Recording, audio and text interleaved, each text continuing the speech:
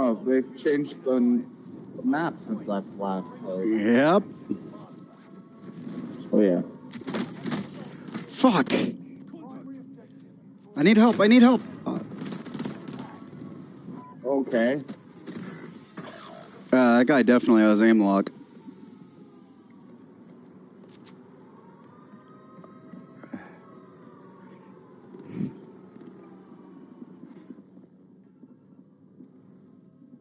Andy already knows where you were.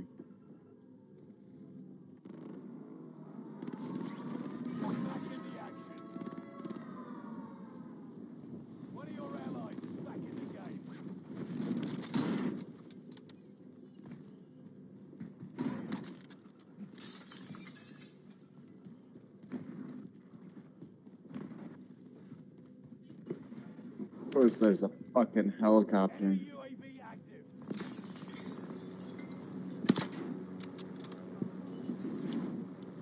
Sending a smoke grenade. Enemy UAV active.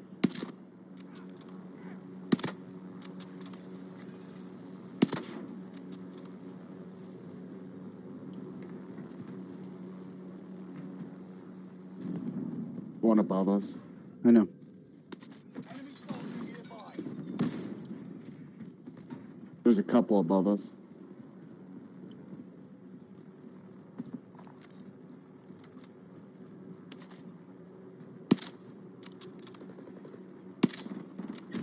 Whatever.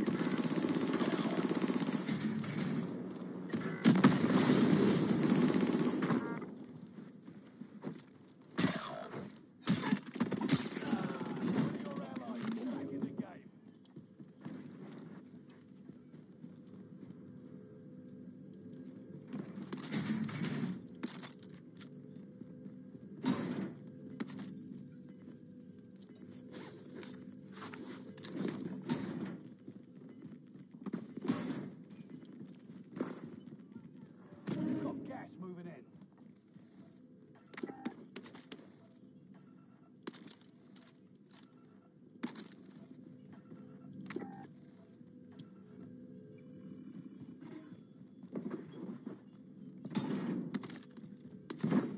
Loadout drop on the way.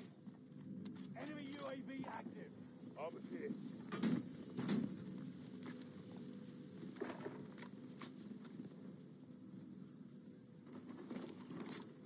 Enemy team is tracking your position.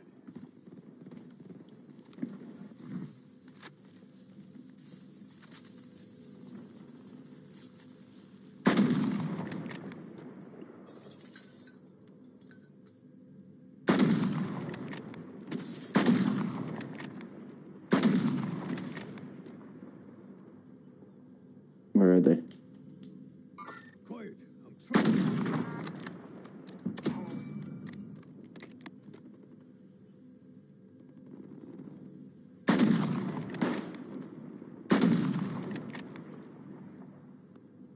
Oh, storm.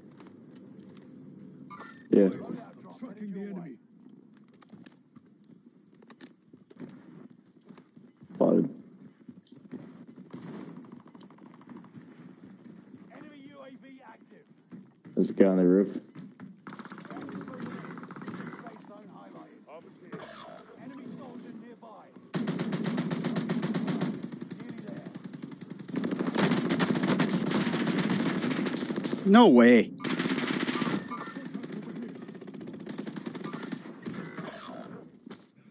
They left.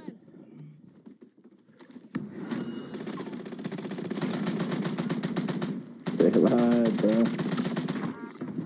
Squad member is redeploying.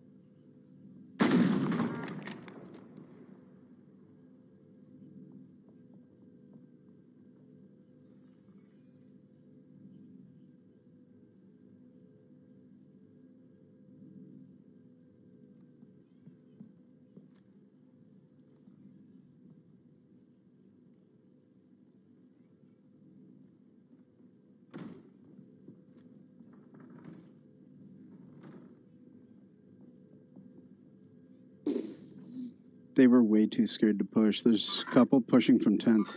Quiet. I'm tracking the enemy.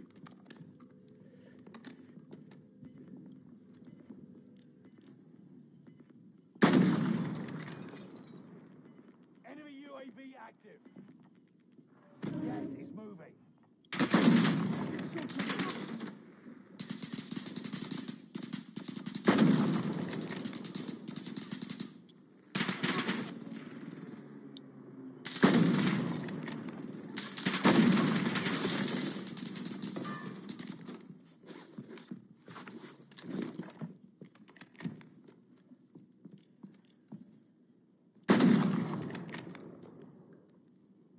Bounty target identified.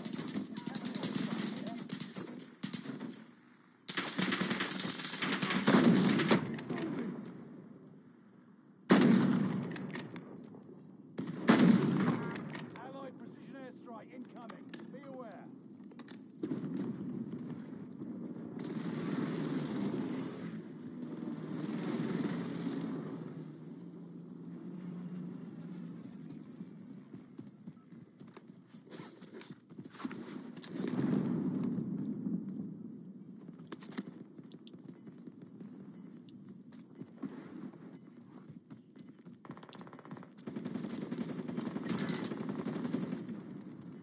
Gas is inbound. Marking new safe zone. Got him. Got one.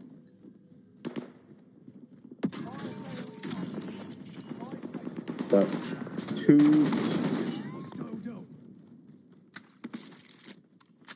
Oh, wait, I think.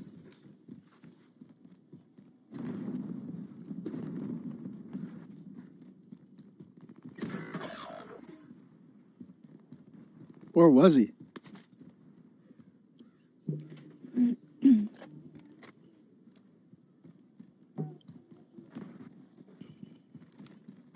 Oh shit. Oh, Watch your six. Resurgence will be gone soon.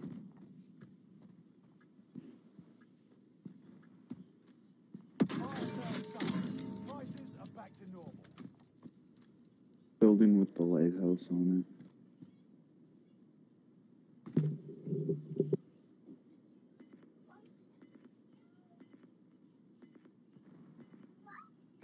One of your allies is back in the game. Gas is inbound. In the window. Contract time expired. Target lost.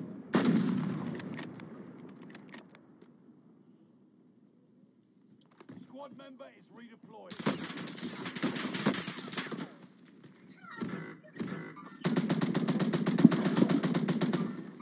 Enemy movement.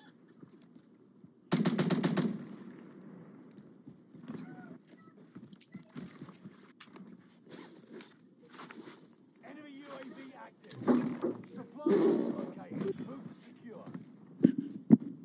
Okay. Enemy team is hunting you. Don't become prey. Enemy dropping into the AO.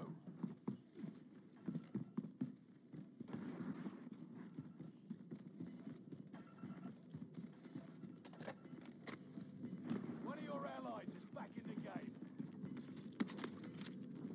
Careful. Claymore out. Reinforcements disabled. Gas is inbound. Marking new safe zone. There's 4 in that building.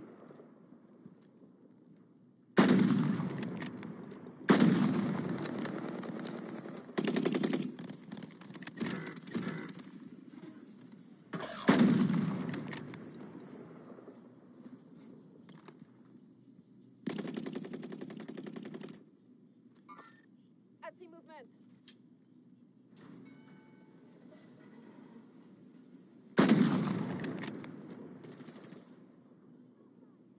I broke him. Enemy movement.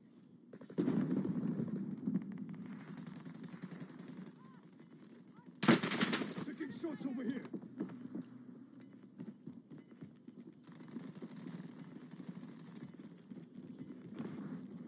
Gas is inbound.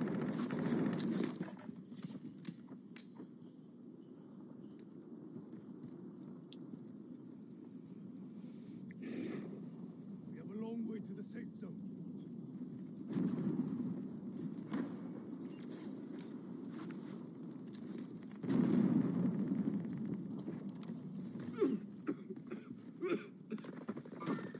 Contact.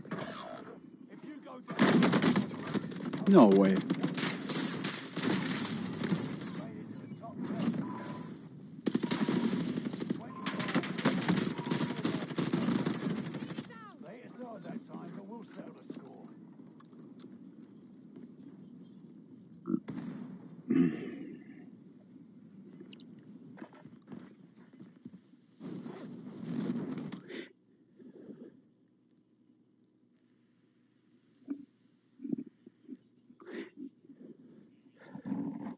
You want to come cuddle? Okay. So why you're bringing your pillow slowly? Yes, please. Okay, come here.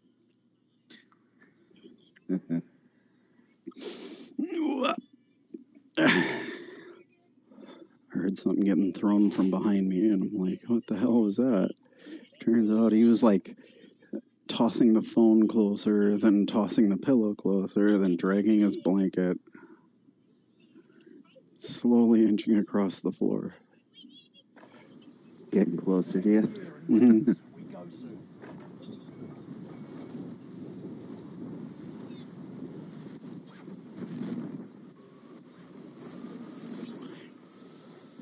Enemy dropping into the AO.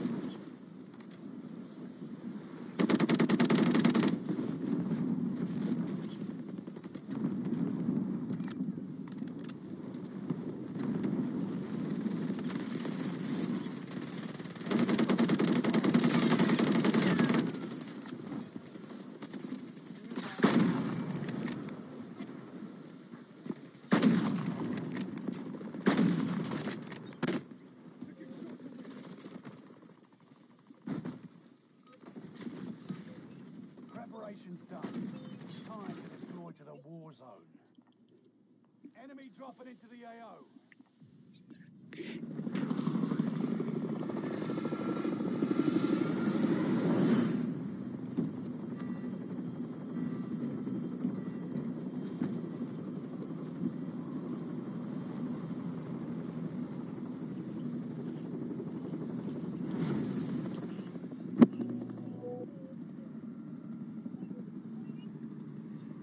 Resurgence.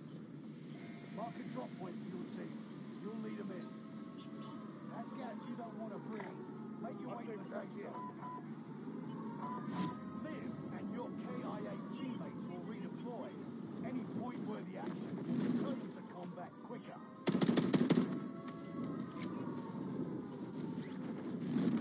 Hostile dropping into the area. Kill all targets. Go.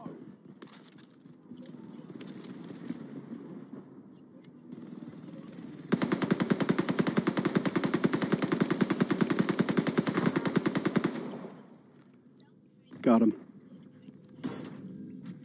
Nice. Nice, mate. Shield broke. Damn it. Enemy UAV. What, on the helo? Yeah, the guy who had his little Reinforcements. fucking noise, mate. Buddy on me. Fuck these guys.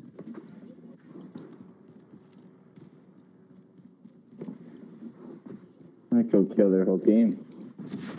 Thank you.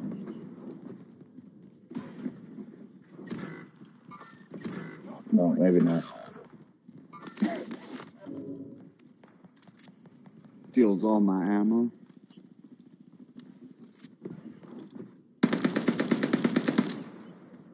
Enemy UAV active.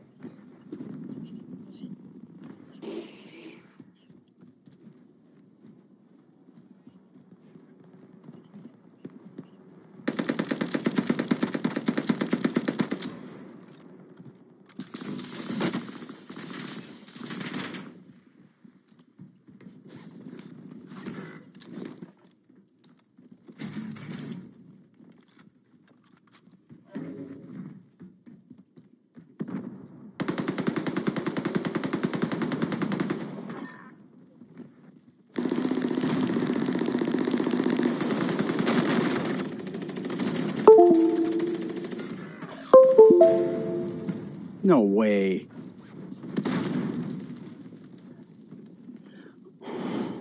Wait a minute. How did he have an explosive boat just by jumping in? He just spawned in. One's coming in. One in front of you, one behind you.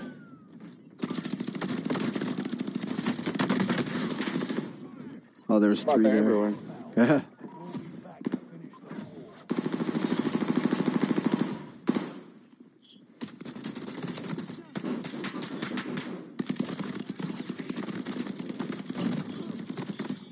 No recoil.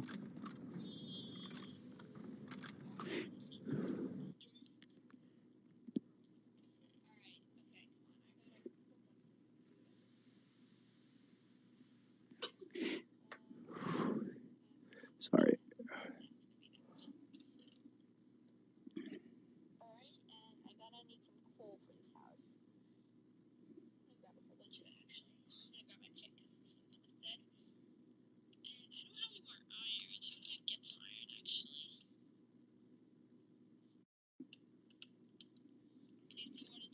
Holy hell, it's hot in here.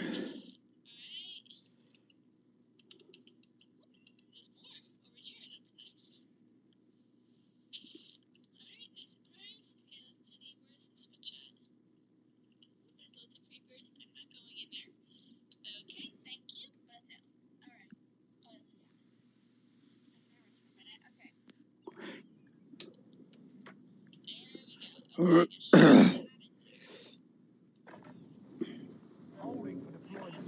Take your time to ready up.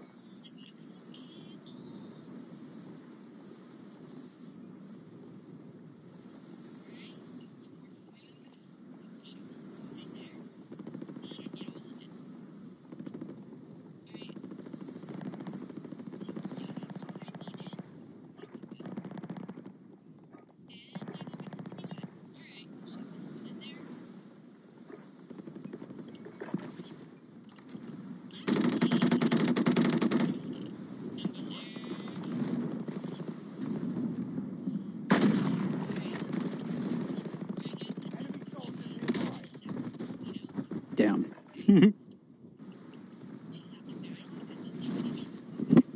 Yeah, it's on.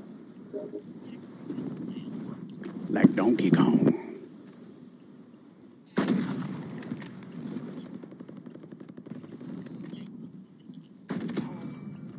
Ooh, headshot midair.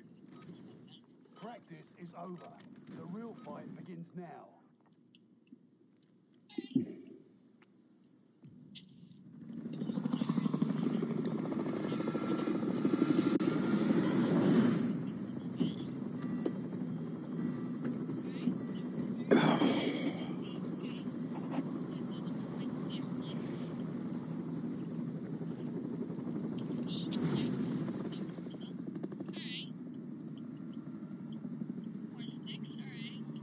Resurgence. Mark a drop point for your team. You'll lead them in. The gas is closing on your position. Suggest you start running. And your KIA teammates will redeploy. Any point-worthy action will return them to combat quicker. Kill all targets. Go. Bounty target is up. Take them down. Up. Enemy UAV active.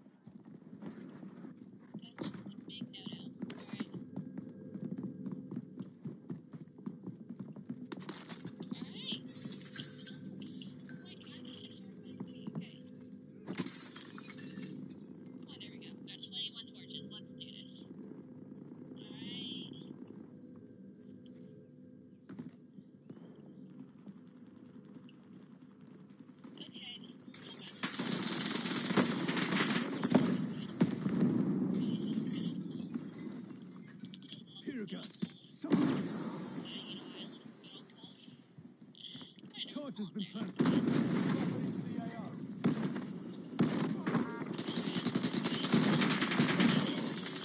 Fire.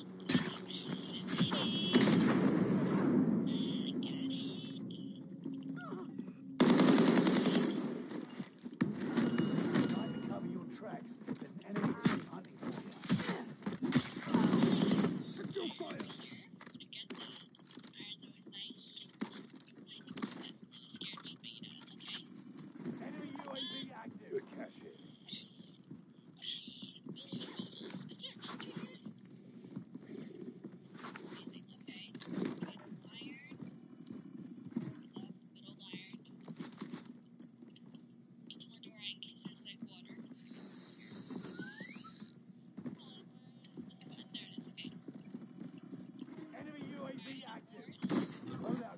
your way.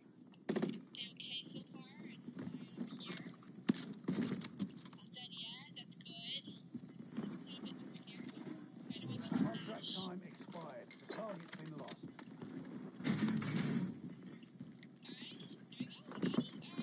Gas is inbound.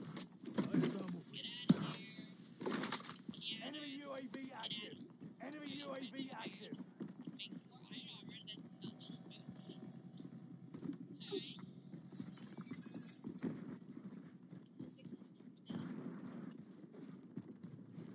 Enemy precision airstrike. Stay alert.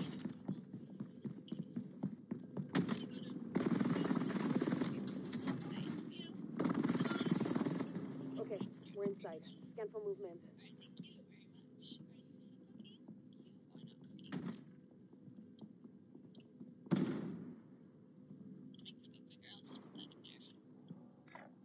Moving. Moving out.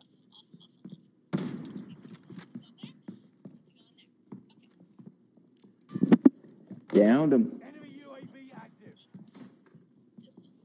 Pussy. I'm gonna go get him. Rally on that. Cancel that. Single shooter. Breathe. You lost the enemy trackers.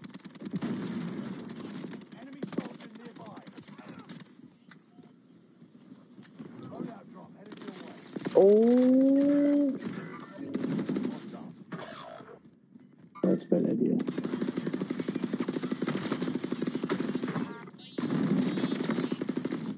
UAV active. Gas is inbound. Marking the safe zone. One of your allies is back in the game. Zombie. I'm moving.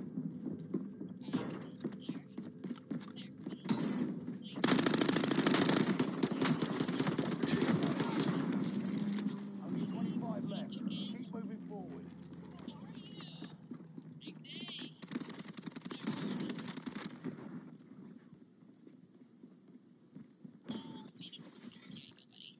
Quiet. I'm tracking the enemy.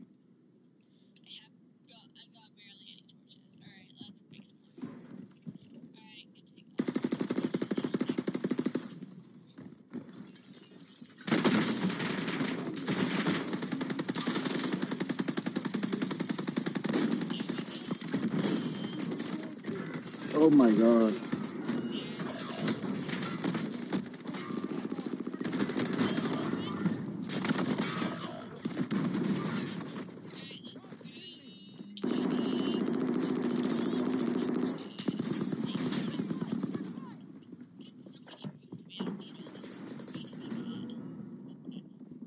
Just call the airstrike on you.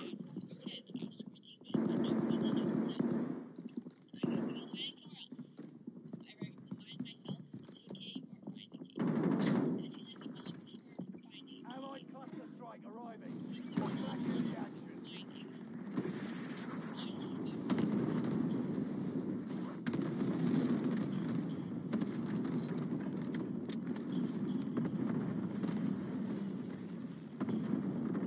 Gas is right on your tail.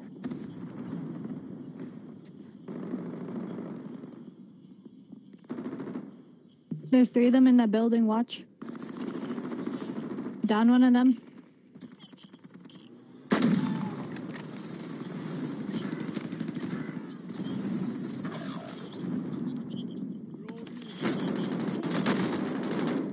How He's did right outside.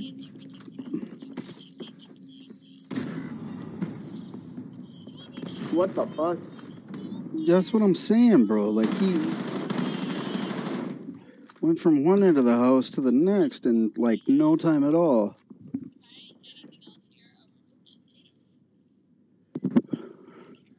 No, we gotta Somebody win. else is coming.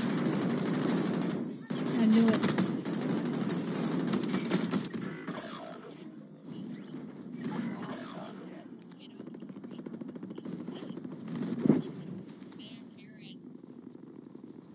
No. Let's dip from over there. That.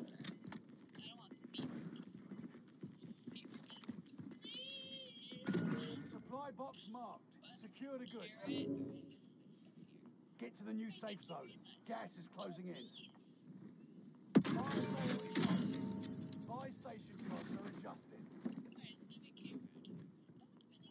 Reinforcements are on the way. I'm under fire. How? This dude's just camping on the boat. What's over here?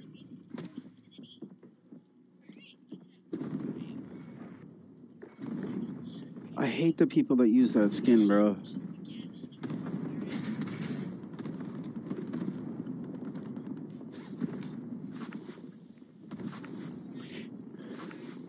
He's on the boat somewhere. Right behind you.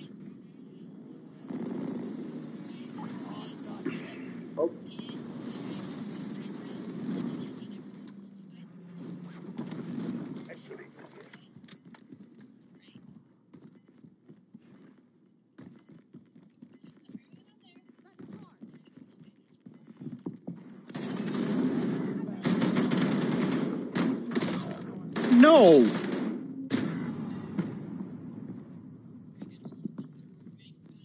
No way.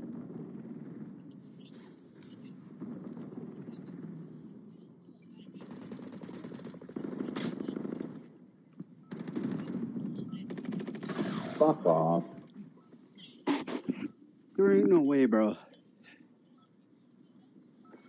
Even if you have that extra armor, bro.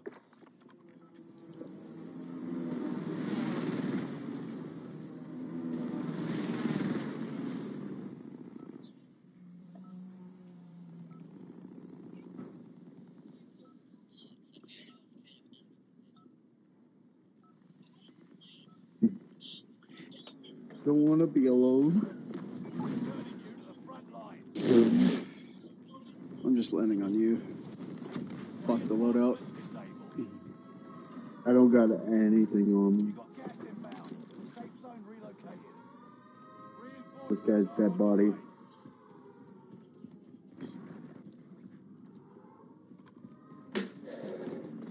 Enemy UAV active. Enemy UAV active.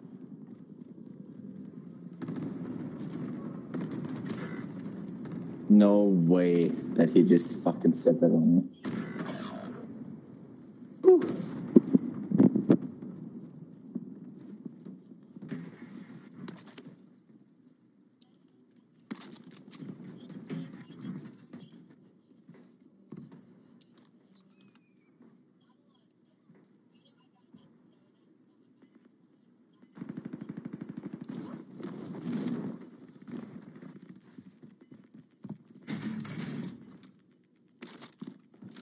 You've got gas moving in.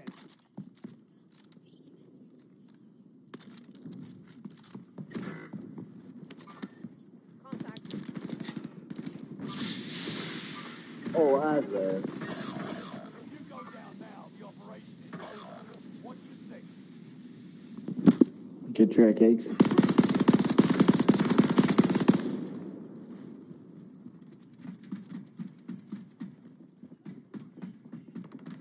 Oh, I know. what about you? Yeah. Behind you. Yeah, Fuck come see? on.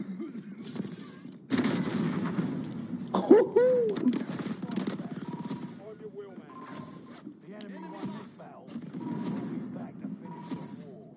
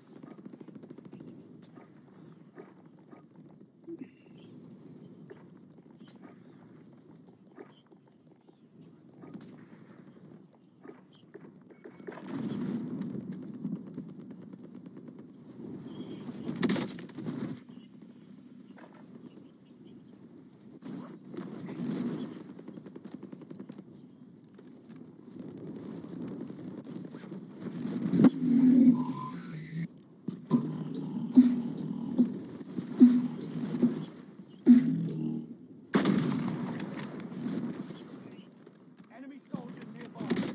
Damn.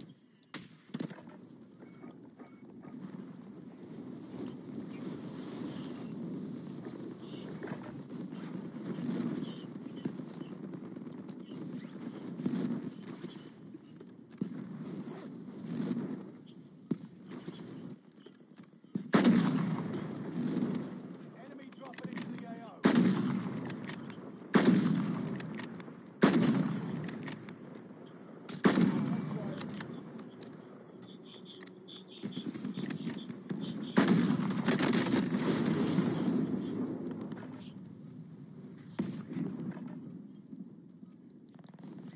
Hacker in the basic skin, how classic. Training's over. Time to see what you've learned.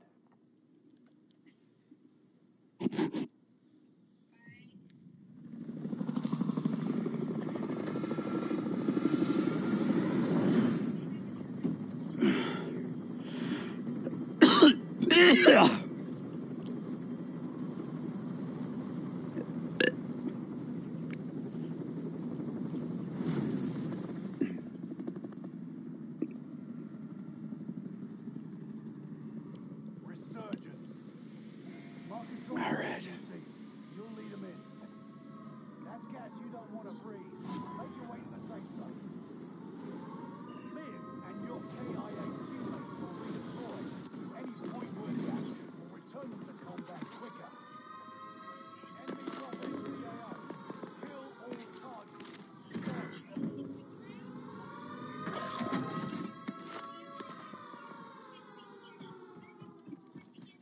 Positive ID on the bounty target.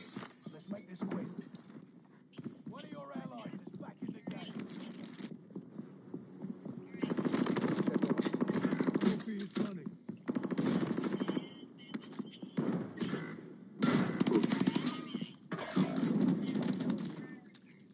Revenge is a dish best served with hot lead.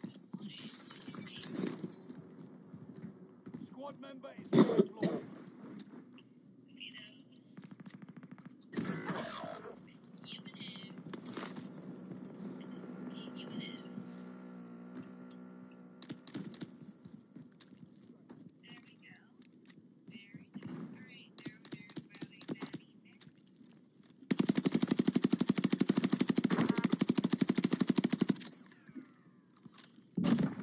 You should Squad have member finished is the job. redeploying.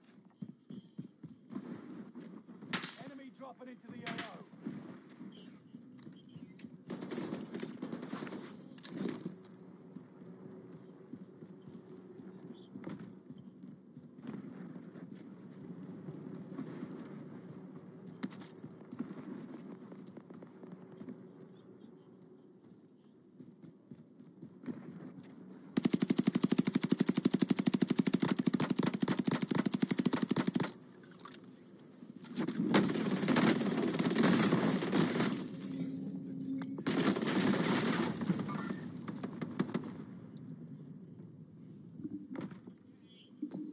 He's on your roof.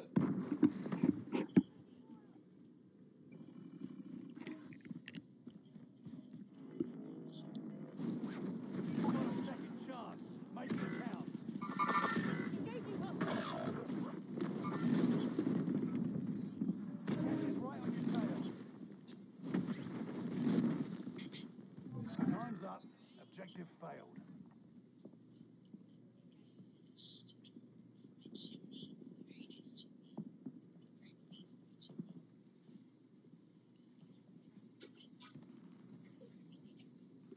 Squad member is Hold on. hostile dropping into the area. Watch the skies.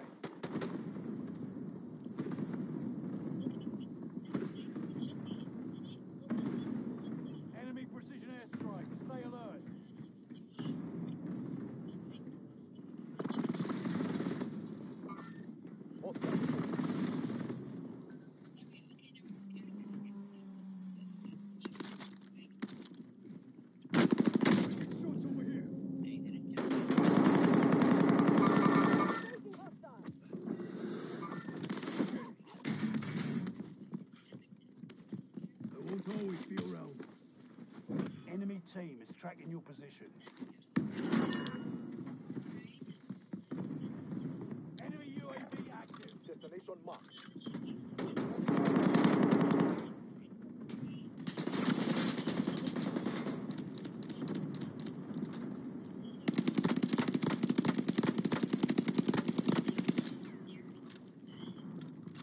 Get to the new safe zone. Gas is closing in.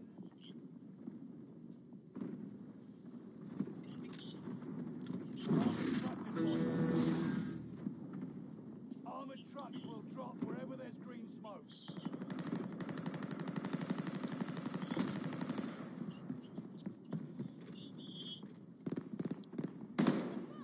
Oh,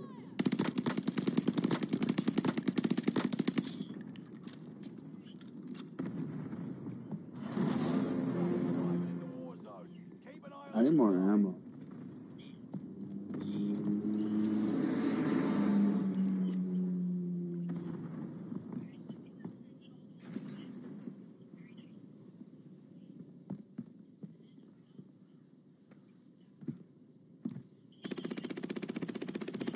Enemy UAV active.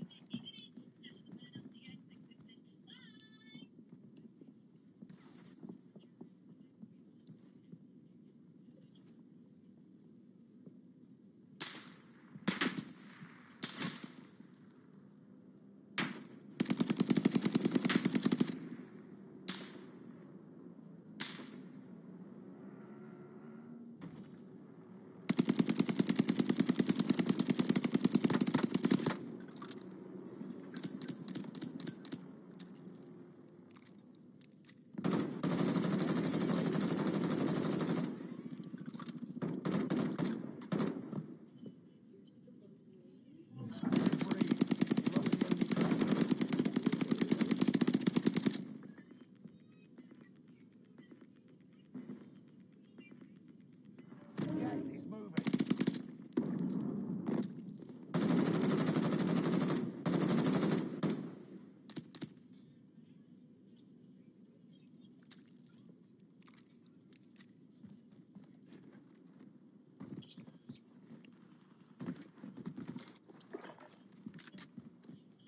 We're all here.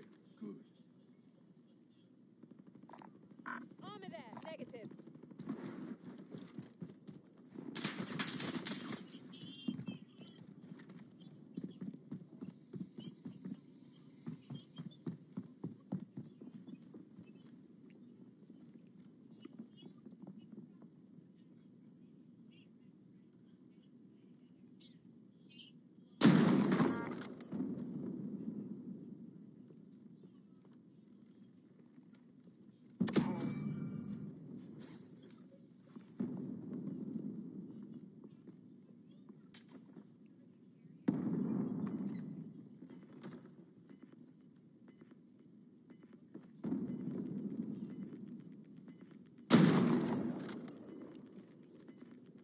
Gas is inbound.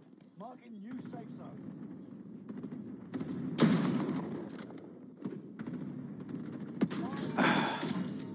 Buy station costs are adjusted. Have I thought?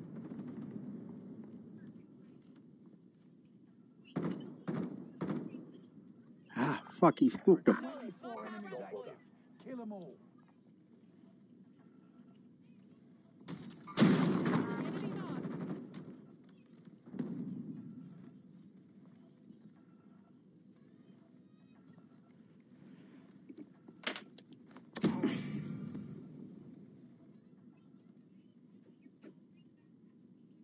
Watch your six. Resurgence will be gone soon. oh, there's one in the. Nope. Fire sales done. Prices are back to normal. Make for target location.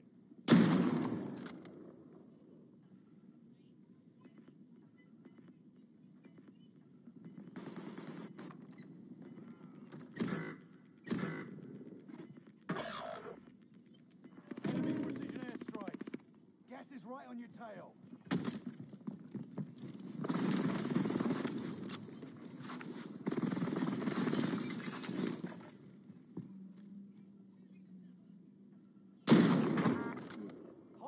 Dropping into the tank. Watch the sky.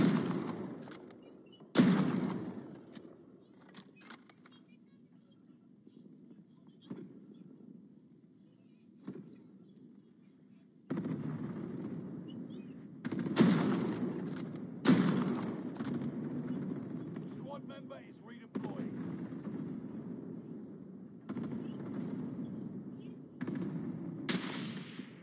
I'm under fire.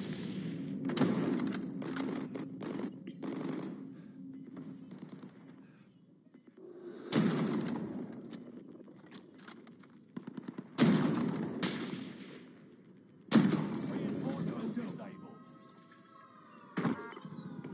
Gas is inbound. Marking new safe zone. Enemy UAV active.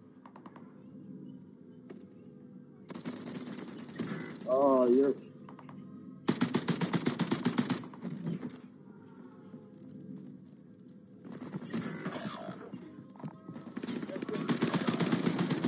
Nearby.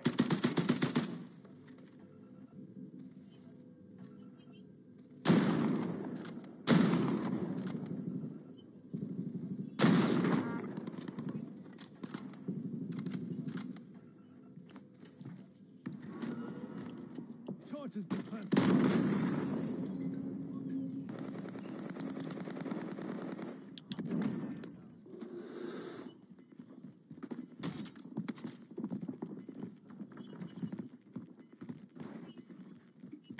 Gas is inbound.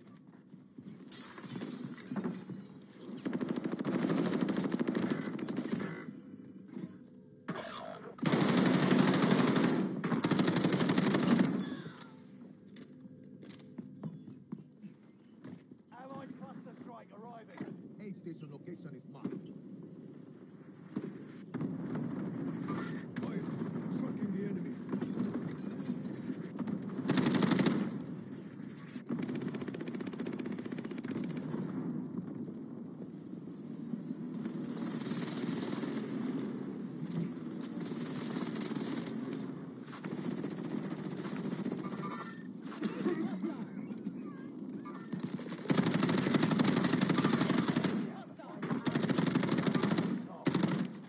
It's all on you until squad mates redeploy.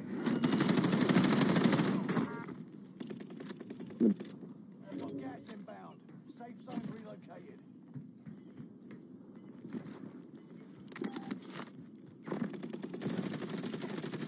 Gas is right on your tail. I'm under fire. Oh, Don't get comfortable. Still I'm under standing. Come back stronger. we almost had that.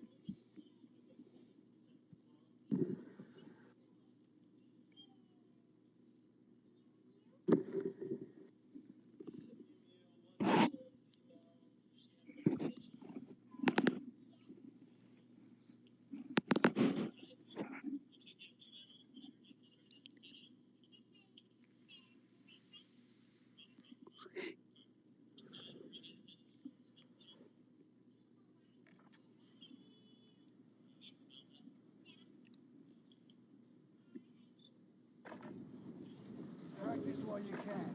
You'll be entering the field in a bit.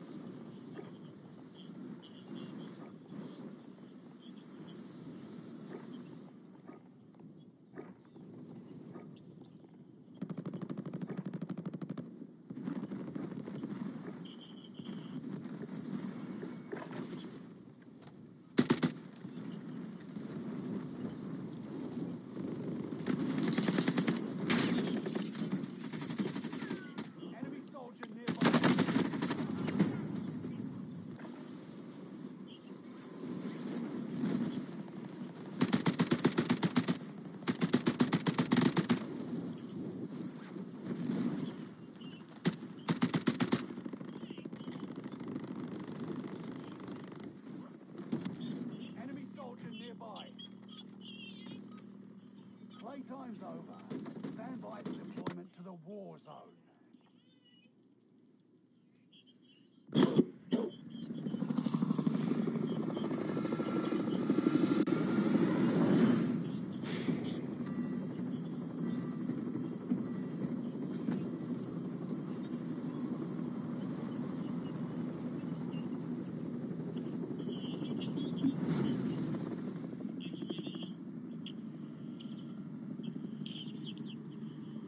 Resurgence.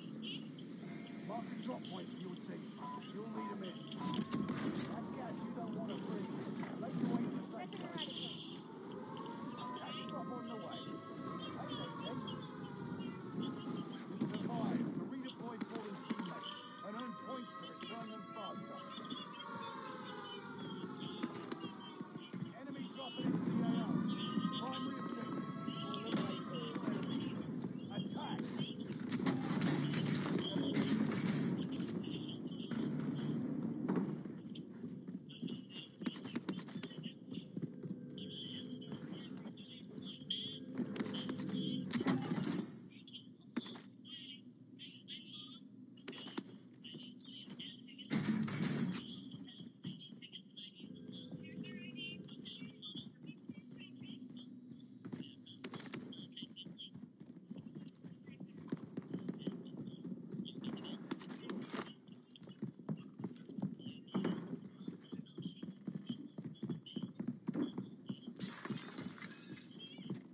Hostile dropping into the area. Watch the skies.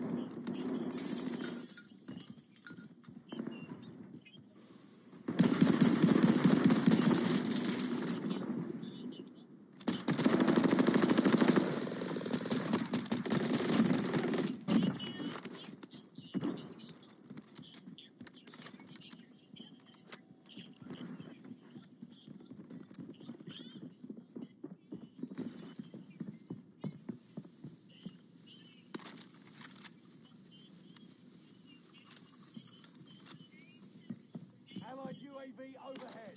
Hunt them down.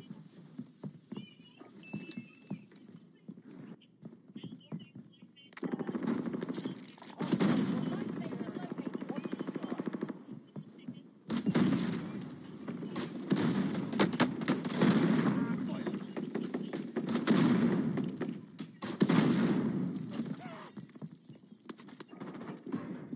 Airstrike. Targets marked. Enemy UAV active. Got your request. Cluster strike. Oh, god damn. Losing ground. Moving. Careful. Claymore active.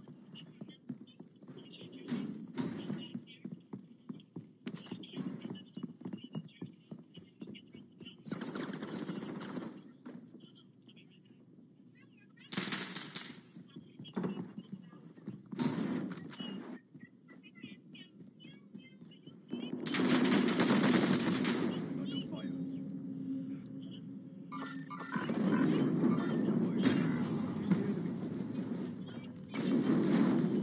Okay, you're gonna have to leave this right here. I want you to get some sleep.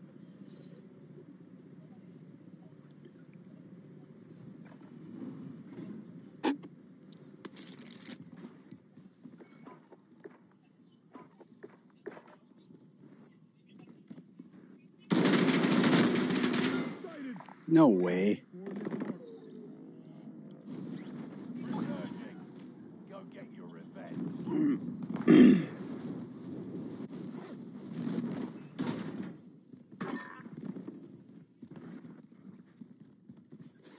Loadout drop headed your way. Rally point set.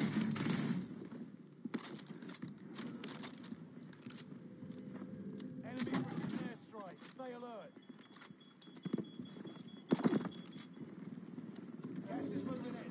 New safe zone highlighted.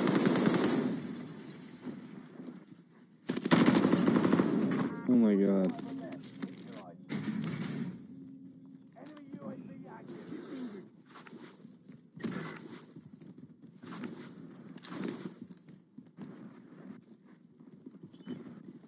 Enemy soldier nearby.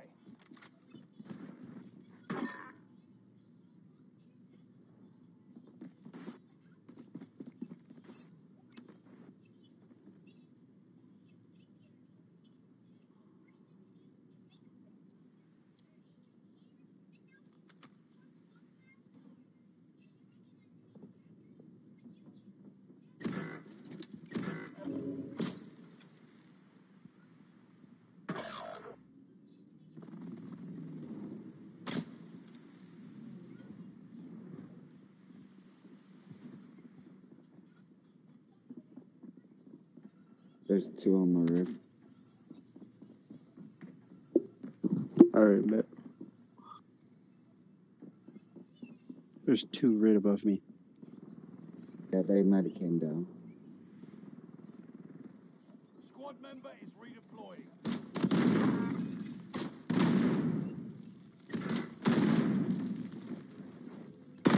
Oh, there's still one on the roof.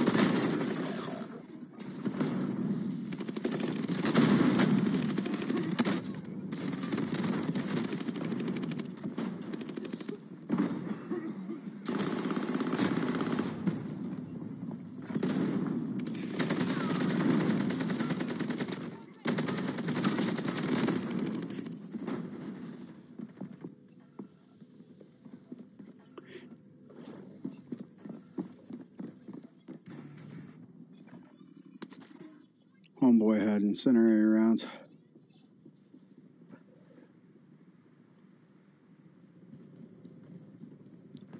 Just careful, he might be baiting you. Someone right there.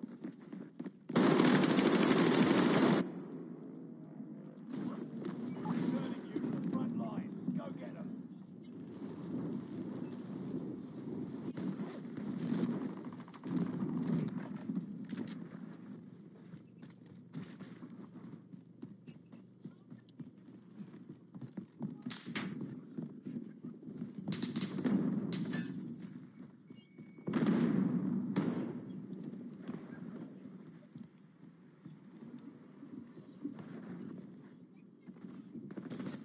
Someone up there.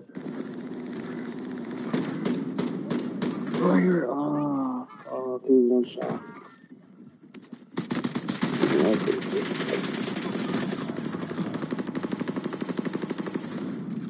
I'm gonna try and unload him.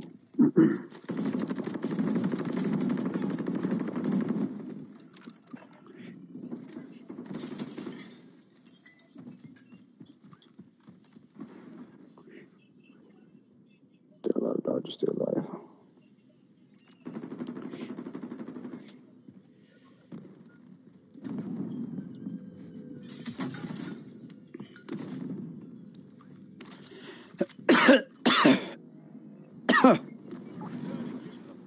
Oof.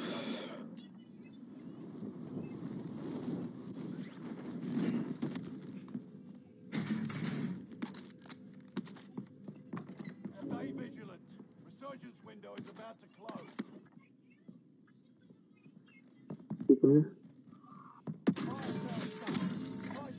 Mark your waypoint. And,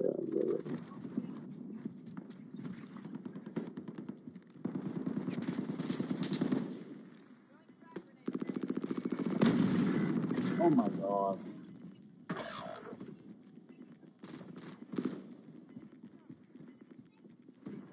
is right on your tail.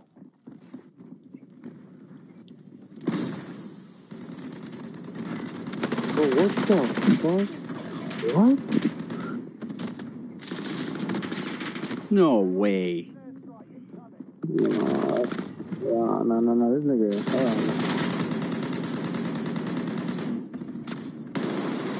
Now go for loading. Wipe these niggas, bro. Shot him square in the was just face 'cause with of a fucking car gas, 98. It was just because of fucking gas. Slowed me down. I couldn't fucking move.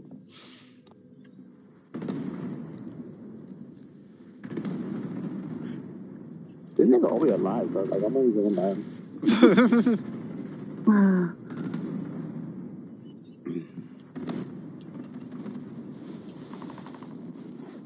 I go for loading. Reinforcements disabled. Get to the new safe zone. Gas is closing in. Redeploying. Make it mean something.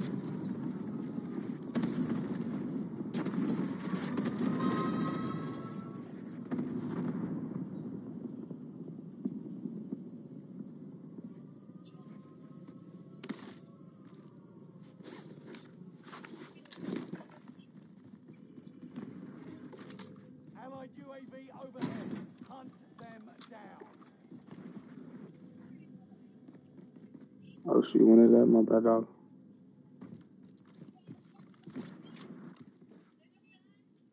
calling himself Rouge, so. Enemy dropping Thank into you, the Luna AO. Star. Luna Star 9056. Okay, we got someone in the building. You're losing We got a ground. motherfucker in the building. He's going to die. He's just camping on the floor. Like, the dude was just camping right here, bro. Like, what the fuck are you doing, bro? Like, We must get to the safe zone. Dipshit. Grab that armor. we got another nigga in here. I know there's another nigga in here. Hey, right here, right here. Hey, right here, right here. Oh, one shot, one shot, one shot. Oh, fuck. I'm gonna try. Fuck. Oh, I can still get loaded. I can still get loaded. Never mind.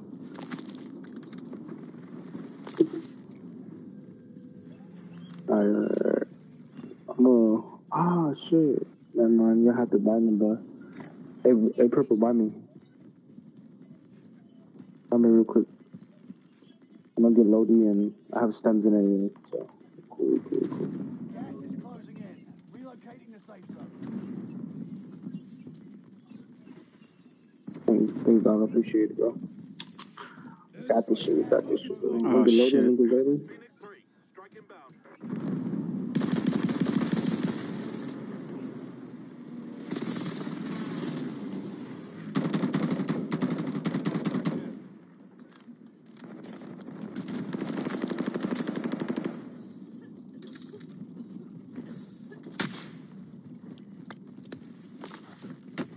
I'm under fire. Allied precision airstrike incoming. Be aware. Gas is moving in. Down his ass.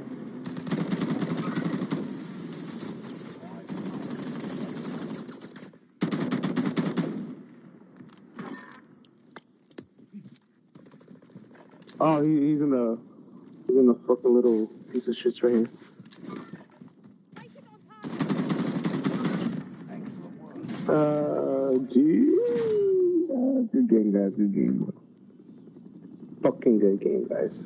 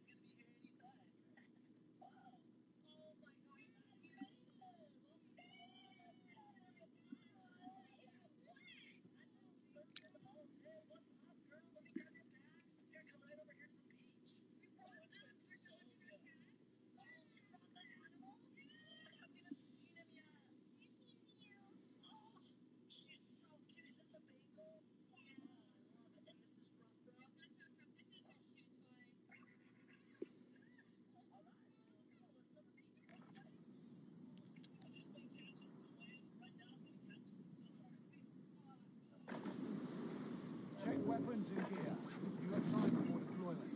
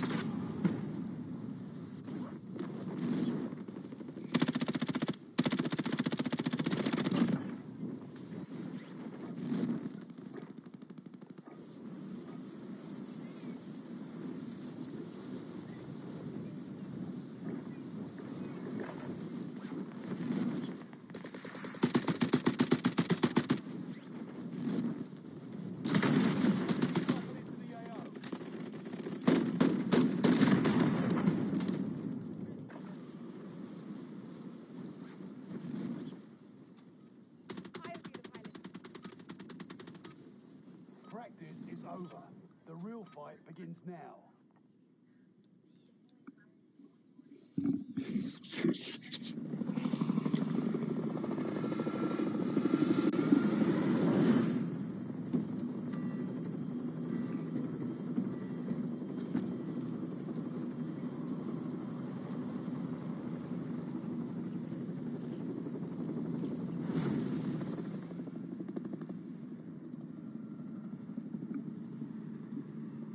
Resurgence. Marking drop point for your team. You'll lead them in. That's gas you don't want to breathe. Make your way to the safe zone. Marking the destination. Even. And your KIA teammates will redeploy. Any point-worthy action will return them to combat quicker. Enemy soldier nearby. Primary objective is to eliminate all enemies. Enemy UAV active. Whatever. On the lighthouse. Fucking tower, dog.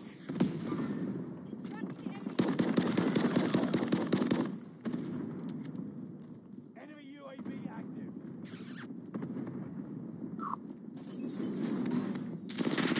The tower. Redeploying.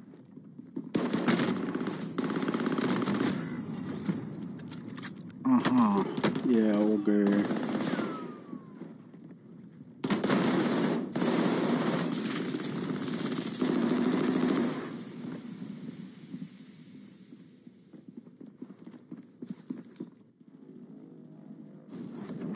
Got a second chance. Make it count.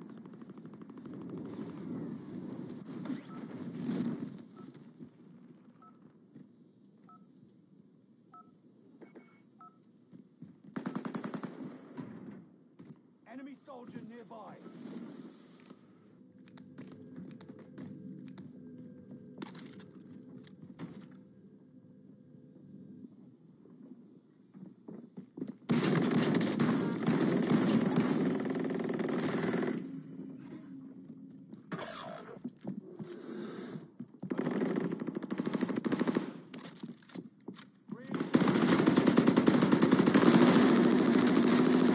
Right behind you.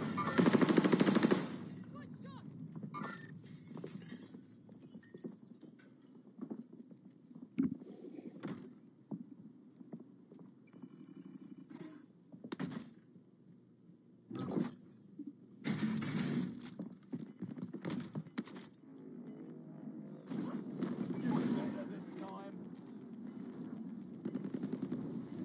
Quick loadout drop on the way. Gas is moving.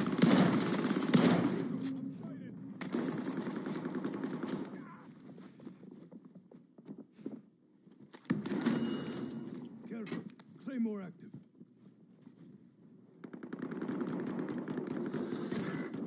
You guys are ass. You guys are ass. Wait. Another one. There's gonna be more people coming from right here. See an enemy. Setting a rally point. We're all here.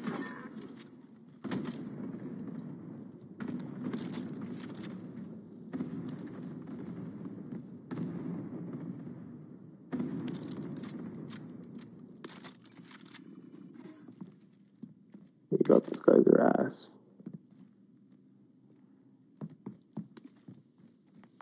Just waiting for them to push the gun because they're gonna push for sure.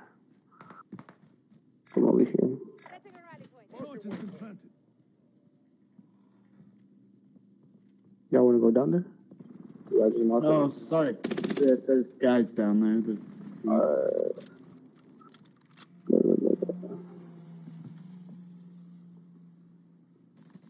Loadout drop inbound.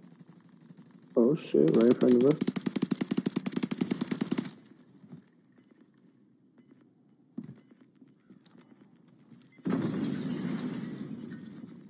Ooh. Gas is moving in. New safe zone highlighted.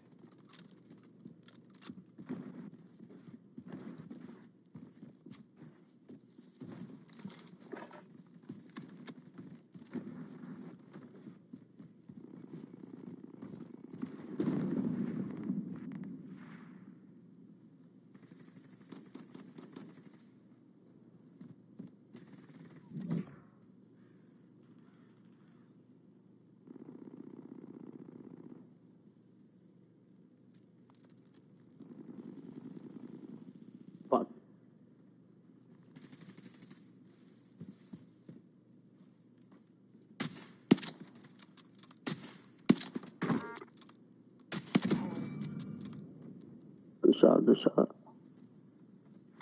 There's another one. Enemy UAV active. That'd be fast. I think people all they got bio rated. I mean, load out.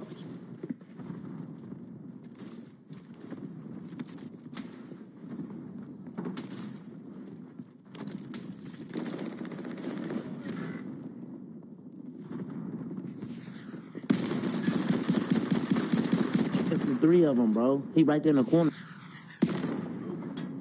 Bro, that ass. Just always up to that nigga. Oh my gosh.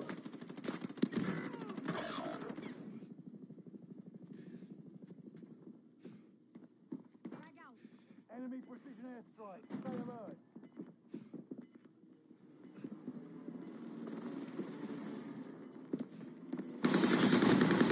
He already knew where I was. Look at that, look at that, look at that, look at that. Look at this guy.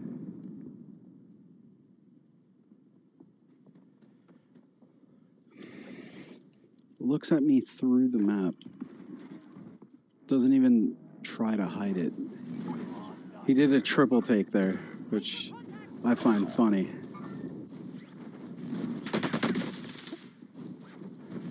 Yeah, you're hacking, I get it. You're hacking? Yeah. Just that red guy. The rest of his team is shit. But yeah. Alright. Alright, bet.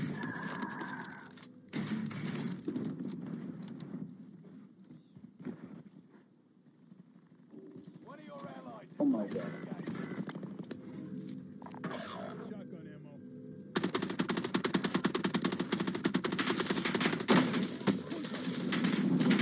Yeah, so he shoots me through the map. Oh, what the fuck, dog? You shooting right in my head. Pathetic. Yeah. See, look at this, look at this. Damn, bro, That's a triple take right there. Yeah, fuck you. The enemy won this battle. Alright, I'm out of here, Corey. Have Yeah. a good night, buddy. You too.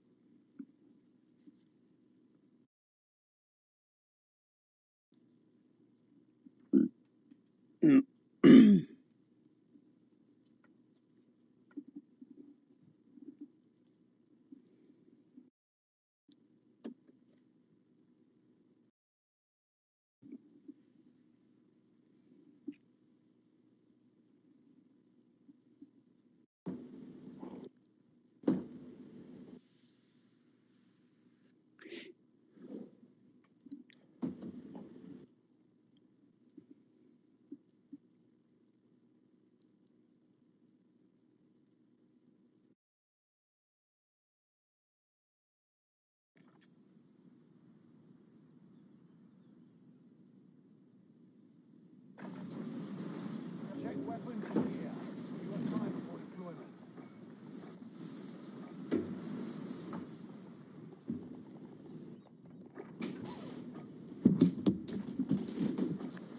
If she tastes like sour cream, she won't respect the drinks.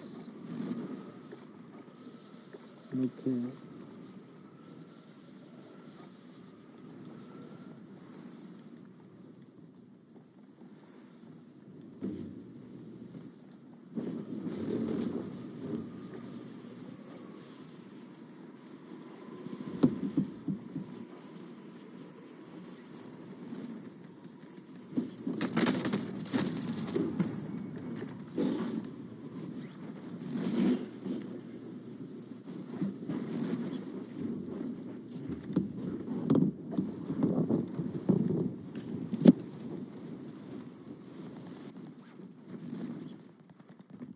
Enemy soldier nearby. Practice is over. The real fight begins now.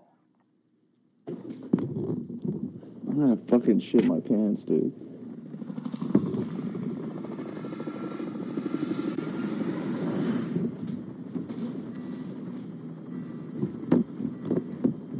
such sweaty nuts.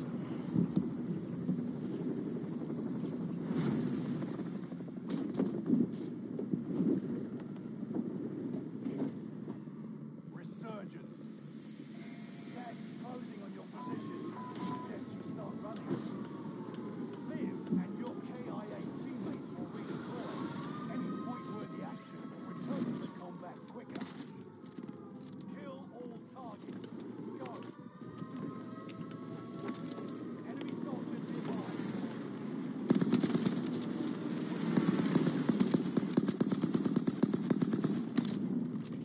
Bitch ass nigga.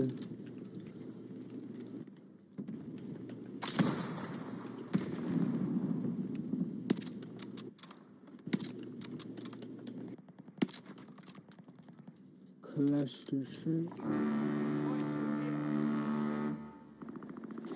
What the fuck are you even doing in here, homo? Fuck, Addy. Oh. Asshole.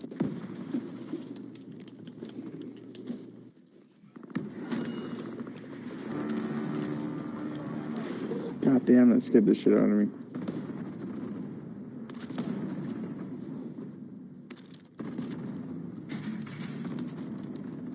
Enemy UAV active.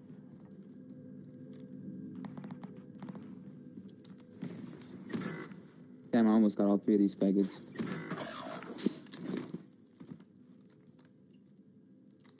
She's a cunt.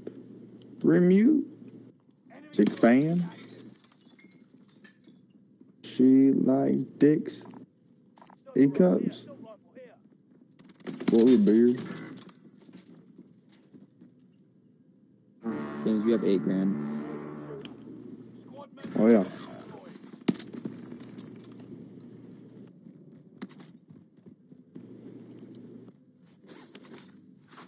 Go. Squad member is redeploying. Loadout drop inbound. Man, that's Fucking alright. bitch. I'm gonna spawn on the roof. Enemy Tear gas.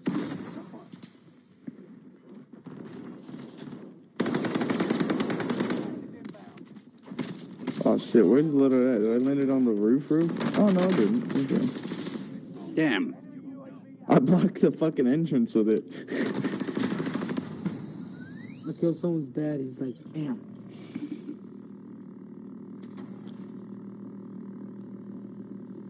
Fuck, there's no ammo in it. How do you get on top of the roof? Oh wait, you could just do it like this.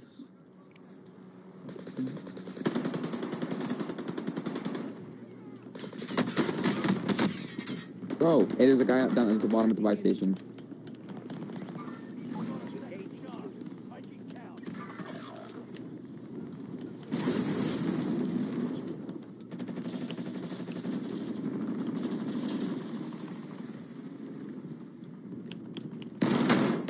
Get a teabag him first. I didn't know if his homeboy was behind him, man.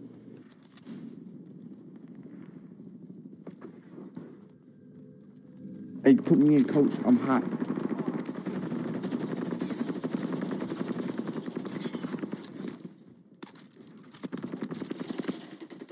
loadout drop inbound. Sliced and diced that motherfucker.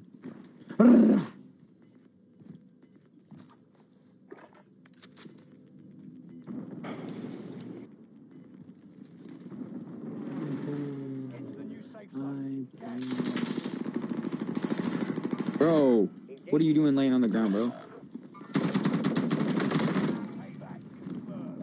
Dipshit. Don't touch his shit. Oh, dope. He dropped the munitions box. Badass. Squad member is redeploying. You guys killed him or what? Yeah. Shotgun shells here. Body armor here.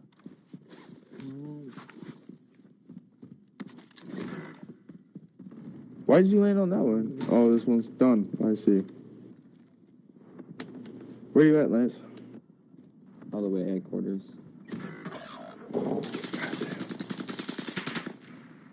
Enemy dropping into the AO.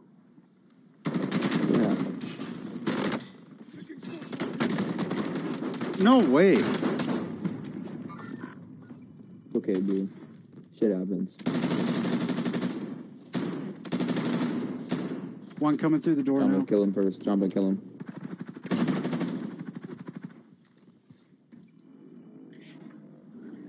Resurging. Go get your revenge. Was there anybody else, Jumbo? Or was that team wipe? I don't know. Did it say team wipe? I don't think so.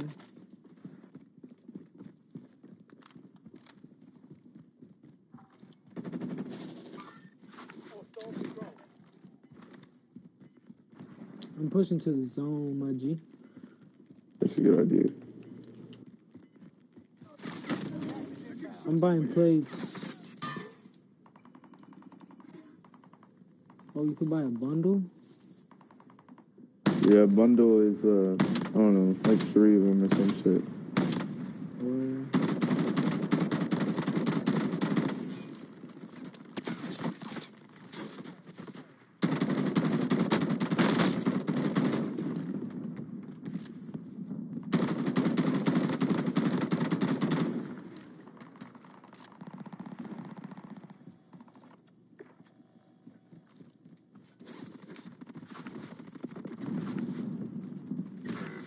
Fucking eat a dick.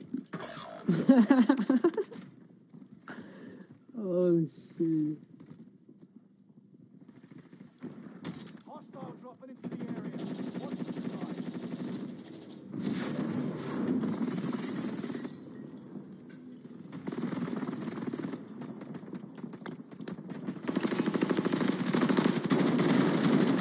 One member is redeployed.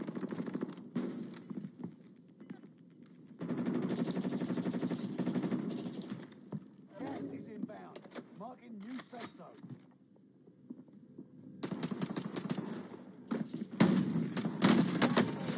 Just nigga.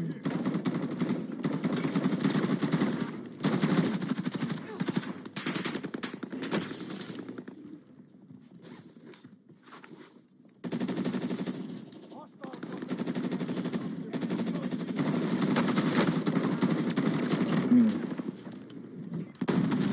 Just a goddamn free-for-all in here, huh? Oh yeah, we getting down though. Fuck these niggas. enemy UAV active. Watch your six. Resurgence will be gone soon.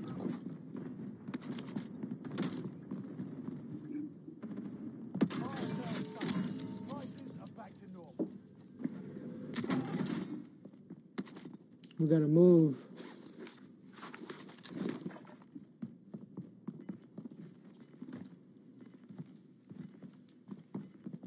Hostile dropping into the Yo, area. somebody trying to open a box or something so I can get loaded out and so the storm doesn't take that shit. Gas is moving. Hey, you want? Blue, draw me your money. Blue, draw me your money. One of your allies is back in the game. I'm chilling right here by the bar.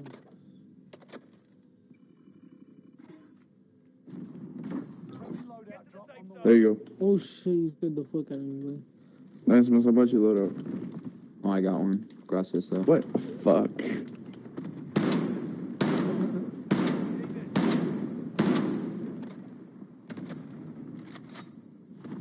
Going down for real. I'm pushing on that hoe. I would just. Alright, never mind. Never mind. You do you, Jumbo. I'm gonna perk stack my shit.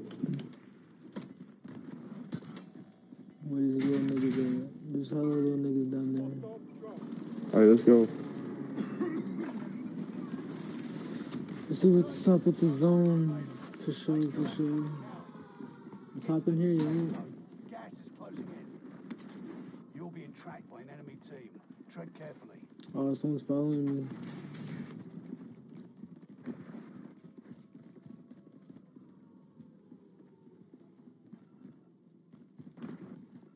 Going insane.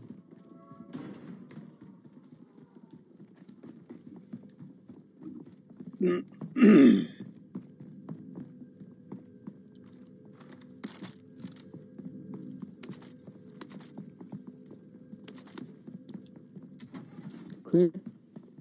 Bro, why is it hard to believe that there's nobody up here? Because there's always somebody up here. What the fuck? And this is final circle too? Oh, Yeah, damn, what I'm dog. saying. I'm like, what the fuck? We're winning. We're definitely winning. Rose Skin and Sweaty Team are over there. Oh, they moved right over here. Appears hostile.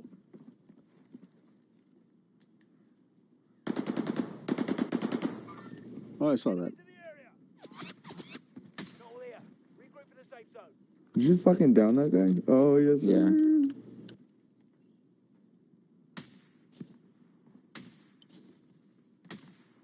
Dumb fuck. Dumbass, shut up.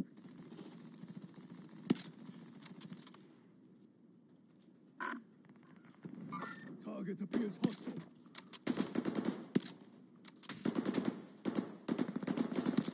I'm down though. Target appears hostile. Enemies in the area.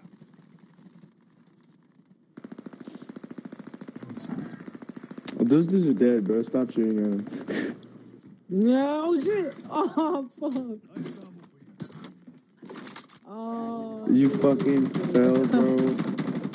There's no way.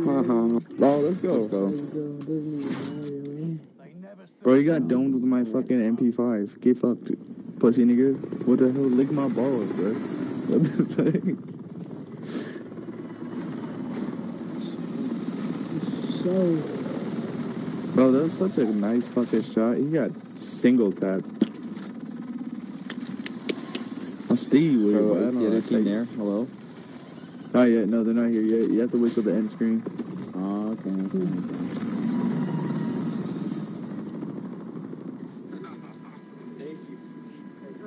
Yeah.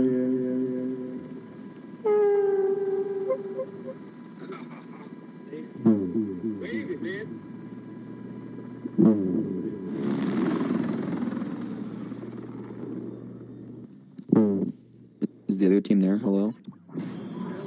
Hello? You guys got shit on? definitely got shit on. I think they all left, bro. There wasn't anybody at the end of the game. It's because they got shit on. Oh, bro, I got 9 kills. That's what's up, baby boy. None of us did bad. Like 9-6-5-5. None of us did bad.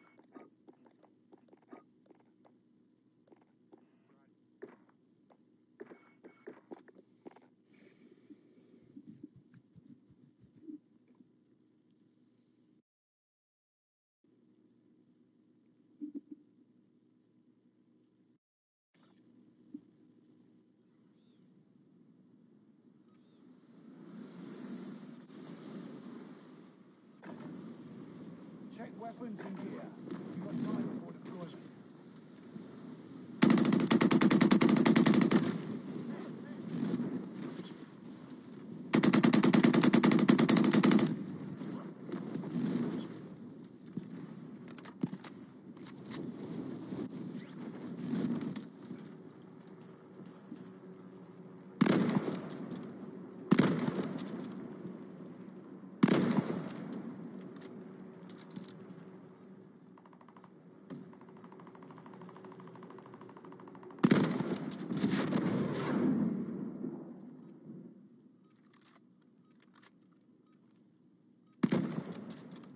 Yo, anybody got a mic?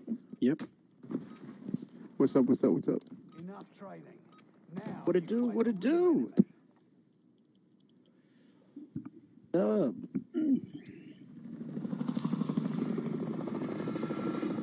this kid's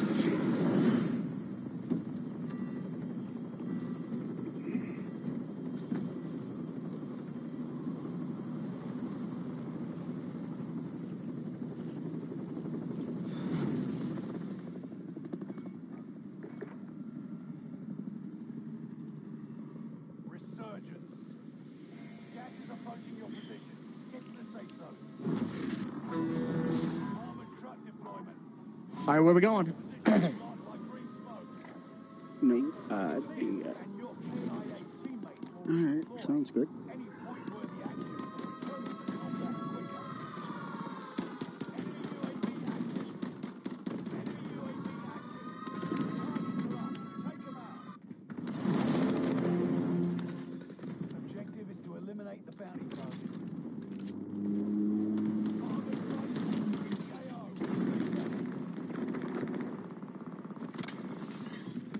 Bounty target is down. Marvelous.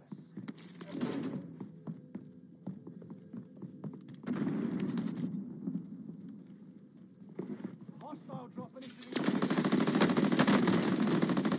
On me.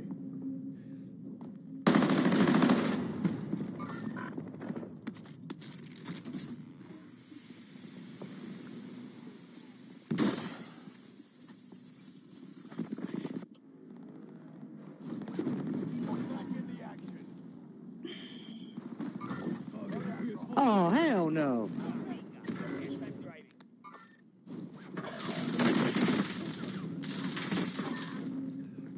No way. Oh, you cocksucker.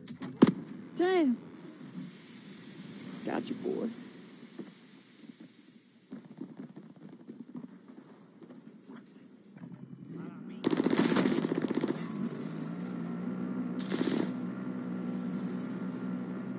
Smart move. Returning you to the front lines. Go get them. One of your allies.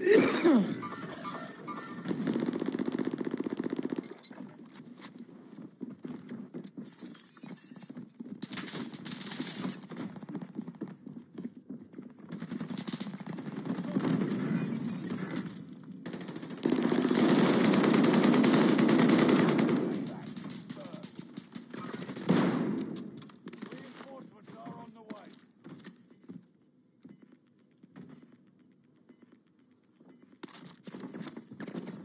Gas is right on your tail. Don't worry, I'm here.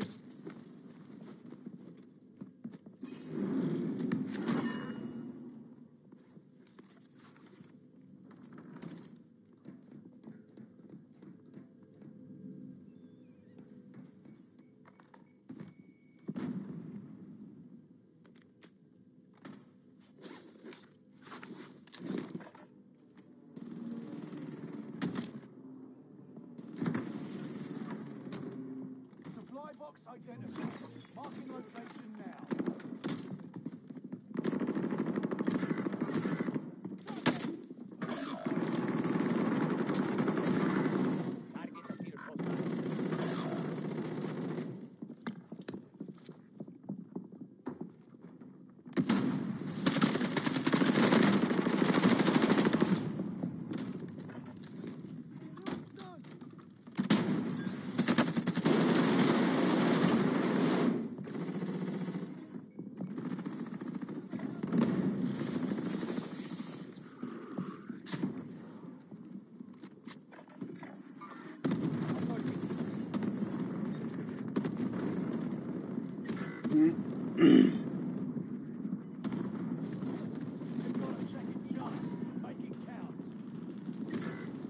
Oh, shit.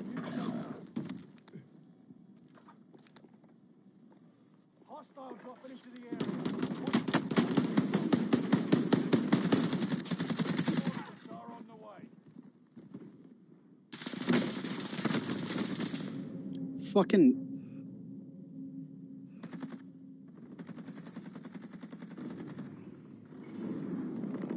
Squad member is redeployed.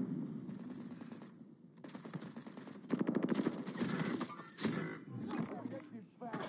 Move to the next location.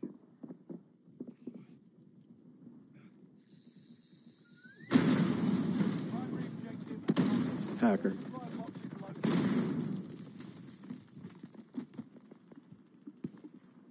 25 are left. Keep your eyes peeled.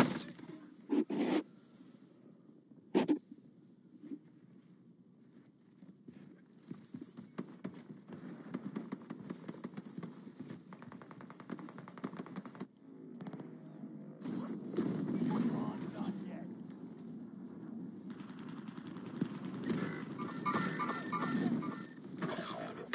Hostile dropping into the area. Watch the skies. Wow.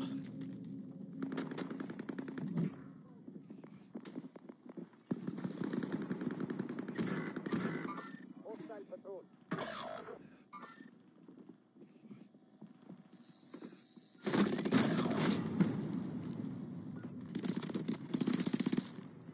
Look at the aim lock. Look at that. Look at that.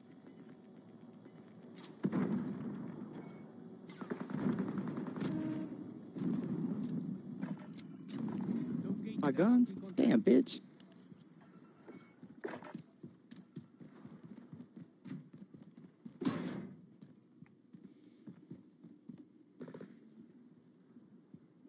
This guy already knows where you are. Waypoint marked.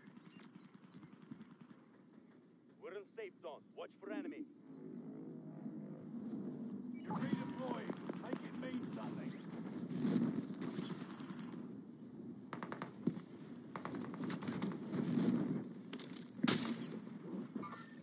Movimiento. Coordinates marked. Hostile patrol. Cancel that.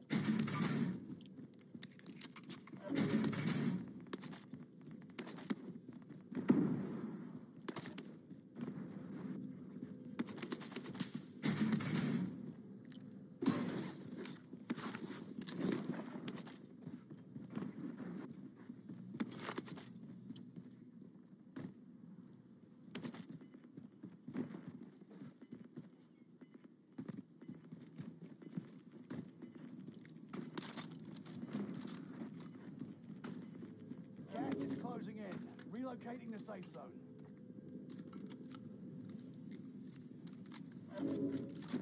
Fire sale is active.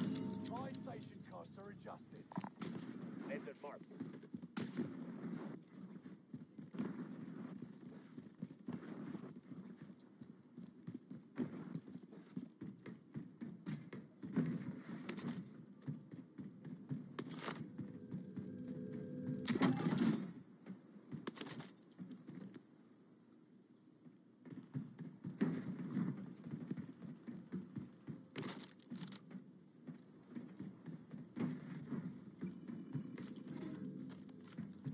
Watch your six. Resurgence will be gone soon. Enemy UAV active. Fire sale done. Prices are back to normal.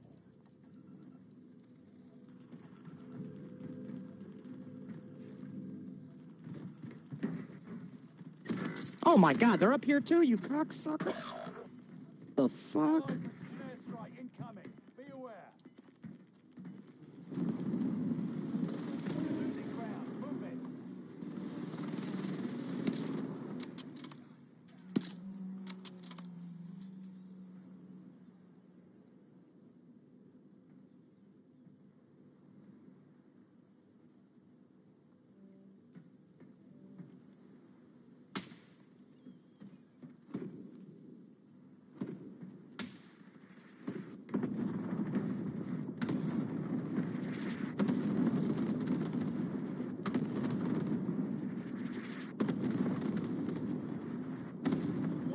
Oh, he's up there with you.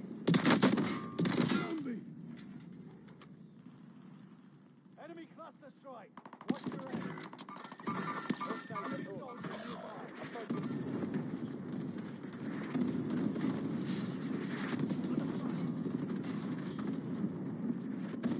Throwing out a grenade.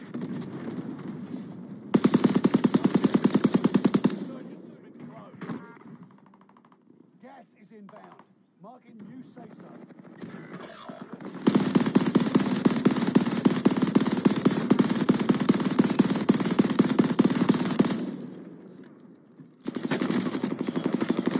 Squad member is redeploying. Oh my god! How did he know I was there? Man.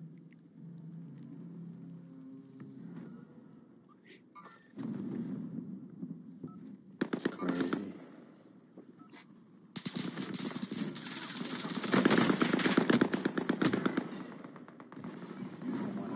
Five left.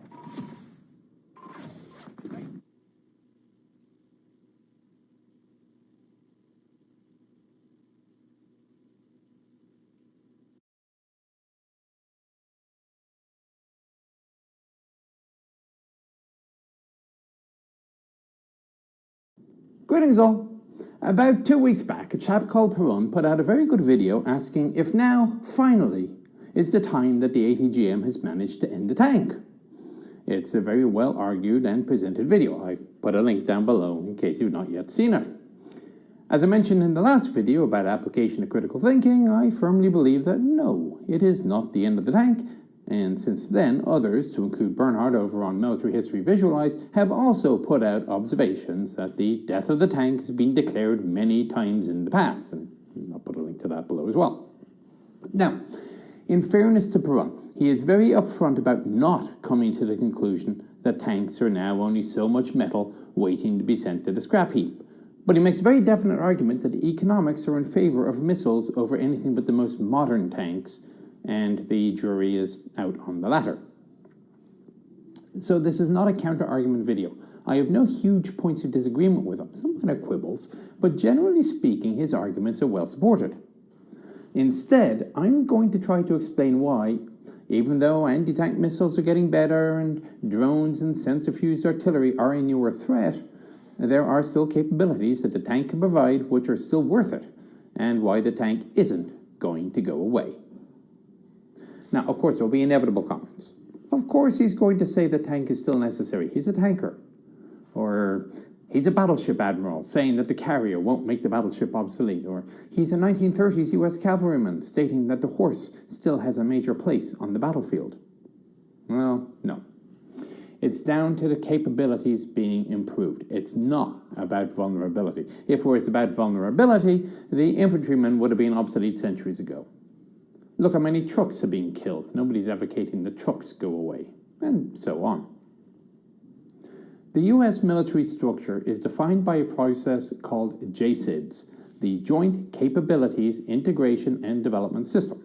Note, it says capabilities on the tin. It says nothing about vulnerabilities. Figuring out how to get that capability most efficiently, to include reducing vulnerability, is part of the .mlpf process. Hardware is only the M in .mlpf, and there may be lots of other possible ways of achieving the desired effect other than having a thing, like a tank on the ground. Yet, despite this holistic system, the US not only isn't reducing its reliance on tanks, it's doubling down with the recently announced armored division structures, both heavy and penetration.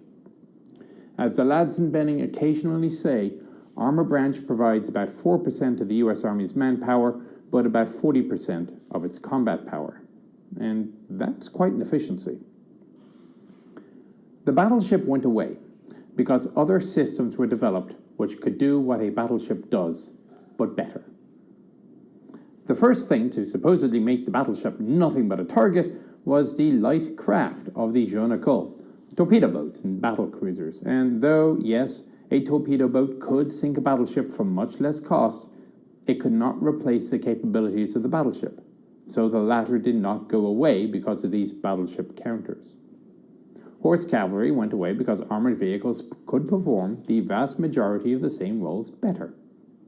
To this day, there is nothing which can perform the same role as a tank better than, or even as well as, a tank. It's the same reason why helicopters are still around when there are so many things out there designed to kill them, or why riflemen are still around even though the bullet seems to have had quite an effect on them, especially since automatic weapons were invented. This is a point which Perun makes very specifically, that the tank is going to last as long as the doctrine requires a tank.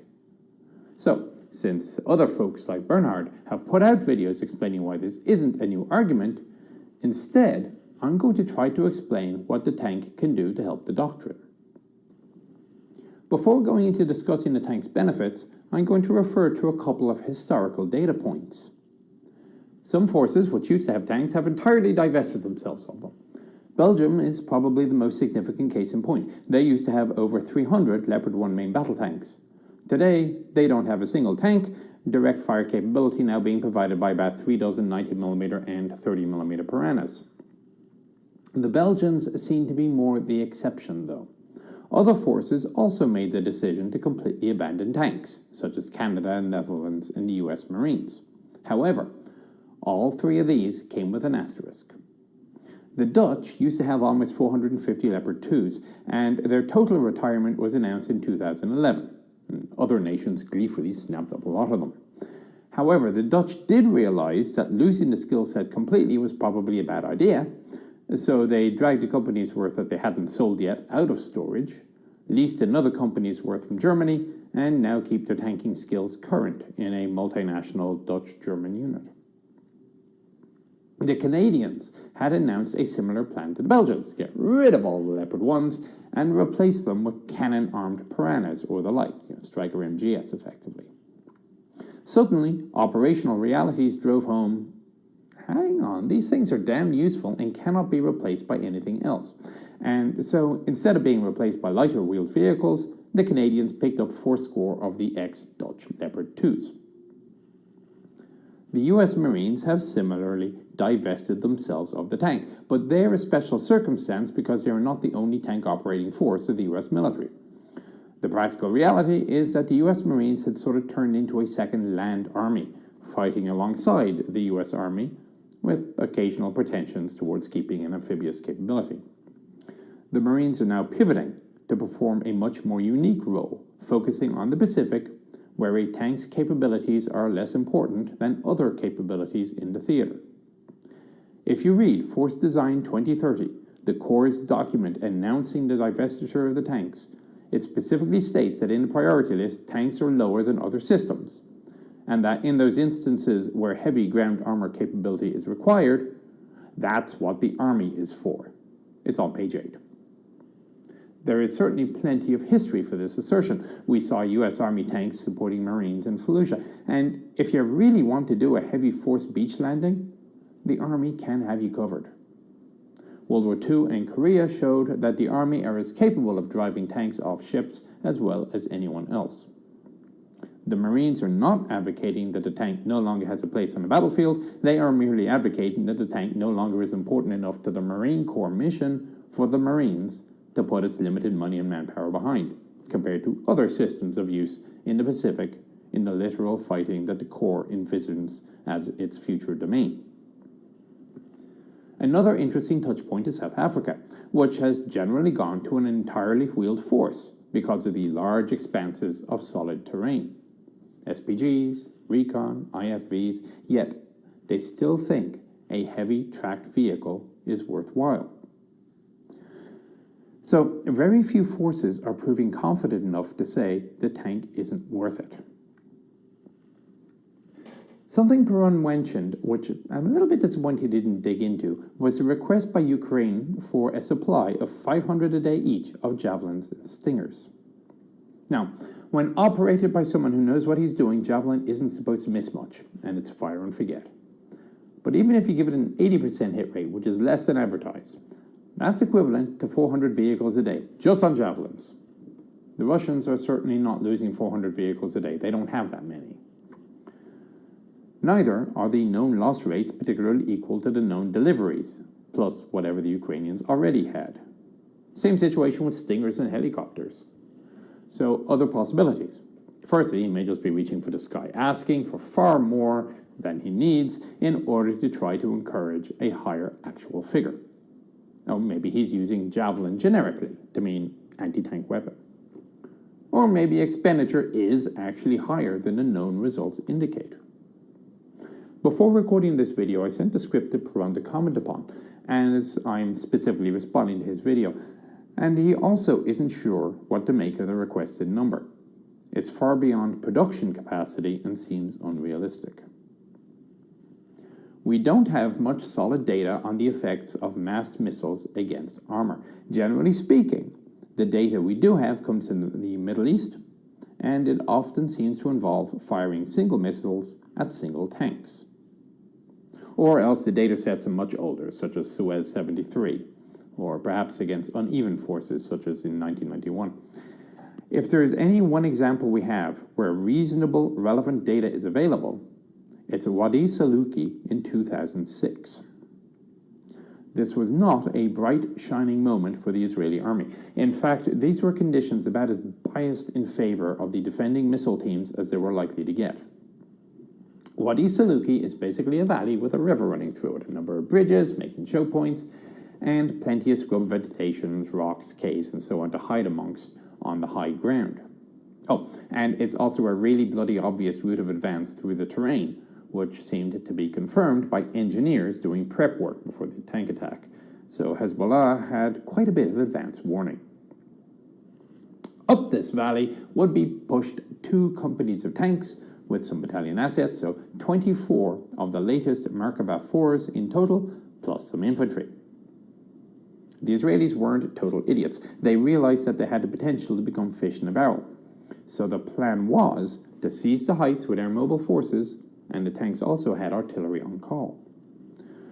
Unfortunately, they made a number of errors. Firstly, they figured they might go up against a couple of missile teams. It turned out that Hezbollah fielded closer to 20, and these would primarily have been AT-14 Cornets. Not the absolute bleeding edge of technology, no, but definitely a first-line modern missile. Secondly, the air mobile units supposed to clear the heights apparently didn't. Third, when the Israeli tankers called for artillery to suppress the missile teams, this was denied because the Israeli gunners weren't sure where the Israeli infantry actually were and didn't want to accidentally hit them. I would have thought that, I don't know where they are either, but the enemy is definitely shooting at us from that grid over there, would have been enough, but anyway. The end result is that the Israelis met a swarm of missiles. Best estimates are 50 to 70, but Hezbollah has not, to my knowledge, released an expenditure report. Some claims are as high as the triple digits. From these, 11 tanks were hit, some more than once. 3 tanks were penetrated, 7 crewmen killed. No tank was irretrievably destroyed, though certainly some are out of the immediate fight. Hezbollah admitted to 1 dead, who they claim hit all the Israeli tanks running from launcher to launcher. Take that as you will.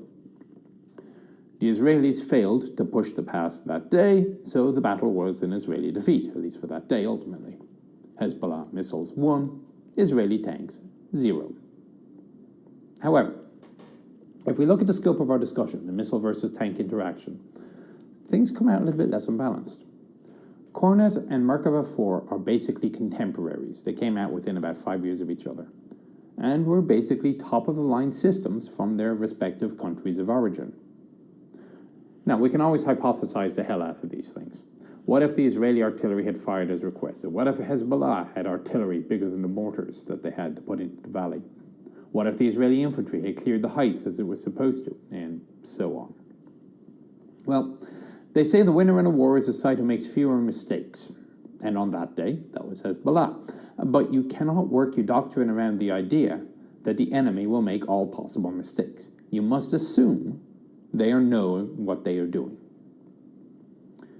Yet, with the situation being almost entirely in the missile's favor, penetrating 3 tanks out of, say, 50 missiles fired isn't a stellar result. With almost as many launchers as tanks, hitting less than half of them at all isn't a stellar result regardless of penetrations. Even if we keep our scope of discussion to just the missile-tank interaction, you realize that things could yet have gotten a lot worse for the missile teams.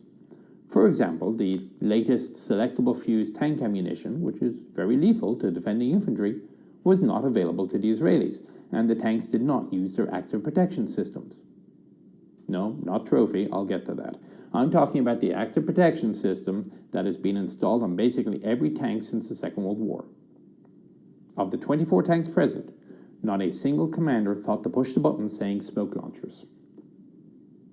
Now, as an aside, people seem to be confused as to just what an active protection is, and they generally focus on the hard kill types when they think about it. But smoke launchers are, by definition, a soft kill active protection system. They actively interfere with the ability of an enemy to hit your vehicle. Merkava also has a smoke generation system in addition to the launchers. So a modern smoke grenade will obscure your vehicle within about 2 seconds and give time to generate vehicle smoke. The smoke grenades themselves normally have phosphorus in them, red or white, and thus will also provide protection against weapons guided by thermal imagers. Considering that smoke launchers have been a system on basically every armoured vehicle since World War II, it is astonishing, over the various years of fighting in the last couple of decades, how often a target has failed to use them. Granted, again, there may be a form of survivor bias, in that our Yemeni or Syrian rebels or whoever are uploading videos for us to analyze are not showing engagements where they miss because the targets popped smoke. But there does seem to be a common result that the tanks were destroyed did not pop smoke. In any case, how many of the 11 Merkavas hit and 3 penetrated would have suffered damage had smoke been used? Okay, moving on. If you're not aware of it, allow me to introduce you to the survivability onion. This is a list of things which all have to happen before you die. If you can prevent any one item of this sequence of layers, then you will live. A tank has a pretty good onion, arguably better than anything else. Before going into that, though, allow me to explain the benefits of having a tank. Now, as I go through this, keep in mind the question, if not a tank, what other system or technique can garner the same effects? Again, the reason tanks aren't going away is because of what they can do for you. The purpose of a tank is not to take hits. If your plan is to rely on your armor, you're doing it wrong. Perhaps a bit generically, the tank's purpose is to apply fire effects at a decisive point on the battlefield. Artillery provides bigger guns and has the advantage of firing from beyond the line of sight. But if you want to provide precise, immediate fires, you need something with a direct fire capability. Could be a Carl Gustav, could be a missile system, could be a fire support vehicle, could be a tank destroyer, it could be a maneuver combat vehicle, an infantry fighting vehicle, or it could be a tank. However, if you want to reach out and immediately touch someone and anyone at a distance, you're reduced to considering vehicles with large caliber cannons. Missiles are too slow, handheld launchers too short range, and autocannon are limited as to the targets that they can engage. A vehicle with a large caliber cannon is supremely suited for engaging anything quickly, effectively, and cheaply. If the target has thick armor, like a tank, saber rounds will do the job. Helicopters can be engaged with fused warheads such as MPAD or tube-launched missiles, although granted an ADA vehicle would be better. Light armor, heat. Troops in the trenches or other forms of cover. Fused warheads like APAM or AMP. A group of infantry, or if you need to defoliate an area, allow me to reintroduce you to the concept of canister and beehive. A single large caliber cannon vehicle will carry about 35 to 45 rounds, most of which are, compared to other alternatives such as missiles, very cheap and far faster to get into the tube than, say, an ATGM team with that's a thermobaric round in the stash here somewhere amongst all the other shaped charge rounds. Time of flight also reduces the possibility of evasion or retaliation. Nobody is going to react to a cannon firing faster than the round gets to them. A modern cannon-armed vehicle will normally be fully stabilized, and thus only that sort of vehicle can engage targets rapidly whilst attacking, which of course is a critical portion of warfighting. Any system which needs to stop to shoot can only be used in a supporting role. But even if you're going to be using your cannon-armed vehicle in a supporting or defensive role, you still have some advantages. A turret-down vehicle doesn't have a huge signature. This M1 has a full view of the battlefield with its thermal imager. Certainly, remote-operated missile systems or elevated launchers like the Striker AT also have a very low signature. The difference is in immediate lethality. This tank is less than 10 seconds away from destroying 2 enemy vehicles in 2 kilometers.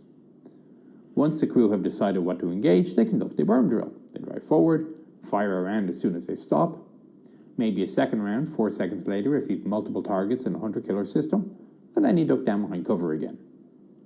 That's 2 targets killed quickly by 1 vehicle. If you're fighting as a platoon, which you should be, that's most of an enemy company, gone in 5 seconds flat, if your fire coordination is good. Seeing 8 of your accompanying vehicles dead when they were alive 2 breaths ago is a significant emotional event for the surviving crews. And why is this better than even twice as many missile teams on the other side? You can't be faster than a cannon round. Even if 2 or 3 missiles were fired at the tank while it was up, you have a good bet that the cannon round got to the target. This Syrian T-72, though, even though it spent far longer acquiring a target than a modern tank should, demonstrates the value of being able to react faster than a missile can get to you. Now, here I'm going to mention the swings and roundabouts. Yes, I'm aware that this specific example is less effective against diving attack missiles like Javelin, if a team can acquire, lock, and fire that quickly. The problem is that every time some new technological development comes along on one side, in short order a new technological counter comes along on the other side. So really all you can do is look at the current balance of the majority of systems and presume it'll even out. So maybe Javelin dives at a steeper angle than a modern hard-kill active protection system can deal with. Maybe improved trophy will protect roof arcs, and so on. What's new and rare or has significant advantage now may be less so in a decade. The engineers on both sides are always busy. What's important is if counters already exist. If so, then fielding them is only a matter of time. Okay, so hopefully I have now established that a cannon-armed vehicle provides certain capabilities which no other system can provide. Now, various folks, including Perun, have hypothesized that perhaps the future of tanks is in vehicles of much lesser weight, which use active protection systems to make up for the deficiency of armor. They certainly have a place in the military to go where locations where tanks are unreasonable, but they cannot replace tanks as a centerpiece of military force anywhere the tank can go. And bear in mind, in some places, the tank can go where the lighter vehicles cannot.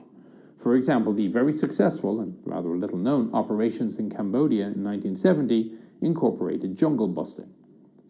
When you're a 50-plus ton vehicle, you can knock down a few trees between where you are and where you want to go, as the tankers demonstrated. Well, let's go back to that survivability onion. In order to kill the crew or vehicle, every layer of that onion must be broken, and this brings us to the survivability of the tank. A vehicle which relies on active protection for its defense effectively has, say, 5 layers of defense. A vehicle which relies on armor has 6. If the active defense doesn't work on a light vehicle, it basically goes straight from don't be hit to don't be killed. A tank goes from don't be hit to don't be penetrated. And not everything on the battlefield, from artillery to saber rounds, can be intercepted by active defenses. Further, there's nothing stopping a tank from having active defenses on its own, as well as weight of armor. Thus far, Trophy has, as far as we know, stopped every missile and rocket attack fired at Israeli vehicles equipped with it. However, active protections do suffer some limitations, such as ability to deal with repeated attacks. Famously enough, a Challenger 2 in Iraq took 14 RPGs and a Milan ATGM hit. It was back in action in 6 hours. Another tank was reputed to have somehow allowed itself to have taken 70 RPG hits and stayed in action.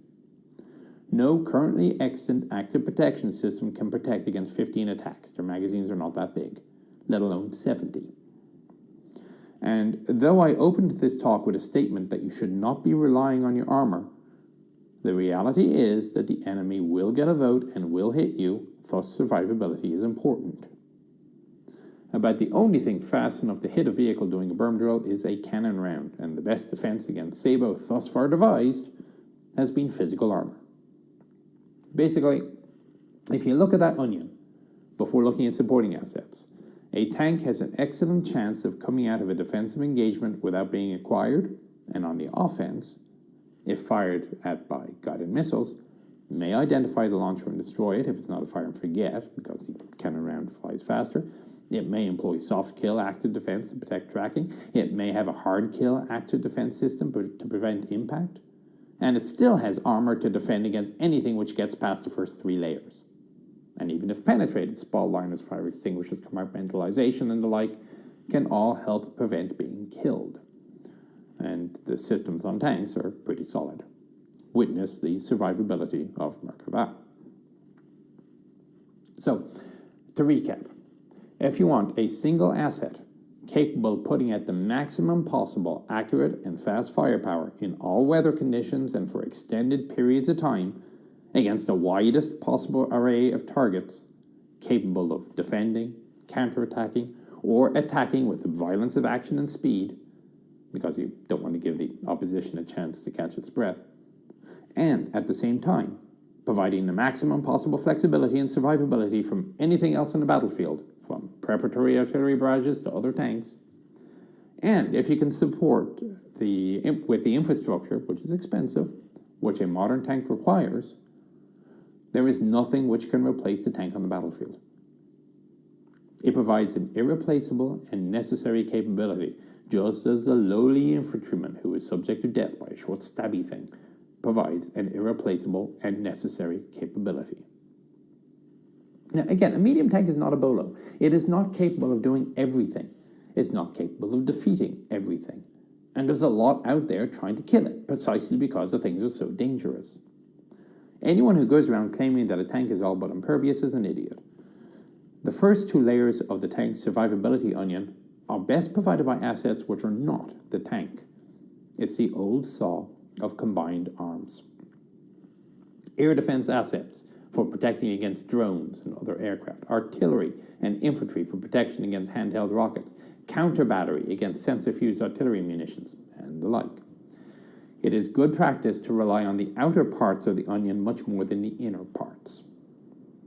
If you send in tanks without combined arms, you have just forfeited multiple layers of that onion.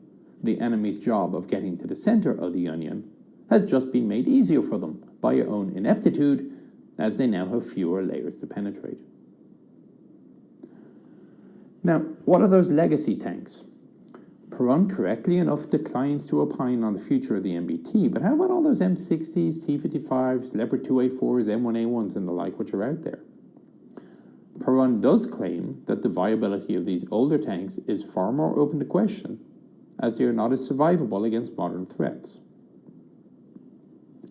I'm not so sure that's the case, though, as if you can't afford the latest generations of tanks, the chances are that your neighbors also can't afford the latest generations of threats. In the vast majority of conflicts, one side isn't going to suddenly be flooded by free donations of massive amounts of the latest generation weaponry. As costs of technologies reduce, and those systems do cascade to second-tier militaries, so too will the cost of the upgrades to the forces to deal with them. Further, the history of legacy tanks has always been that countries are willing to spend notable dollar values in putting in upgrades. Trophy is $1/3 to $500,000 per vehicle, but as mentioned, better soft kill systems may still provide some better level of protection for lesser cost. Still, $500,000 per vehicle is better than spending $4 to $5 million on an entirely new tank if you are a country limited by budget as to how many tanks you can run and if you don't really need the latest 120mm smoothbore. Now, in response to this comment, Perun observes that if you are in a resource-constrained military, there may be an argument to simply deny the enemy its own armor by spending the money on anti-tank systems and basically turning it into an old-fashioned infantry fight. Considering the costs of maintaining an armored force, the maintenance, mechanics, support structure, etc., you could get a lot of anti-tank weapons and a pretty good infantry-artillery combination. Plus, correctly enough, he observed that if you want to rapidly expand an army, it's a lot easier to give draftees or militiamen anti-tank rockets than to train them to operate a tank. I'm not convinced by this as an argument, though, Militia or inactive reserve units are traditionally more often used in defensive roles, as holding a position is a lot less difficult than attacking, and I am very much of the belief that offensives are required in order to end a war in your favor. Now, there are those who would point to Vietnam or Afghanistan as an example of winning by defense only, but that basically came down to allowing your territory and populace to suffer war indefinitely until the other guy gives up. That's not taking control of things yourself. Allowing yourself to be occupied for most of a decade is not, I would submit, a common choice A, especially if the occupying power has a tendency to treat the occupied people poorly. Also, on the legacy tanks comment, Perun tells me that he was more thinking T-55, M60A1, early T-72. He observes that you do get to a point of diminishing returns when you count all the costs of supporting an old tank in service, as per the capability and survivability of more modern tanks. I think to a point that reflects a difference of opinion as to what one may consider a legacy tank, as I would view Leopard 2A4 or even my own M1A1 as being a previous generation vehicle. They're about 40 years old, and tanks of that era are now very much up on the second-hand market, though in fairness they are also normally getting upgraded as part of a sale. Still, cheaper than buying brand new M1A2 V3s or Leopard 2A7s. Running a T-55 today is almost to the level of running a T-34 when the Berlin Wall fell down. The things are just plain old tech, no matter how upgraded they are. It is true that right now, for most forces, the threat of the drone is higher than the ability of that force to deal with them. Both suicide drones like Switchblade or ordnance delivery drones like Reaper or Bayraktar. However, the engineers are working on it. Technologies to deal with them have been demonstrated and are starting to be fielded, even against drone swarms. When they are fully fielded, like every other development of measure and countermeasure, the pendulum will return to the center for a while until the next greatest thing comes along. We don't know what that will be, but as long as the tank can provide the capabilities that it does, it will be worth the effort and expense of keeping it as part of the overall system of systems, it's a buzzword but it actually works, which is a modern warfighting force. It's all interconnected and interdependent on each other for effectiveness and survivability. Right. I hope that gives you an indication of the tankers side of the house. Until someone can come up with a system or doctrine which renders the currently necessary requirements of the tank redundant, and thus far nobody has figured out one, the tank's not going away, even if it does require a little bit of work to keep it alive in the current threat environment. Right, I hope you found that interesting and informative.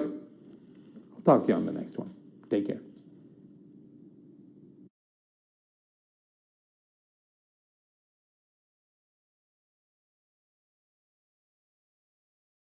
Okay, greetings all. Welcome back to a long-delayed Q&A session where I get to answer the questions posed to me by you guys. Well, at least some of you guys. Those who meet the Patreon threshold pretty much get a guaranteed response, but I do take occasional additional questions from other sources like Facebook or YouTube if I think that they're interesting enough. So, of course, I will start with the elephant. At this time of recording, Russia is engaged in a war against Ukraine. Like everyone else, I have initial opinions as to what I'm seeing. However, unlike a lot of the other military history folks, it seems, I am not issuing pronouncements of my opinions and interpretations. There are folks out there who are paid full-time to be analysts of current military events. They would be your best people to listen to because I have other jobs. Personally, since I have made something of a reputation for myself of making researched statements, or at least well-grounded opinions, I think that we being in the middle of a war, where at the very least there is a bias on the information coming out, if not downright propaganda, combined with tiny video snippets absent background information, this isn't the best time to be assessing what is happening. This is a major conflict. It will be studied for many years to come, and it will take some time for well-resourced histories to start to be published in unclassified channels, probably also first researched in Russian and Ukrainian and then translated in English. or declassified from NATO or EU channels. And those will be the majority basis of factual assessments and what I am probably going to end up using before making most of my own declarations or opinions. Now, don't get me wrong, I'm watching every snippet with as much interest as you are. But face it, what have we seen? A whole bunch of destroyed vehicles and a few aircraft shootdowns. Have we seen a single anti-armor engagement either by vehicle or man-portable? The closest I've seen is an NLAW to the side of a tank, which I'm not sure wasn't already abandoned to begin with. So, for the next while, don't ask me much about the Ukraine war. I don't think I'm in a position to provide answers of the quality that I feel comfortable giving. If more information or videos come out where I do feel I have some context to make a useful statement, well, then I'll review that position. Especially since, apparently, the Russians are just being really weird in their actions, and I'm not sure how much of a conclusion you can take away from this anyway. So, to the questions, and kicking off with Admiral Tiberius. It is often noted how bad Italian tanks were. They had less than ideal armor, guns, etc., but what was the quality and training level of Italian crews? Tick states in his Operation Crusader video that Italians on the whole fought well in the defense, but got generally dismissed and ignored in official histories by both Germans and the British. On this, Tick's not far off base. Now, I have a personal theory that the Germans preferred to place any blame for the losses on those weak Italians because it was easier to accept than that they had been defeated themselves. And when the British got defeated, it was much easier to blame those superior Germans than to accept that, gasp, the Italians might have beaten them. This applies to the US as well. I'll say that most people who know of Catherine Pass don't know that the Italians were present. They went up against the Germans and got their arses kicked, right? Now, that's also an example where Tick's statement can be a little bit misleading. Catherine Pass was not a defensive engagement by the Italians, and of those who knew that the Italians were present, I'll bet even fewer knew that after a couple of days of fighting, it was the 5th Bersaglieri Regiment under Colonel Bonfatti, who was killed in the attack, that was instrumental in breaking the American line, receiving specific praise from the German commander Blerius. Now, as a counterpoint, the initial British offensive in the Western Desert, Operation Compass, was against Italians in the defense, and the end result was the loss of nearly 150,000 Italians at the cost of about 2,000 British killed and wounded. Obviously, the Italians did not cover themselves with glory in the defense there. The causes of the lack of Italian successes are varied, and I'm not going to get into them here, but the operative was not so much what they were doing, attack or defense, as much as who they were. Artillery and Bersaglieri in particular were competent both in attack and defense. Black shirt units, or maybe common infantry, were of a far more questionable utility in either attack or defense. Now, when it comes to the armor crews, the best I've seen in English is Ian Walker's Iron Hulls, Iron Hearts, which traces the combat history of the 3 Italian armored divisions. These units were generally courageous and competent, but decidedly limited by their equipment and a few hindrances from above. It's about 200 pages, so a fairly light read. To quote from his conclusion, "How do we rate the performance of the Italian armored divisions? They were clearly very different formations from those Italian divisions beaten and written off by the British back in 1940-41. They were better trained and equipped than the Italian infantry formations, and more importantly, more suited to the needs of mobile warfare. They were never a match for British armoured divisions, either in size or equipment, but they could and did meet British armoured brigades on almost equal terms. The myth of Italian military failure originated in the opening phase of the war, when Italian forces collapsed under Greek and British attack. Many nations had to learn from their initial encounters. The Italians also learned from their early failures and managed to stem the routes in Albania and North Africa, a fact ignored by those who prefer to attribute this to German intervention. The effective operations of Italian armored divisions in North Africa themselves indicate how much Italian performance improved since 1940-41. Now, of course, there's only so much you can do when you're facing up against Shermans with 2 inches of well-stoked armor and a 75mm gun, when you've got a bolted, nearly vertical 1-inch plate and a 47mm, as the Italians found out when they engaged the US Army on the western side of Kasserine Pass. Still, you have to admire the courage for doing it. J. Is it actually procedure to make the loader get out, possibly at gunpoint, to check for dangerous seaburn conditions if there isn't another way to check? Or was that just a joke? No joke. The unmasking procedures are outlined in FM 17-15 Tank Platoon, and it is publicly available online. Now, think about it. You have this little chemical detector kit, the M256. It's this really cheap-looking thing. You break a capsule, you wave it around a bit, and then you look to see what it tells you about the presence of agents. Or you use a bit of M8 chemical detector paper. Just how much do you trust it so that you're going to have everybody pull off their masks at once? Then, ask the question, who is going to volunteer to be the first to pull off the mask? I personally doubt there will be many volunteers. The manual states the senior person should select 1 or 2 soldiers to start the unmasking procedures. Now, it's fairly dry and cold, but think about what that entails. He needs to designate somebody as least mission essential. Not necessarily the most junior ranking, but the person that the unit can most afford to lose. Okay, I guess there's an argument about the second lieutenant, but still. Then he has to trust that this person, who has now just been mortally insulted, literally, will happily go along with the idea of pulling his mask off and potentially exposing himself to a horrible nerve agent death just because he was ordered to. Oh, and that person also has a gun. The least mission essential person in a tank unit is probably going to be a loader. That is also the person who a tank commander can most easily control from his position, because there's lots of open space behind the breach. Finally, he's probably the least likely person in the tank to have actually read FM 17-15. So there's a lesson here, lads.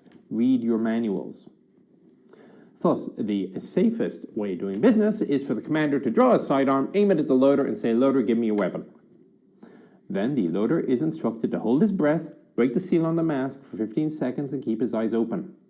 Then he is monitored, as presumably the TC has the antidote injectors handy. And if you haven't seen these things, they're like spring-loaded needles. Once they hit your thigh, they immediately inject. It's kind of very impressive, but also kind of off-putting. Then again, the nasal pharyngeal tube, the nose hose, that's oh god, you see that in a live demonstration. But anyway, this is all part of a process which is taught to all soldiers in basic training, at least in the US. Not the give me a weapon bit, but the whole break the mask, have your antidotes ready. The next step is break the seal, take a few breaths, reseal. And then finally you unmask completely for 5 minutes and then remask. If all is still good for 10 minutes after that, then it is considered safe enough for everyone else to unmask. So, yes, it sounds a little bit cruel, but is there a better way of doing it? It is a bit of a shock the first time for the loader, though, when it happens to them in training. NBC drills don't happen so often that there isn't always a new guy who doesn't have the heads up as to what's coming. Josh Conti. From the Cold War and into modern warfare, anti-tank guns have largely fallen out of favor. But the Soviets were still designing and using and selling anti-tank guns. For how long did this go on? Quite a while. I believe they are technically still available for production in Ukraine.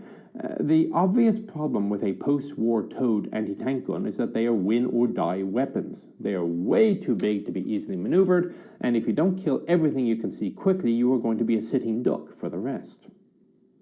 Now, for this, I'm not looking at things like recoilless rifles, which are a slightly different kettle of fish. I'm looking at basically a tank cannon on a towed mount. The US developed 90mm and even 105mm towed guns. But outside of some combat trials with the 90mm as part of the Zebra mission at the end of the war, the same mission that the Pershings went on, the US decided to go away from that line of thinking. The Soviets, however, kept the faith, with T-12 entering service in 1961.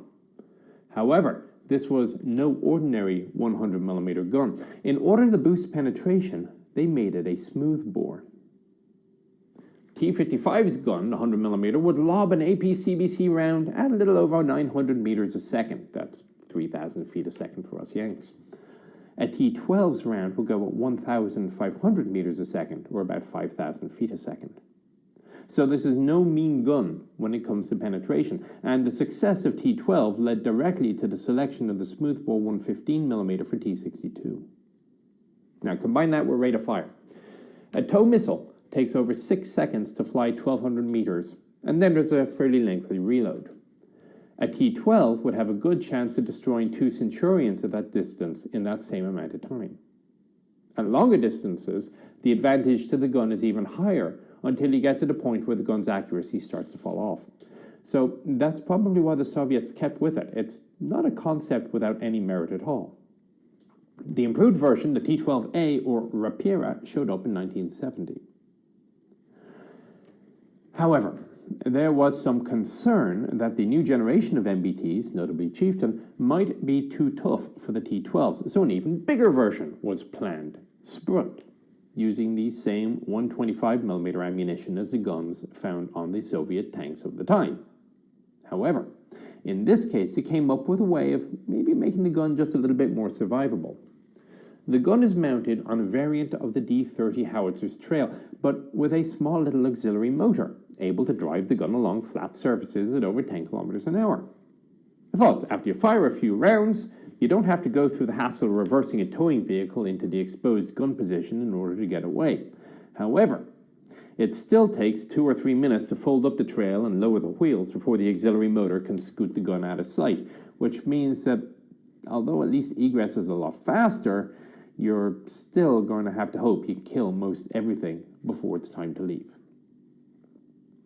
However, the advantages of concealability are reduced in the modern world, where exposed crewmen will be a beacon in a thermal imaging site, so that even a reduced to 2 minutes to leave is probably still unacceptable.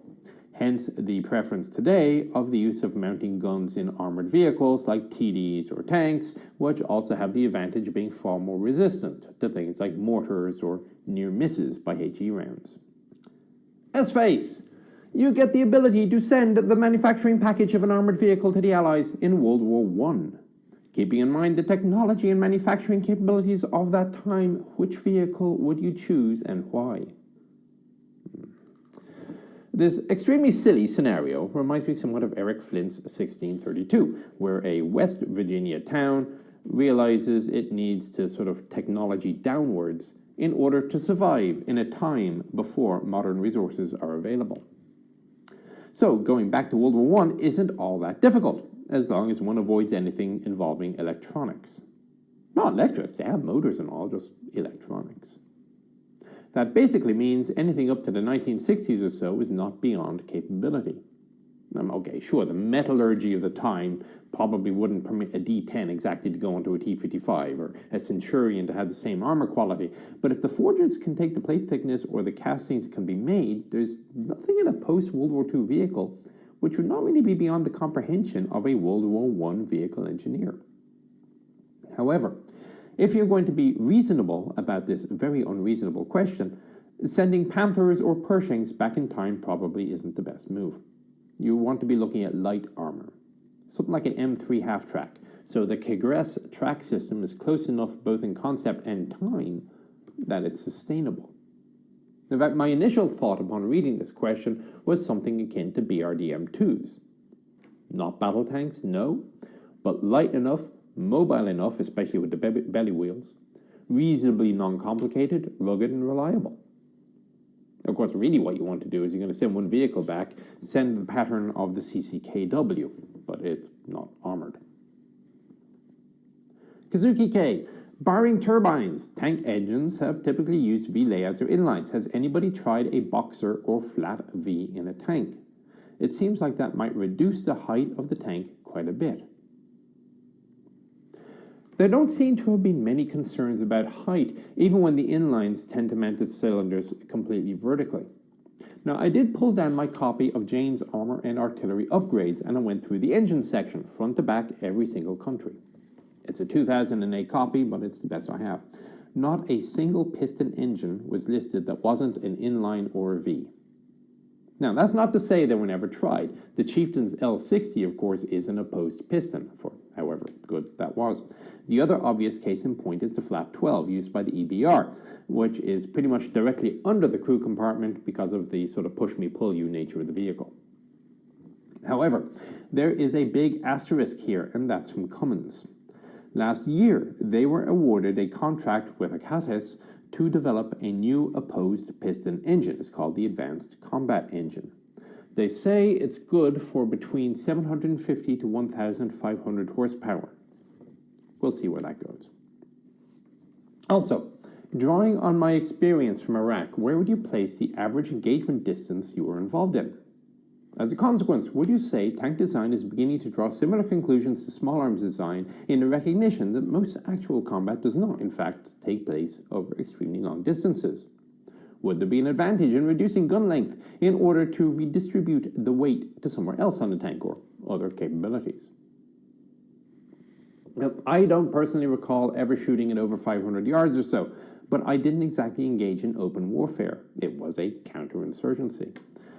However, I think there is no reason to reduce it. The tank provides a firepower capability which is absolutely not being met by anything else on the battlefield. If your rifle is too short-ranged, somebody in the squad is going to have a DMR rifle, for example, designated marksman's rifle. Which means that I just said something like ATM machine. Please forgive me. So, for heavy weapons, the tank is the DMR, the IFV is the rifle. Secondly, as long as barrel length allows for increased penetration for a particular caliber, the longer you can get away with, the better. Caleb Engelhardt, why didn't the US put serious stock in the medium tank in the interwar period, and why did the M1921, 1922, and T1 medium tanks fail? Well, for that I would direct you to my US doctrine talks. The group most interested in maneuver capabilities was Chaffee's mechanized cavalry, and they wanted light tanks. The infantry weren't worried about particularly fast tanks, but when the money did start coming available for new tanks in the late 1930s after the M2 Light, it was the medium tank which was supported, not the light tank. As for the 1921 and 1922, they frankly just didn't work. The T1, sort of a modified 1926, did work at least well enough to be recommended for standardization as the M1, but it didn't go anywhere, both figuratively, possibly just due to the lack of funds, and literally, as it wasn't particularly fast at 12 miles an hour, at least until re-engineering a few years later. Pratt, why didn't the US use a gun shield on the M3 half-tracks? I never thought about it, but the man's right. One would think that they might have looked at the machine gun shield on the German half-tracks and thought, you know, that's not a bad idea.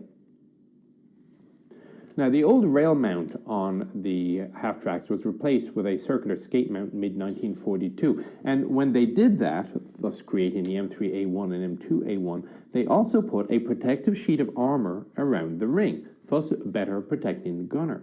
But they did not put an actual shield on the gun itself. I can only think of three possibilities as to why, all of which have been proven since not to be massively major issues, since gun shields were eventually added onto caliber 50s, such as, for example, on the M113A calves. Firstly, they wanted to keep the gunner's field of vision as open as possible, instead of focused down whatever direction the gun was aiming at that particular moment. Secondly, they were trying to keep the weight down. Thirdly, the caliber 50 and ammo box were so big that maybe they figured enough the guy's head was protected anyway. So, I mean, you shoot an MG42 from the side. So you're standing up and you're above the height of the gun barrel. But with the caliber 50, you get down behind it. So I suspect that's really the real reason. You have to stand a fair bit higher than the vehicle armor itself to shoot an MG42 than you do a caliber 50. I did a quick bit of hunting around, and I couldn't actually find any caliber 50 gun shield photos on a half-track. Not to say it never happened, and I have been doing this job long enough never to say it never happened, but it just doesn't seem to have been much of a thing. Make of that what you will. Felicity Longus. The appearance of IS-3 is considered to be the shock that created the development of the heavy tanks M103 and Conqueror. However, at the time, the US was working on the T-29 series and T-32 heavy tanks. If IS-3 was such a concern, why didn't the US just immediately put into service the vehicles which had in fact already been created? I guess mainly because they just weren't up to par. The one best suited to enter immediate production was the T-32, based on Pershing, and the test reports were fairly positive. I've gone over it before. However, on the other hand, it wasn't that much of an improvement over the in-service M26 to warrant introduction into service. The bigger tanks, the T-29 series, were originally going to be powered by the Ford GAC, the V12 engine variant of the Sherman's GAA, 790 horsepower. So we have a basically new engine in a vehicle which was not tested. The tank, quite simply, was not ready for production. Also, the Cold War didn't exactly turn hot the day after the Berlin Parade, although there were certainly concerns that one may come up. There was simply no huge impetus to place these tanks immediately into service. It seemed that it would be possible to take the time to create a better weapon a little bit later, and so the T-29 series turned into test beds for engines, transmissions, and even fire control systems. Also, one of the proposed heavy tank models from the Question Mark Conference was to use a massive 175mm gun in a turret with an equally gigantic 108-inch turret ring. Are there any other examples of gun tanks of such a scale? Rat? Interesting. It's worth observing that for the purposes of testing, some 108-inch turrets were built, at least 3, designed by Detroit Arsenal and manufactured by Union Steel Castings. However, the goal here wasn't so much to have a big gun, but actually to test a theory of turret design. The line of thinking was that it would permit better resistance to fire than the more narrow turret of T-43, which was, of course, the M103 prototype. For the testing, they plunked one on top of an M43 hull, and you can see just how much wider the hull, wider than the hull, the turret ring is. After shooting at 2 of them, plus a T-43 turret for comparison, the end conclusion was that it was just as capable from the front, but provided better protection from attacks at 30-degree angles from the front. The conclusion was that the design principles, which in fairness they're not too far from the IS-3 design, should be used in future tank designs. Of course, the problem is that if you keep the shape but make the ring smaller, you end up with a cramped design like IS-3. So, oh well. Commissar Carl.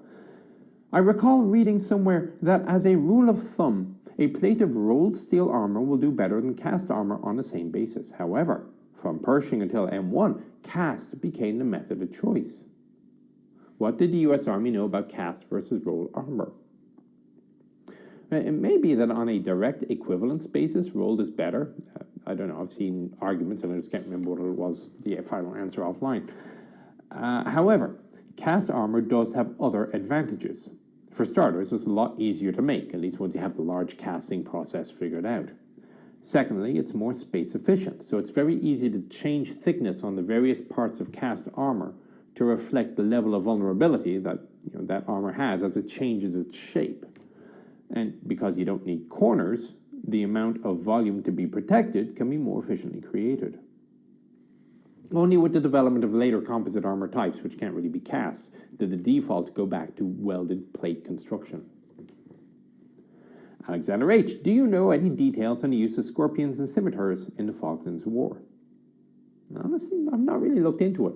They sent 9 CVRTs, 4 each Scorpion and Scimitar, and 1 each Samson recovery vehicle, transported aboard motor vessel Elk as far as Ascension, and then it was transferred to Fearless, from where they were then transferred to shore by LCUs.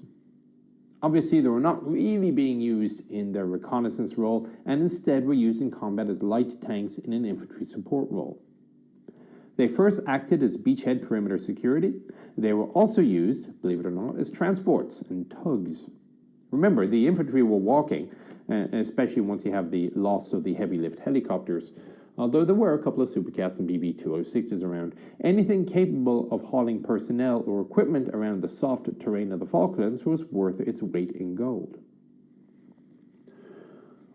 One Scorpion troop fired in support of Tree Para on Mount Longdon. They later did a little bit of scouting for the Scots Guards before lobbing a few rounds from the flank as a diversion for their attack. The whole lot of them, all 8 vehicles, were brought together to support 2 Para at Wireless Ridge and 2nd Battalion Scots Guards at Tumbledown. Beyond that, though, I've not really looked for anything. Sim Crawford.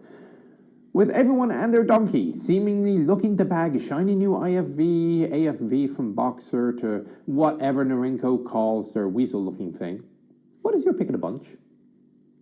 Are you talking about Sharp Claw or the ZLC 2000? I don't have one, honestly. I'm sure they're all great vehicles which meet their design roles fantastically. However, when asked to assess them, I suffer from 2 particular problems. Firstly, I don't have a role for one, other than to sit in my garage and look awesome when I take it out and about, which is what the M3 Scout Car is going to be for. Secondly, I've not as much as seen, let alone used, many of these vehicles. If it was as easy as pontificating on the internet, there wouldn't be any need for months-long field trials with the troops. And frankly, I wish other internet commentators would stop saying this is the best vehicle mainly because I strongly doubt many of them are involved in field trials. On occasion, 1 or 2 people who were involved will chime in, such as Stefan over at the Swedish Tank Museum, who was part of the Leopard 2 crew on the trials against the M1. But even at that, his perspective is from Swedish needs and those specific variants of the tanks. However, you did ask if I could come up with one for cool factor, ignoring all rational arguments, which is entirely subjective. I've always liked the Japanese vehicles, so if I'm going to be commuting around the roads here in San Antonio, the Type 16 MCV seems to look the part. As far as I know, it's also a reasonably good vehicle. Minion, what are the 5 standout tanks for their time in regards to crew comfort, ergonomics, etc.? I've made frequent references for somewhere to sleep, but what else is equally important? The Ferret Scout Car doesn't count because you looked way too comfortable in it. It was comfortable. So, it's elbow room, creature comforts, and ease of maintenance. The US even conducted what was called ease of maintenance tests on new vehicles. After all, as the British observed in Dracula, if you're spending time maintaining the vehicle, you're not sleeping. Centurion needs to get a nod for shoe. It had elbow room, it had a drinking water tank, and it had a boiling vessel. That's good right out the gate. Merkava's back hatch probably deserves a mention, because it's terrible to climb down from the tank only to realize, God damn it, I left my notebook by the TC's control handle. And it must be very nice to just open the door and walk in. That said, upon asking a former Merkava commander, he said he just climbed up as often as not. So, I don't know. Maybe it's just me getting older.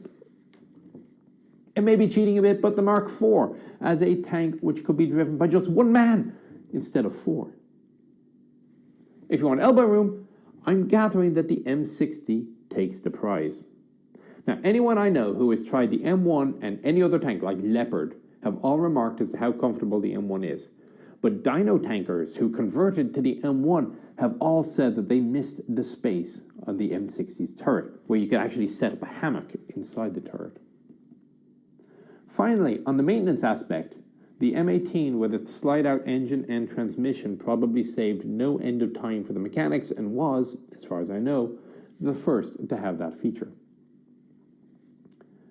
Iron FE. Have you ever had a time when your main gun on your tank has failed to go boom? And what is the procedure to clear said failure? Now, I could have sworn I have covered misfire drills before, but just in case I hadn't, here it is.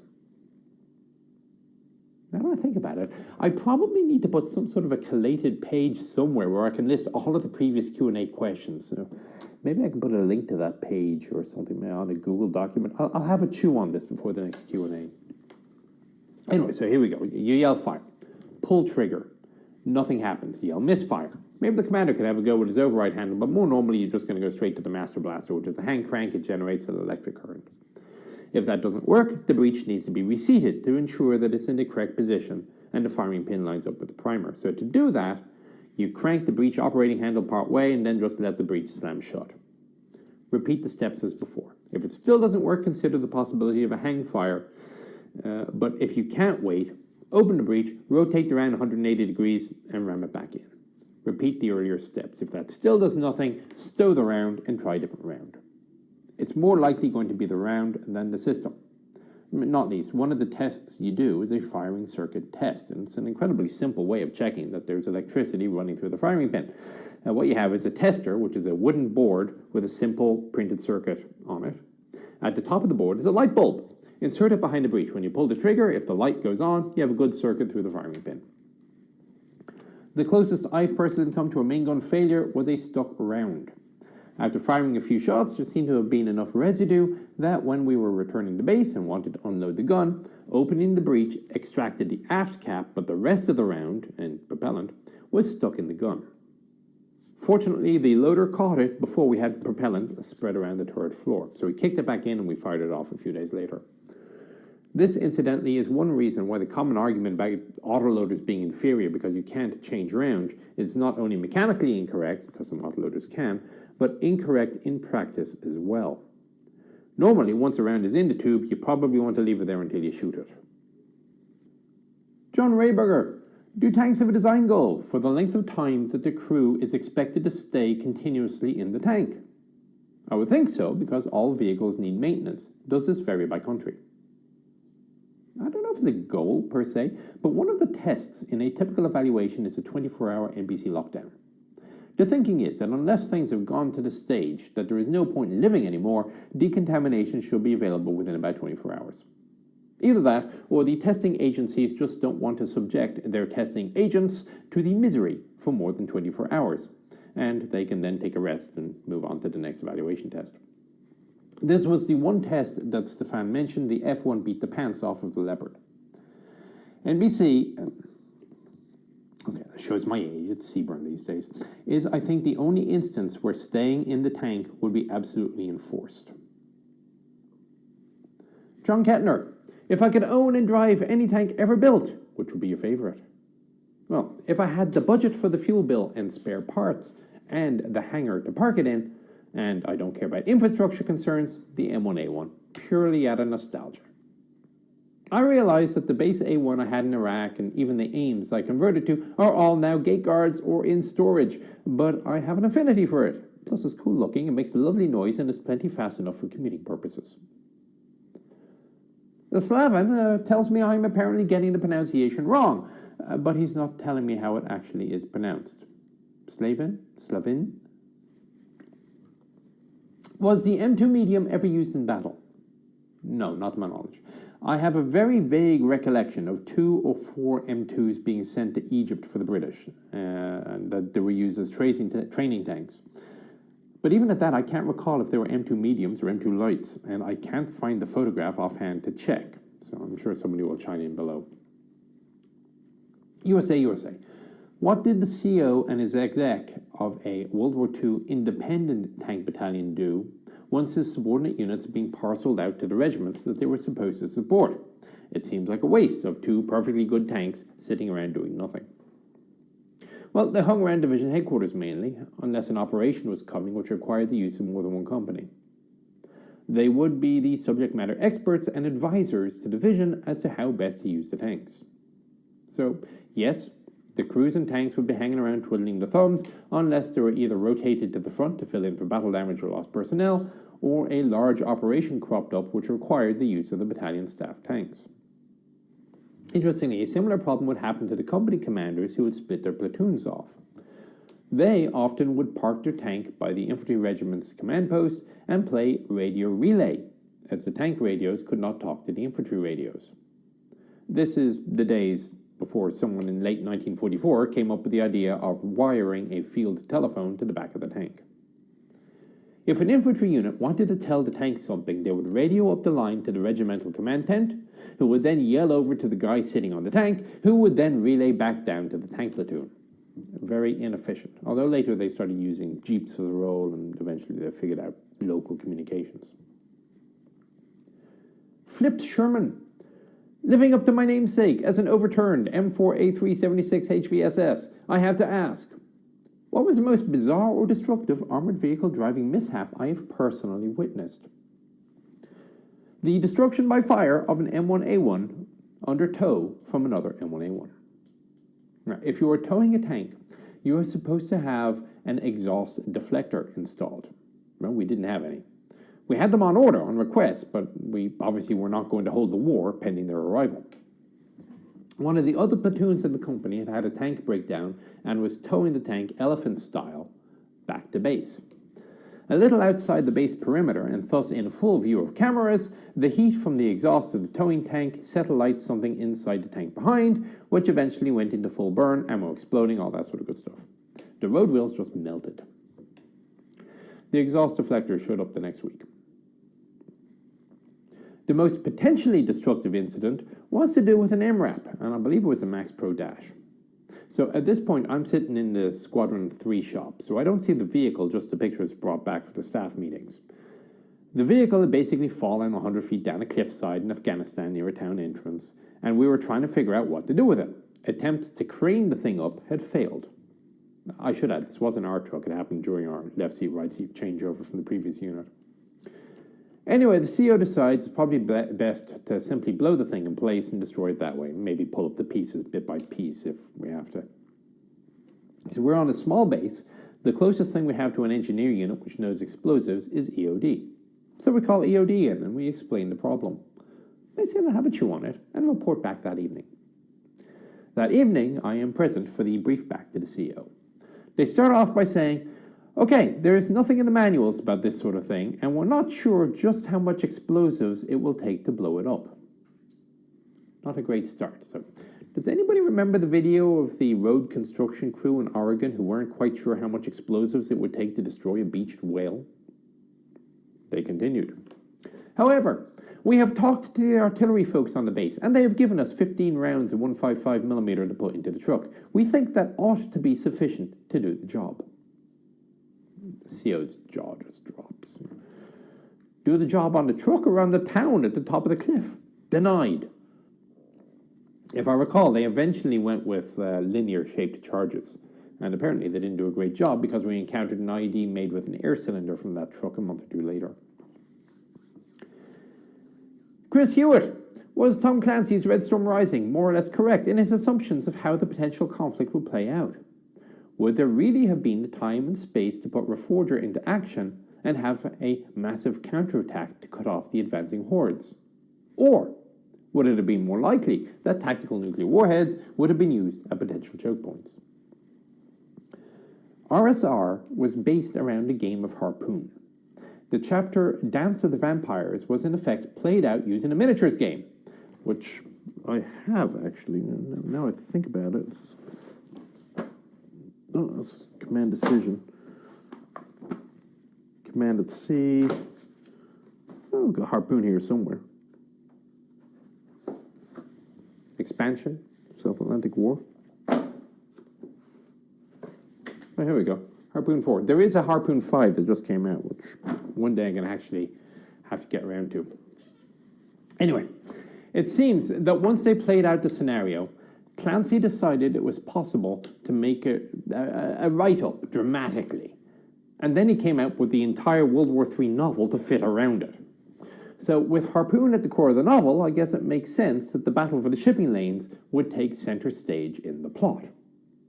Now, as for how much of an effect Reforger would have had in real life, I suspect that part of it was planning for it simply because there was no viable alternative, because not planning for it just means you won't get nuked.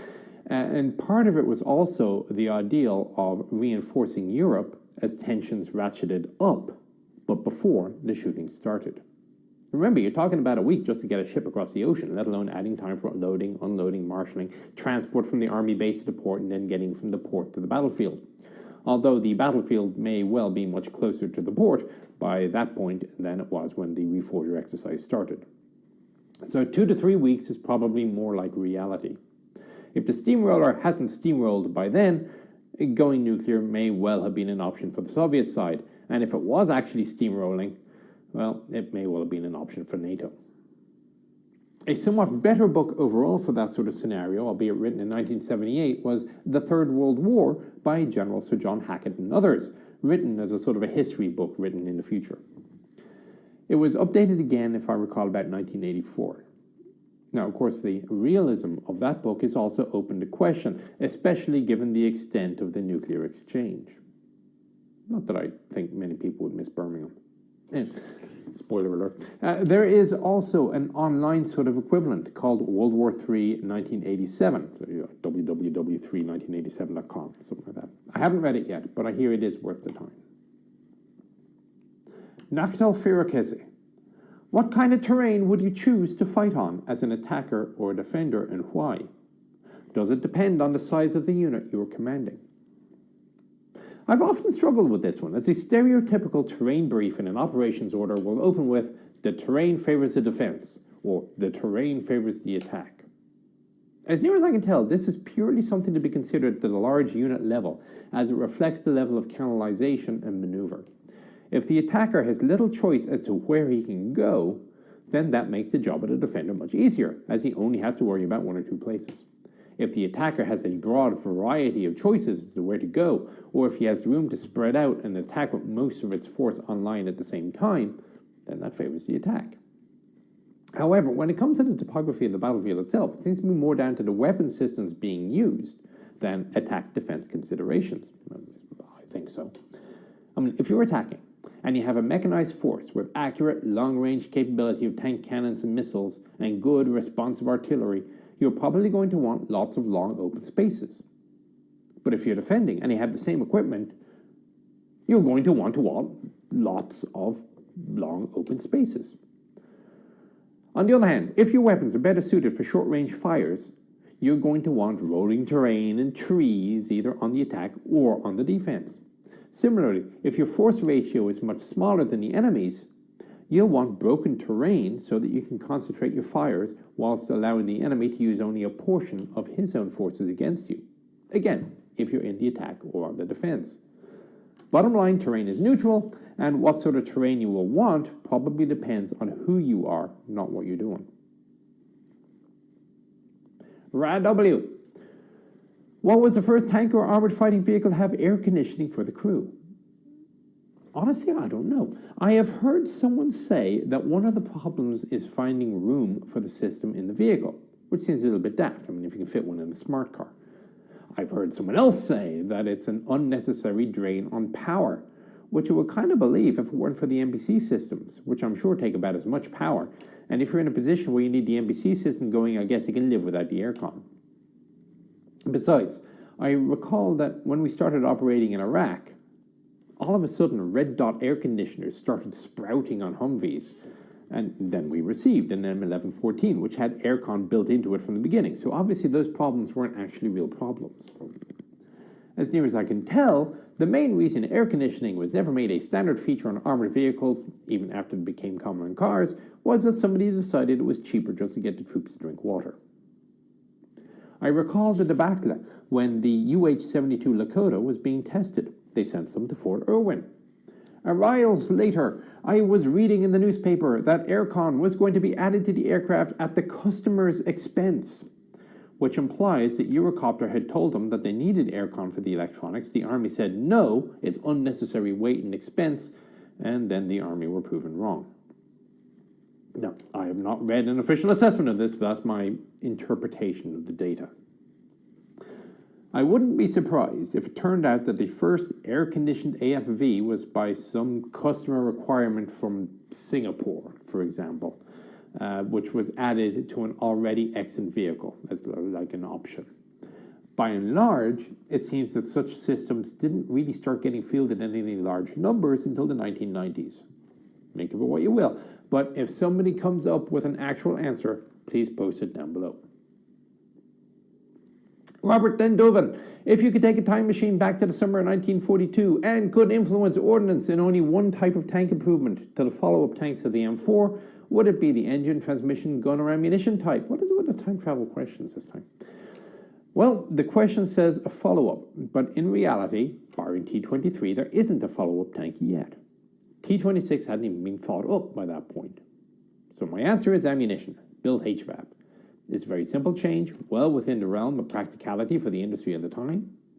Engine and transmission changes were already being trialed, and the gun was about as good as you could get in a Sherman.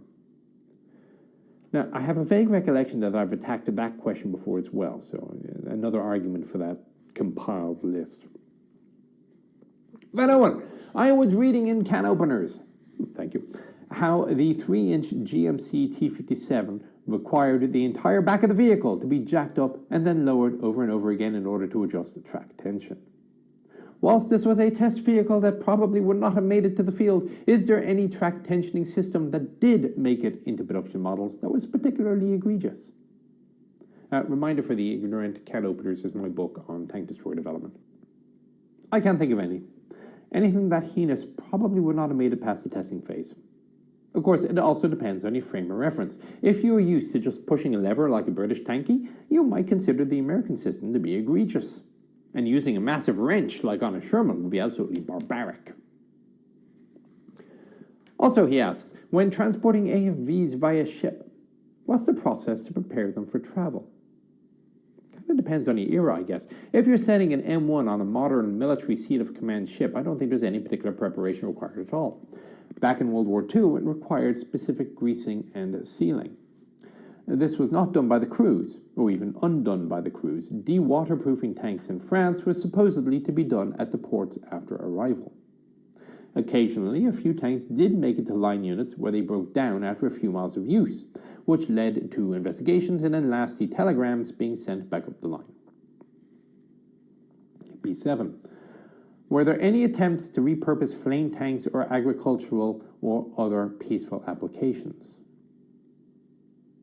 I am unaware of any attempts to utilize the philosophy of a kill it with fire on a military scale in the civilian environment. Any civilian use of such things likely would not require the use of an armored vehicle. Of course, one could always observe the use of M60 tanks for avalanche control, but that was indeed a bit of an oddity. Most places just use towed howitzers instead of an armored vehicle. And I believe even Washington no longer uses the M60s. Jamie McMillan, what were little machine guns on the backs of the Soviet tanks for? It stands to reason that since they persisted across so many tanks, they must have been deemed important. But seeing as how no other nation appears to have opted to make an already cramped turret even more cramped by sticking a machine gun pointing the wrong way into it, were they of any use? Well, it wasn't just the Russians. There is always the American cult of the machine gun, which ended up at porcupines like the M2 Medium. But there were others as well, notably the Japanese. The Japanese, at least, well, they really appreciated the flexibility of a ball mount. They realized that you couldn't really have room for both a ball mount with a good range of motion and a proper gun in a constrained front of a tank turret. Yes, I know the 38T had one, but what was the actual arc of fire of that machine gun? It basically makes the front plate larger than it needs to be if you were to do it. So they just put the ball mount in the back, or on some designs even the side of the tank. If they felt they were more likely to need the machine gun, they would turn the turret, bringing the machine gun into the arc of fire as they advanced. I got the suspicion that the multiply accursed MTLS had a similar concept, although not quite as much rotating was required for its ball mounts. There was also the little rear turret, machine gun turret on the T1 heavy tank. The practical utility of that I am not so sure about. For the Russians, though, it seems to simply be a case of being able to shoot in either direction quickly or at will. For a KV, which is just going to wade into the battle line, this actually makes a little bit of sense. It may seem to make a little bit less sense for something like a BT until you look at one of their proposed methods of use, which is basically charging right through the battle line to the far side and then into the depths. Reichsbeerminister, what are my top 3 moments of, God damn it, haven't those Muppets learned anything? In tank design from 1936 on, not including lunatics that demanded 188-ton tanks, and without the benefit of hindsight. I'm tempted to start with TOG. That said, much though it proved to be a total waste of effort and entirely unsuited to the modern combat as it turned out, it did actually meet its intended design goals pretty well. Building a prototype which ended up being overtaken by events was certainly not unique to TOG. The American T-28 Super Heavy would be another case of building a vehicle for positional warfare. Sure, B1 goes in there for being just an absolutely archaic and inefficient design. And finally, my perennial favorite, the lack of optics for the gunner on German tanks. I've said it before, and I don't know what they were thinking. Robert Nabaroni, how to differentiate an SU-152 from an ISU-152? Well, since the SU was based on the KV and the ISU was based on the IS, there's your answer. But since the IS was basically based on a KV, it is not surprising that the two are fairly similar. Your main visual differentiations are going to be the running gear size, shape of the superstructure, and the engine deck/rear plate. The ISU suspension is overall lower, the track return being a good few inches closer to the ground. The wheels, especially the sprocket, are a fair bit smaller. As the return run is lower, that means that there is more height available for the superstructure. So if you look at the sides, you'll see that there is much more surface area to the superstructure side on the ISU. The angle of the front corner plates is less harsh on the ISU as well. If you look at the engine deck, the SU has a short horizontal section leading to a gentle slope about halfway back, while the ISU is a much longer flat section and then a much sharper slope at the tail. There are, of course, multiple other differences, but if you're looking at a grainy photograph, that's probably a good start. He actually asked 4 questions. Second, when I was on active duty, there were rumors that the Soviets had a T-62-based assault gun with a 130mm gun. Any truth to that, or was it vaporware? I can't think of any truth to it. There were some experiments with 130mm on tanks, such as IS-7 and Object 279. I cannot find a reference to anything on a T-62 chassis. There was an SPG conversion of a T-55 in Iraq, a one-off, but again, not an assault gun per se. Third, is there a master list of my videos so we can chase them all down? No. But the vast majority are either on this channel or on the World of Tanks North America channel. Fortunately, they have a playlist called All Things Chieftain. I have cropped up on 2 Forgotten Weapons videos, 1 on the Boss Garage, a couple on Military History Visualized, and 1 each on the We Have Ways podcast and Cold Star project. There are also some appearances over on the World of Warships channel, mainly in the Naval Legends and Naval Fortresses series. And finally, could the US have produced a 90mm Yeg Sherman? Sure, why would it need to? It was producing the M36 on a Sherman hull, and it seemed to be doing fine. Lorenzo Schiaccia. Sorry. I mentioned the AS-42 Sahariana as the nemesis of the LRDG. Was it better suited than the Chevrolets and Jeeps used by the British? And are there any surviving Saharianas? I probably should have said counterpart more than nemesis, but anyway. Not having seen any test reports comparing the two, it is an educated guess, but it seems to me that the Sahariana was closer to a purpose-built vehicle with some big wheels to help with operating on rough or soft ground. Plus, it was designed with a huge radius of action in mind, and as far as I know, it seemed reliable. Thus, at first glance, yes, it does seem to have been very well suited to task. No, I am unaware of any which survive to this day. Red-Headed Stephenson also has 2.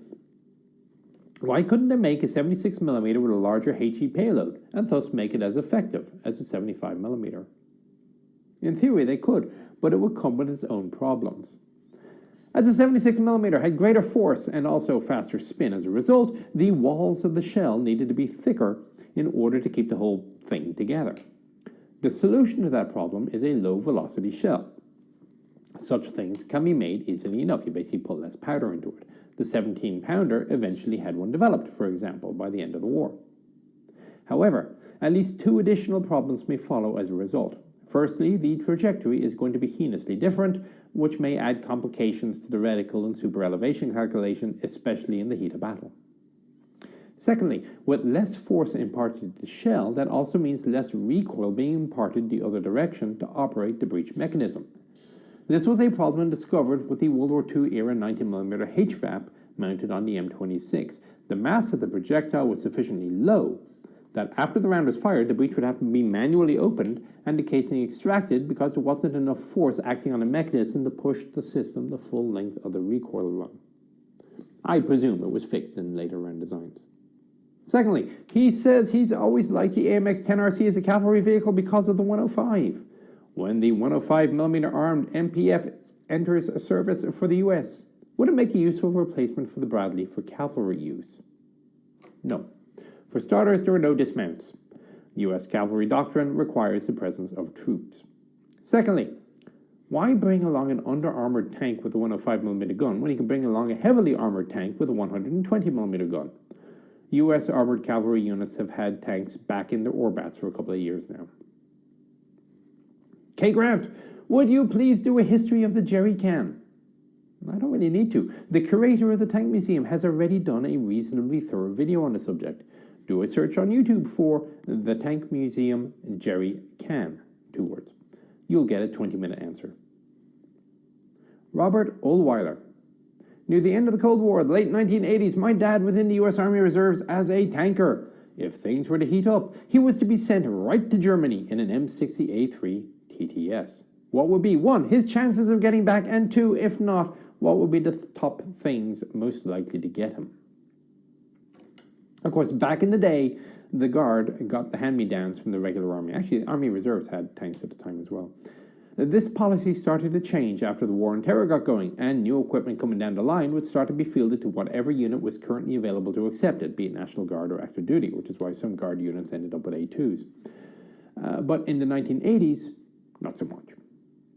The saving grace is that by the time the Guard got to their M60s and then gone onto the ships and onwards, most likely after the Merchant Navy had done a couple of runs of active duty units, the war would either have been over or the destruction would have been so thorough that the opposition would be down to T-55s and other holdovers taken out of deep storage, which the TTS would be quite capable of dealing with. The TTS Imager was also better than that of the early M1s, at least by reputation. So I would say there would probably be quite a good chance of his coming back if he didn't get nuked. If something was going to get him, I'd say from most to least likely, artillery, ATGM, a tank, chemicals, artillery. Tim Dalrymple. I saw the collab you did with Rich from the Boss Garage. What other content creators would you like to do a collab with? Also, would you take another look at the thing when he brings it to a kino? Yes, I do plan on seeing it at a kino. As for other content creators, I'm not sure. I found a very good fit with Ian. He's a non-dramatic subject matter expert. He mixes reasoned description with a little bit of humor, and I do hope that we can do more. As for others, I am sure I can find some excuse to have some fun with Drakenfell. The terrible Teutonic twins of Christoph and Bernhard are always worth a chat. If I'm ever in the same place as the History Club, we sort of make contact, but he lives in a part of the country which is quite cold, and so that's on a long-term pause. Same with Maximus, actually. Come to think about it, Angry Cops is also in a cold neck of the woods. Although he's close enough to Toronto, he might maybe be persuaded to come to a kino. I don't know if his style matches with mine in any way, shape, or form, and in fact is probably as diametrically opposed as it's possible to be, but he strikes me as being a fun time. I guess the Holy Grail, such as it is James May. He's quite fond of tanks. I am not sure what sort of a crossover we would do, though, but I would love to find out. Michael Daniesk. In air combat, there are basic rules which have held true since World War I and World War II. Are there basic rules of armored combat that have remained unchanged ever since? Well, that's a very good question. And I also have to say, I have absolutely no idea what the air combat rules are. But if I had to pick some basic principles of tanking which have remained absolutely the same for decades, no matter the technology level, I will go with these. 1. Tanks go as the waters flow. They stay in low ground wherever possible. You go around hills instead of cresting over the top of them. The second part of that rule is, but tanks don't drive where the tall grasses grow, as that tends to mean marsh or lake shores or the like. 2. Scan, scan, scan. What you don't see can and will kill you. So burn out those turret motors and keep your head out. I realize that this last instruction of keeping your head out is not universal across all doctrines, but I do think it is correct. 3. The horse, the saddle, the man. Don't skimp on keeping your mount in good condition. Look after your vehicle, look after your equipment in stores, and only then look after yourself. As a general rule, if you have to choose between maintenance and sleep, Get that track tensioned before you get in the sleeping bag. Sworn brother of the Ballistic Order of St. John Moses Browning. I was watching one of military history visualized videos. Good Lord, that's a tongue twister. I was watching one of military history visualized videos recently, and he made mention of a very small number of domestically designed Spanish tanks being active during the Civil War. We commonly think of the first-tier powers developing their own tanks, but apart from Czechoslovakia with the 38T et al., I've never really heard of lower-tier countries coming up with their own.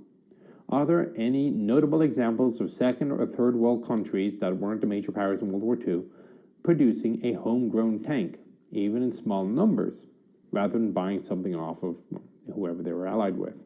If so, were any of them quite good?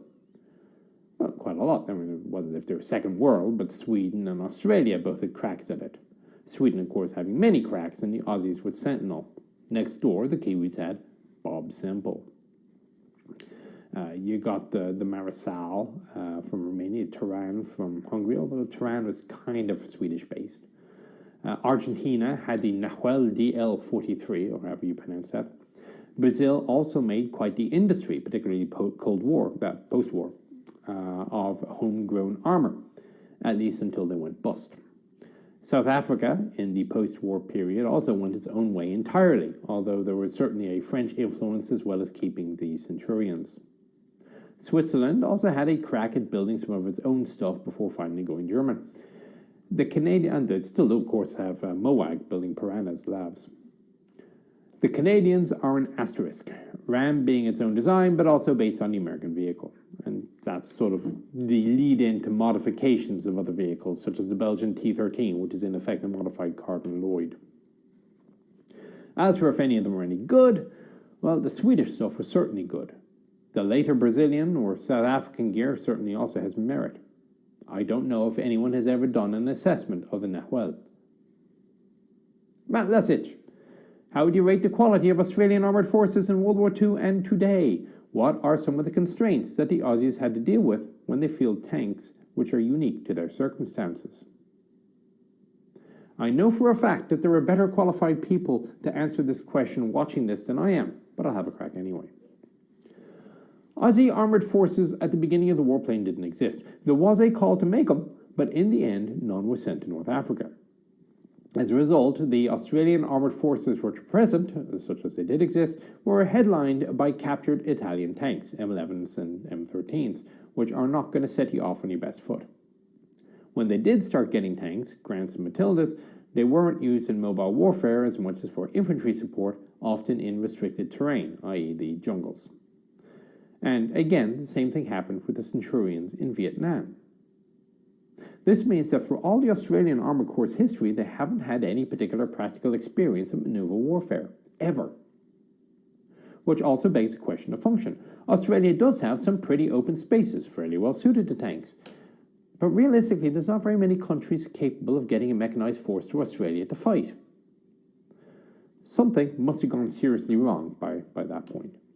Now, I have not been privy to the selection process for the M1A1 when the Aussies replaced the Leopard, but the argument that commonality with the Americans was a factor does have some merit. It does seem unlikely that Australia would ever go on a major expeditionary adventure not in company with the Americans, and if somebody invades Australia, the Americans are obliged to help. That said, given how many non-American assets the Aussies have, I wonder about the extent of that compatibility argument. As for quality, I remember reading an article in Armour magazine from one of the exchange officers at Puckapunyal. There's normally an American officer and an NCO on staff there at Munster, Lulworth and Gagetown, last I checked. He basically said that lieutenant school in Australia was far better than the equivalent course in the US. If that's an accurate reflection, and I've absolutely no reason to believe that the Australian military isn't absolutely professional, I am sure that they are at least serviceably good. Sean Davis. After watching a video by Laserpig, I was wondering if you have any idea on the origins or use of the comb, as found on Sherman's et al. Yes, it is a brake lock for shipping. I'm pretty sure I've mentioned it in the past, but I guess that didn't get much traction. or my video explaining the T-34's deficiencies, I guess. I don't know why he had to make such a big drama out of the comb, only to come up with the final answer at the end. I don't know, maybe it's just a barnyard thing. But I will tip my hat to him that he's getting the views and he's not actually putting out any false information, as far as I know. Right, that is it for Q&A number 24, for however long that took. So, as ever, I hope you found it interesting and informative. Again, always hit that subscribe, put the little bell icon. You know the drill. Everybody always tells you, but what the hell, I figure I might as well join the crowd on this event. Couldn't hurt. Right, I am off to look and see what's happened in Ukraine the last 2 hours. Take care.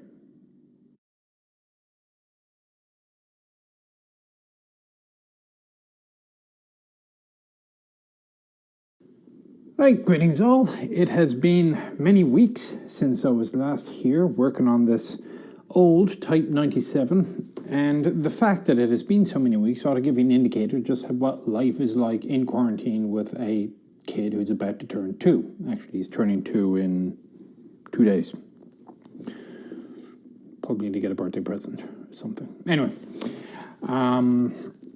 I'm just going to pick up where I was last, and we'll see how much further I go. You'll see the tripod in the background. I brought up a second camera, so you actually get to see a little bit more of the model as it is under construction. I have my alcoholic beverage of choice, which of course I'm probably not allowed to say what it is, so whatever. Product of Denmark, if I recall. Possibly the best beep in the world. It isn't, but it's not bad. Okay. Where was I? I had finished the lower hull. I may well have had a crack at the upper hull. No, I have not done the upper hull. So I have put together the various little parts here. Oh, by the way, this mat here, so Brad over at Tankcraft, whatever, think Tankcraft without missing a letter, missing a C. He says that he felt bad for my crappy old IKEA 15 to 20-year-old table that's been battered to hell and back, and he has sent me a couple of self-heating cutting mats. And they're actually very pretty. So the Sherman one I don't want to damage. So I've left the Panther one here that I can damage to hell and back. And we'll see just how good self-healing actually is. Not sure I needed that space taken up though. But anyway, actually it does beg the question: just how big are these squares? See, a lot of them will come with angles, whatever. I don't see any angles on this. Oh, centimeters, okay. Oh, and here are inches. So we have centimeters and inches, don't have anything for angles, but in fairness, if you're going to be cutting angles and you're that worried about it, you're probably going to have a protractor anyway, so it's not the end of the world. And I get to stab panthers. Up to damaging the knife. So, thank you very much, Brad. Let's see, where have I put the bow machine gun. I've done the driver's, so I have not done the, I'm not even sure what the hell they are. Deflectors? Protectors? Bravo 2-3 and Bravo 2-2. They appear to be protectors for the exhaust system. And I suspect that if this was a modern kit, these exhausts would be, let's check the camera, these exhausts would actually be a photo etch that you'd bend around the outside instead of this molded mesh. But anyway, let's go on. So on the right hand side is 2-3, which is this one here. By the way, speaking of t-shirts, since I am wearing, by sheer coincidence, my significant emotional event t-shirt that I completely and utterly forgot I had. Folks that are wondering about the extra large sizes, so like 3XL, one chap was looking for a 5XL. According to Everpress, at this time, the only larger size t-shirts that they have are the white ones and black ones. So if you're looking for a green or tan, that is going to be a no-go. But if you're looking for this one or the Drive Me Closer, which is black, and I can't remember if the Tank on Fire is black or green, I need to check. And for some reason a drop-down doesn't show it, go ahead and drop them an email, and they ought to be able to help you out. The time period for this, by the way, is closing, so they're going to close orders because people have been paying money for it, they want their product. It closes in a week or so, I think it is. I think it's on Sunday. By the way, I'm recording this on Memorial Day, so by the time it gets out, it'll be less than a week. Oh, this is ridiculous. The size of the hole in the upper hole here compared to the actual locator tab is insane.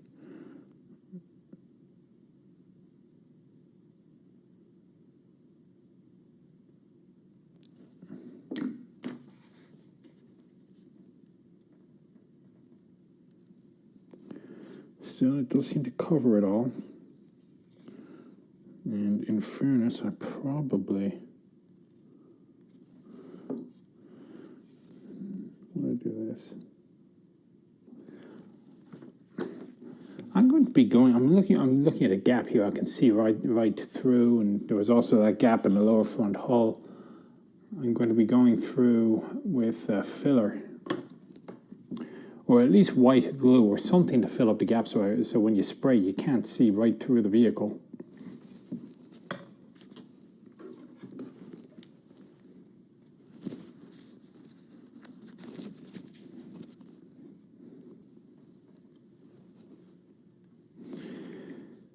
I mean, in fairness, I would rather have gaps than mismatched moldings that don't fit and you're spending forever filing and filling in gaps instead of just filling in gaps.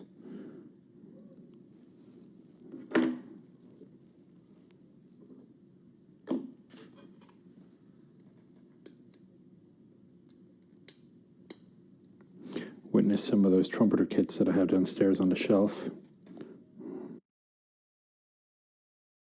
I can't wait to get back to doing modern kits that actually fit well. And Bravo 27 is an engine hatch. I mean, I don't know why they bother putting these things separately, realistically. I mean, what's the point? If you wanted a super detailed the transmission at the back, or that's actually not even the transmission, is it? It's the what will go there?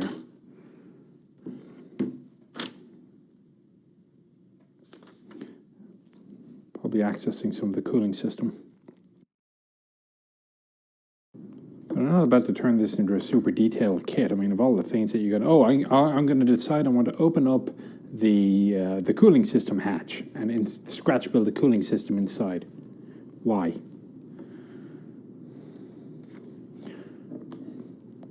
Speaking of, I also have to do the opening handles on the front. Oh.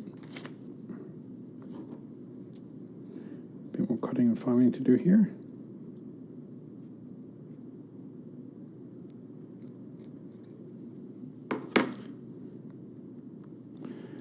So if you recall, I did the model challenge, or model workshop challenge.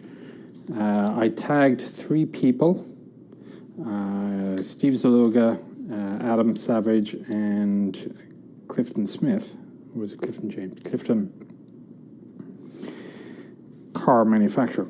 And Steve did actually do a very short, but it's a start, video.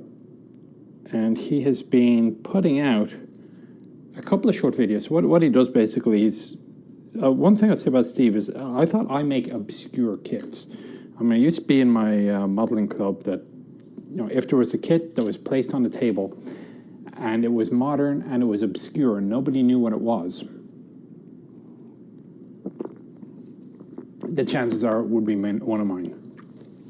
Steve goes for obscure but there's no kit of it. He goes and he scratch builds or he kit bashes or he does whatever it is to come up with, oh, I once saw a photograph of a Jeep with a mounted 6-pounder or 57mm M1.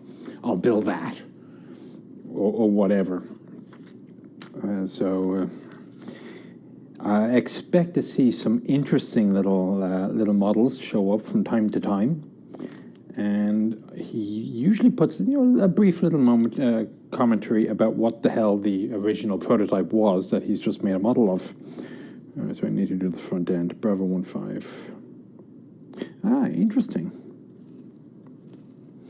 So the headlight on this is hollow.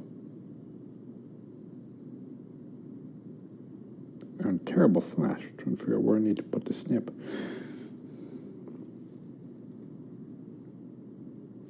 However, it is hollow, and that implies that I can do a pretty reasonable glass. Once I have it all sprayed, then put the, where's this camera? So I spray the whole vehicle, then you can detail paint silver here, and then fill it up with crystal clear. Which will give it the impression of glass, and it'll even end with a bit of a convex surface. So it'll actually probably look most like the real thing on this whole model.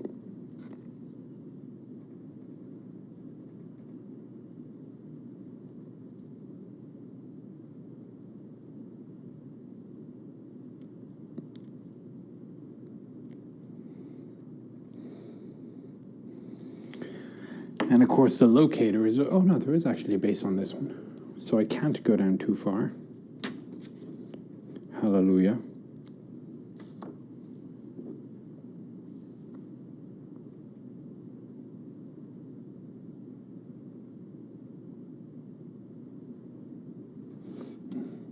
Of course, there's absolutely no indicator telling me how far down the stem I have to stop. Cut it. Go on, down you go, in you go. Really, you little bugger, you don't fit? For Christ's sake, okay. I may have to do this. Oh, no, wait, I had movement.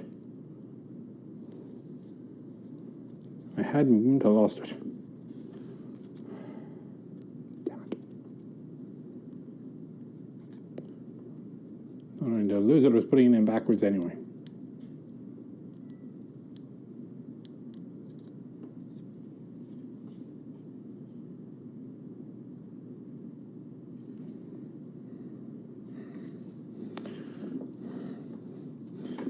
Where again you look at the front of the vehicle, you try to figure out just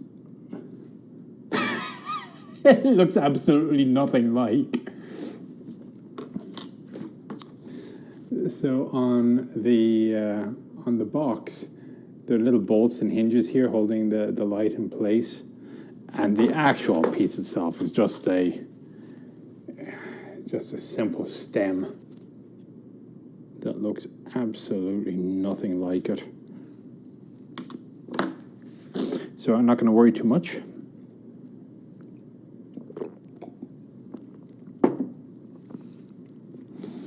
Bravo 26, a couple of handles.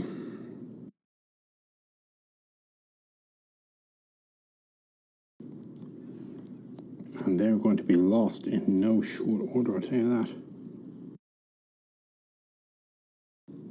Hope you're enjoying the series of Swedish vehicles. I've got a couple more to go. And then I come to a screeching halt because I haven't gone anywhere in months. In all the time that I've known my wife, this is absolutely the longest I've ever stayed at home. Even the army has me working remotely.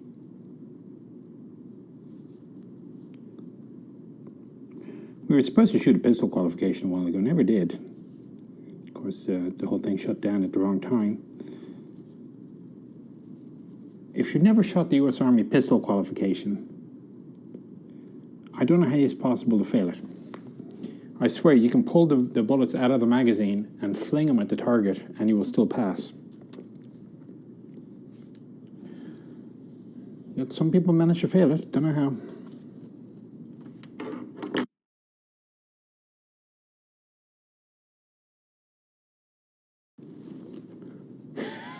These handles are huge. Oh, good lord. Oh, the holes are huge.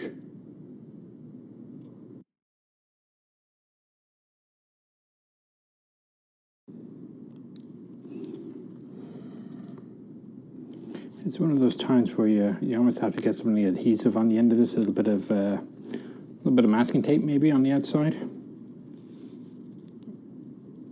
I don't think we're quite there yet.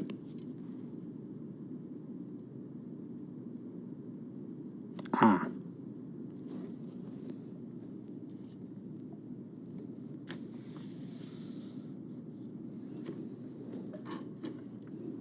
And the carpet monster has claimed its first victim.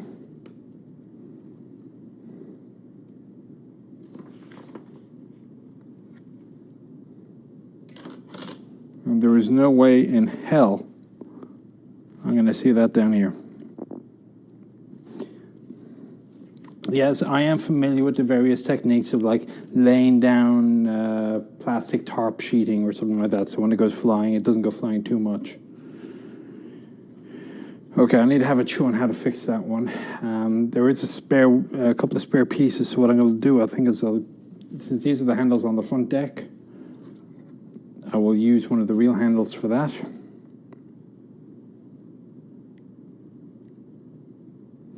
And I may with a piece of rod or something.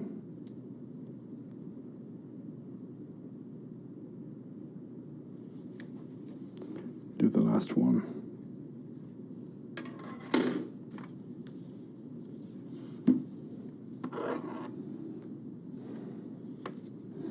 I know, that's sometimes these things show up by the time you're done.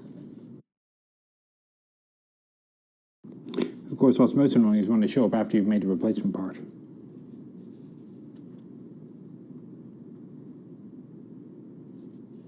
I have in the past gone as far as casting spare parts and resins from one kit to another kit.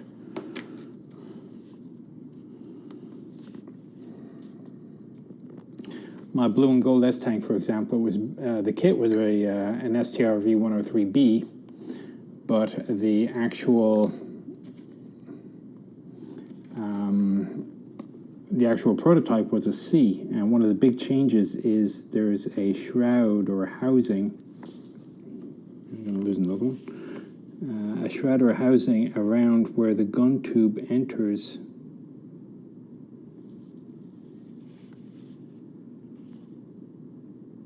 the hull.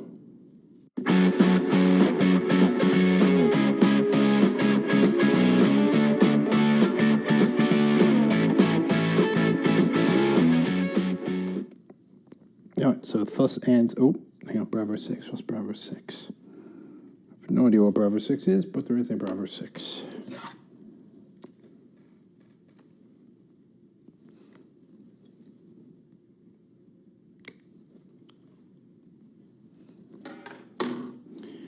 It would appear to be some sort of reinforcing component for the front towing mount.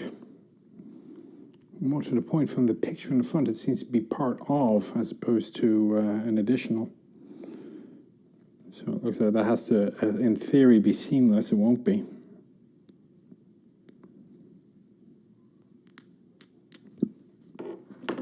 Depending on how I fill it in.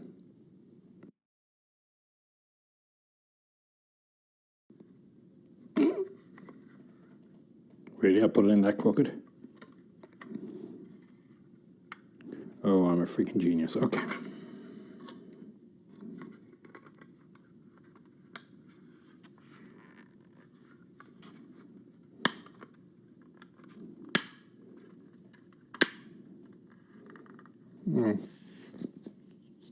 It'll fit.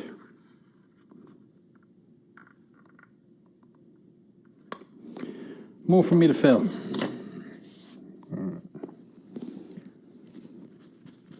So I have around the right hand side now.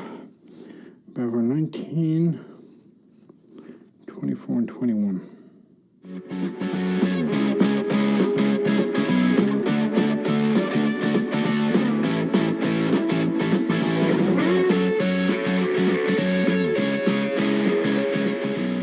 That goes inside, so I don't care.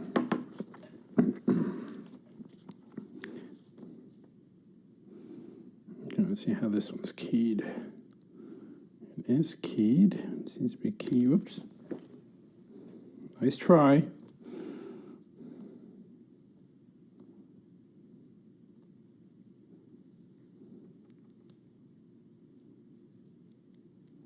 Quick test fit.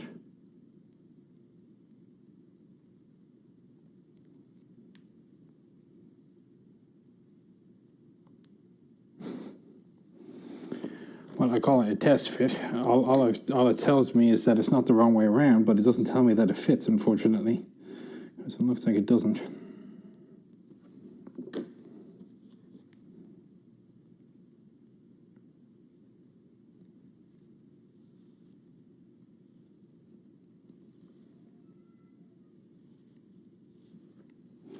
Well, as I say, good enough for government work.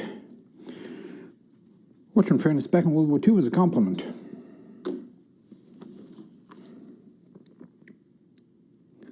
If it was good enough that the government accepted all the quality control tests, you had made a good product.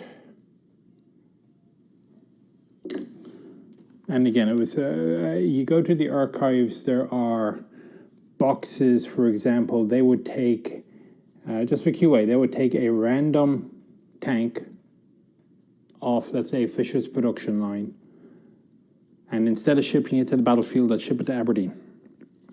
And you'd see the test report, and it's in the archives. It's like, test report of Fisher tank number 12415, whatever.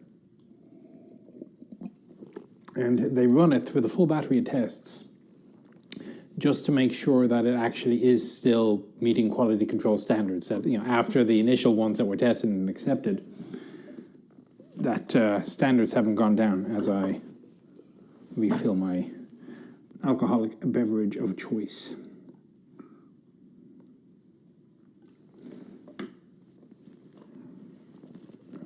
You see, this is one thing to help you with the relaxation of making models is get yourself alcoholed up, and that way if you lose a part, sod it. All right, so this one goes on the right-hand side, goes in into here. It disappears into the upper hull superstructure. Again, with a massive gap. Which, in fairness, this one probably can get away with being realistic if it's not filled in. Oh. That actually fits well. Two pieces that actually fit well. The muzzle cover. Muffler. Muffler would have two functions in World War II, well, probably in any war, actually. It doesn't just muffle the noise. It also muffles the flash. So from backfires or whatever the opposite of a backfire, I'll call it a front fire. A lot of what we call a backfires are actually something else, a pre-detonation or something. They shoot out flames. And the mufflers are there to reduce the flame signature as well as the audio signature. So let's do the other one now. Interesting. This one says do not apply cement. So the radiator here that I had suggested I shouldn't glue into place before I spray it and then I remove it out and paint the radiator grill. It would appear that the instructions agree with me. Serves me right for not paying sufficient attention to the instructions.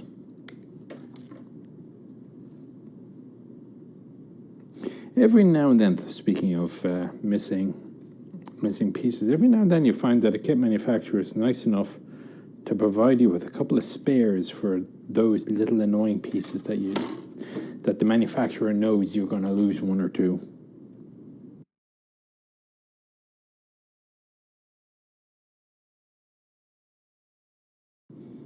Gun tubes, of course, are going to be horrible for this. As you can imagine, the kid is napping. This is my opportunity when, for once, I'm not playing World of Tanks, Steel Beast, or I've gotten myself heavily into DCS actually recently.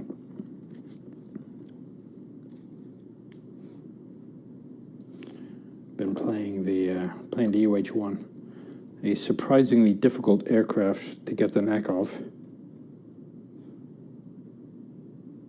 Vortex ring states are a bastard.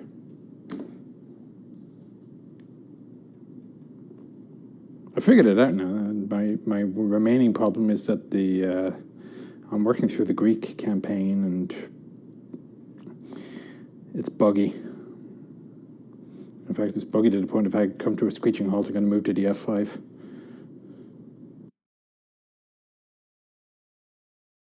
It's amazing how simple fighter jets are to land. Just put the path indicator, the flight path indicator on the end of the runway, and you're good to go. Even the flaps are automatic.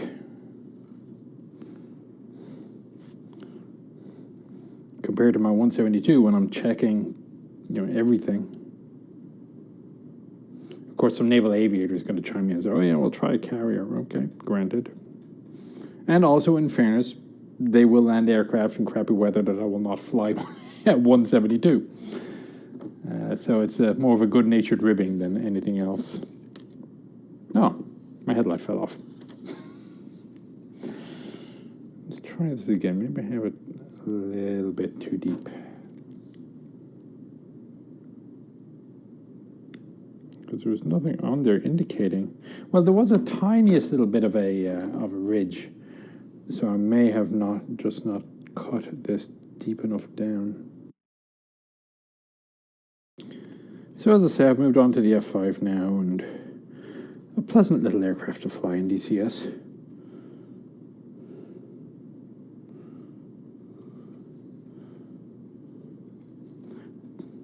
Kind of wondering if I want to get a VR headset. They look cool. They're also kind of pricey for what they are. Don't worry, I'm not going to stop doing Steel Beasts and tank sims. And indeed, when I run out of vehicles, there's another 3, I think, Swedish videos coming out before I run out of subject material. So I'm going to have no choice but to come up with switchology videos and the like. There will be a Soviet tank doctrine video coming out in about a month. I need to start writing that. Alright, that's them.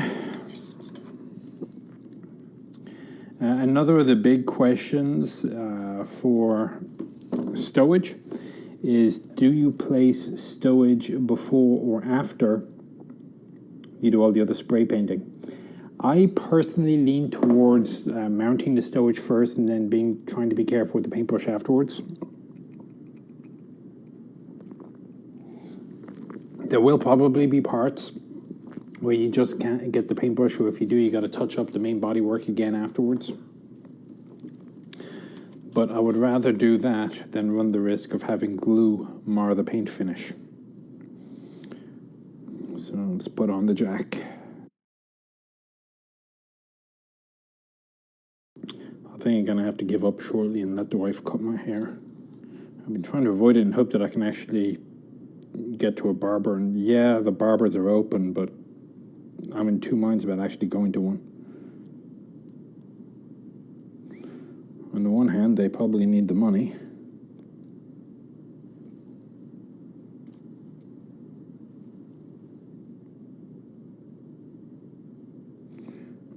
On the other, what's the point of a quarantine if you break it to get your hair cut?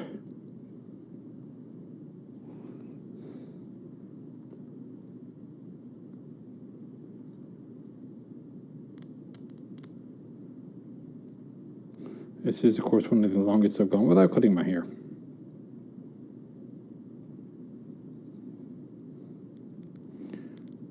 Oh, for a modern mold that doesn't have seam marks.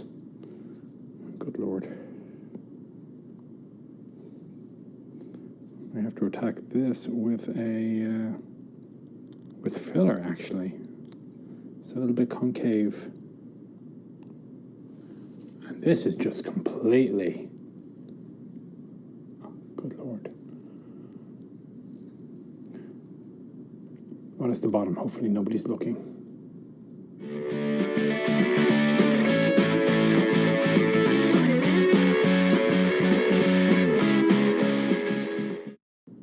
I was supposed to be doing a talk, presenting at a panel in the World War II Museum in New Orleans. That event got cancelled or postponed for a full year. And unfortunately, like a number of museums, they're feeling the financial crunch. It's the downside of a museum like theirs, which is very professional and very, what would be the right word? Revenue-oriented, perhaps. They have the happy ability of being able to hire a full-time staff to do a lot of the work, and that usually means that you can afford quality staff who are well vested. On the other hand, the museums that primarily work off of volunteers, although yes, they are hurting for revenue as well, the volunteers don't cost much more. And in fairness to a lot of volunteers, they often are pretty good. When Littlefield was alive and he was restoring his vehicles, one of the questions came up, why don't you accept volunteers? He wouldn't. He would only accept paid mechanics. And, well, he could afford it, to be blunt. And the reasoning was that paid mechanics, they were reliable. He wasn't worried so much that the quality of work would suffer with a volunteer, as much as the fact that you could plan when you had full-time staff, full-time paid staff. You never knew quite what was going to happen next with a volunteer staff. They could just turn around one day and decide, oh, I can't make it this week, or I can't make it for a month and a half, or whatever. Oh, we have a Charlie one, Charlie 10. It's the tanker bar.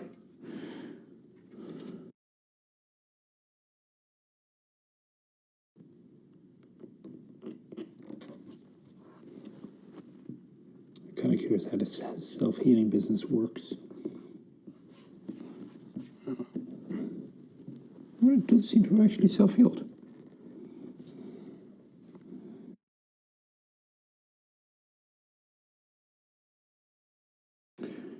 Well, in fairness, the mold seam line on this one isn't quite as bad.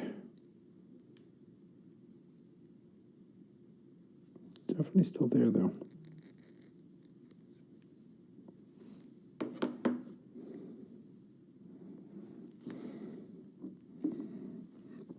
Almost went for the beer.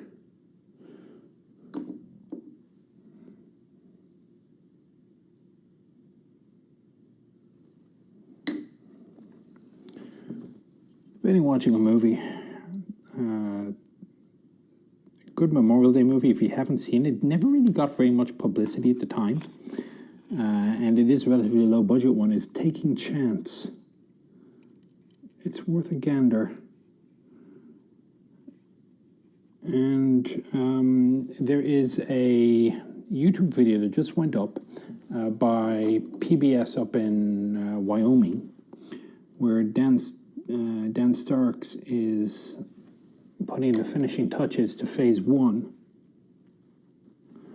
of his National Museum of Military Vehicles, I believe it is. And Chance was apparently a hometown fighter from Du Bois.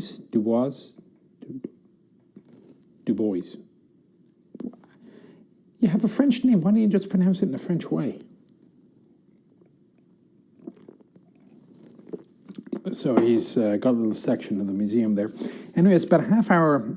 It's about a half-hour video by Wyoming PBS. Just came out maybe a couple of days ago, and gives you an idea as to what to expect. As I say, it's just phase 1, so they haven't gotten to Vietnam or the Cold War or the War on Terror. So that comes to an end of the hull.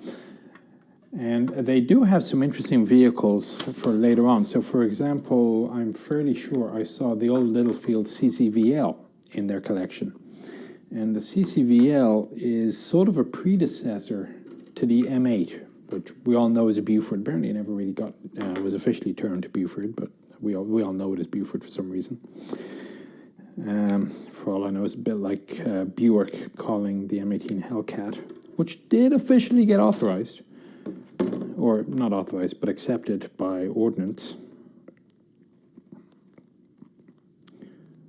I should say that accepted by ordnance and being the official name of the vehicle are two different things. So ordnance said this vehicle is going to be known as the Hellcat, or this vehicle is going to be known as General Jackson. And so it was within ordnance, but you wouldn't find it in the manual. There was never an approved name by the people, by the Army as a whole. So yes, the name is associated. No, it wasn't the official sanctioned name of the vehicle per the standard supply. What on earth is that for? Charlie 20. I'm sure it's got a reason. Oh, this probably holds the rear machine gun in place.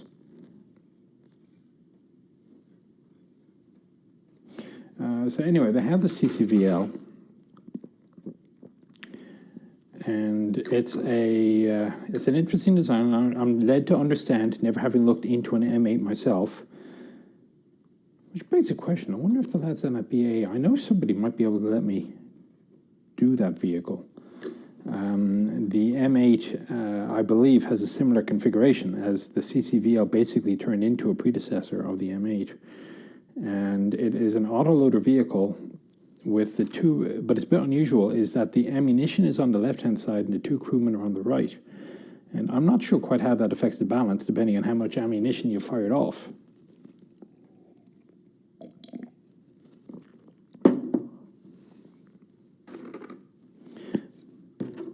As I recall, they used a Bradley transmission, a Hammett engine, all sorts of things to try to keep the logistics and costs down.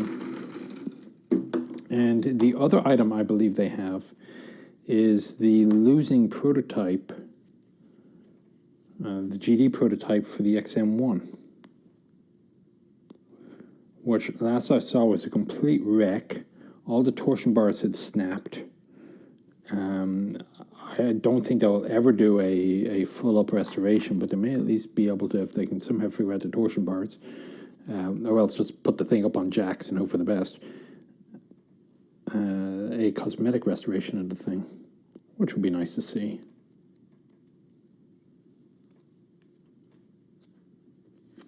Anyway, so they were supposed to be open in... Actually, today. They were supposed to be opening today. I was planning on being in Wyoming for that. Of course, coronavirus, can't do it. So they are going to reschedule for some indeterminate date in the future. I'll keep an eye out for that, and hopefully I'll be able to wander up to Wyoming and figure it out. Okay, so this goes here. Oh, okay, that's simple enough.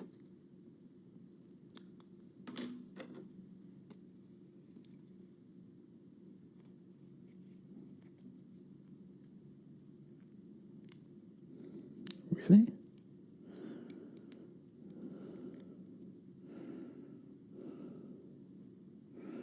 Oh, that's ugly. So where do I want to have the mismatch? At the front or at the back? Yeah, that's not flash either. I better cut out the back plate. Oh, I missed Charlie 5. Okay. Come back to him.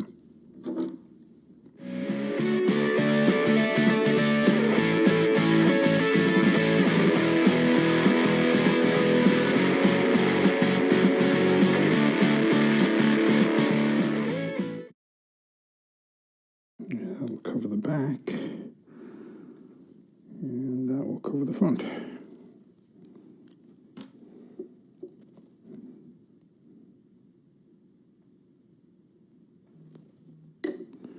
Somebody's definitely insistent on reaching me.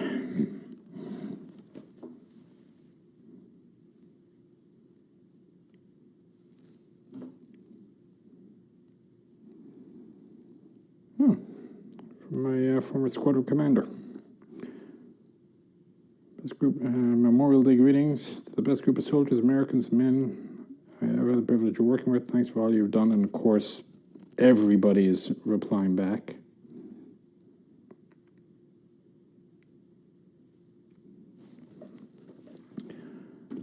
We didn't lose anybody in the Iraq run. We lost one. It wasn't technically even ours. He was attached to us, and his working dog were killed in a roadside bomb in Afghanistan. E4 by the name of Steffi, and his dog was Macy, if I recall. The dog actually outranked the handler. For whatever reason, the dog was given the rank of E5. Not quite sure how that worked in practice. There were a couple of very nasty injuries that were suffered. I remember one we got intel of a bomb that was set up in the line of in the route along which one of our convoys was going. They're out of FM radio range, so we sent them a signal in the Blue Force tracker, but you got to actually look at the damn thing every now and then to see the message pop up. And we're watching on the drone video as the convoy is driving, then blam. One of the chaps lost his leg in that one. And when you say couldn't happen to a nicer guy, I mean literally, he was a wonderful guy. Still around, still kicking in Georgia, I believe. I got a message from him a Facebook message from about 2 weeks ago, actually. Okay, so the gun comes in next. Where's the gun? That should be Bravo 33. Here it is.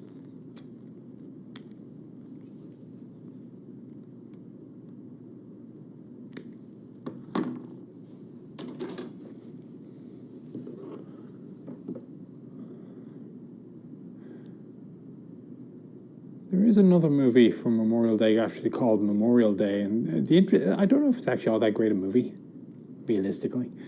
But an interesting. I mean, I watched it. It's okay. I mean, it is a tearjerker, especially towards the end. But the interesting thing about it is that the actors that they got. So it's sort of a series of flashbacks.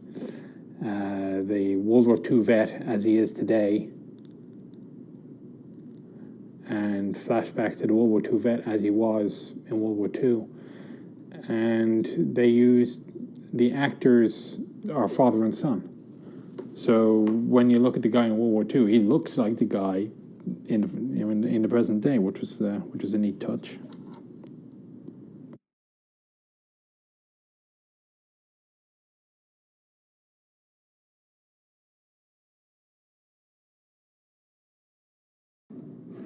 I'm sure that award-winning modelers will place this in a vise and use a pin drill and drill the way into this machine gun. I am not an award-winning modeler, and I don't care.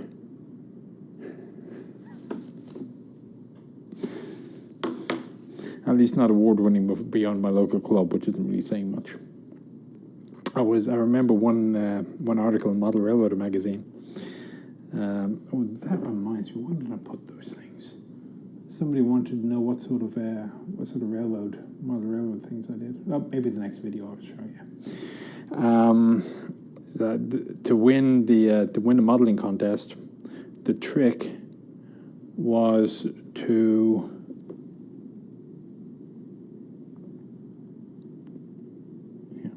look at the table. You see which categories have no entries at all, and you just go grab whatever and you put it there. So if you go to 1 to 350 scale, 1 to 35 scale armor, then you know that there's a hell of a lot of competition. But if you're doing something obscure like, I don't know, in America, flats. For whatever reason, flats are not a thing here, and I don't know why. It used to be very big in Ireland. So in the society, a modelling club that I was in Ireland, there was always a good flats section. But you talk about flats in the US, and it's not like nobody has a clue what you're on about.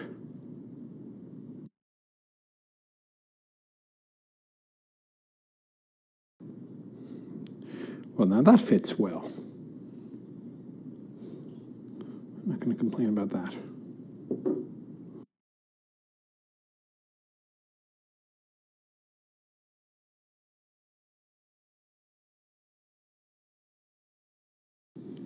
Well, the bottom doesn't fit that well, but as long as the top does, I'll be happy enough.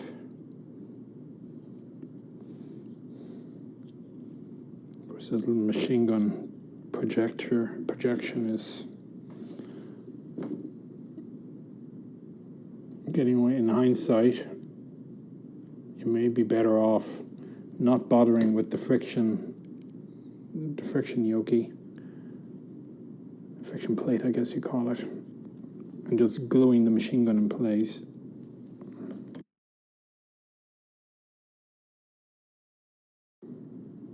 There were some complaints about the last video. It's kind of boring, and well, yeah, I get that.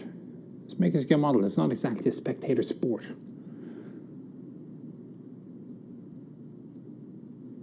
I used to shoot rifle competitively, Olympic air rifle. Even technically once represented Ireland. That also was not a spectator sport. Where there was one exception where everything was down to the wire, and we were watching closely each individual target as it was brought back.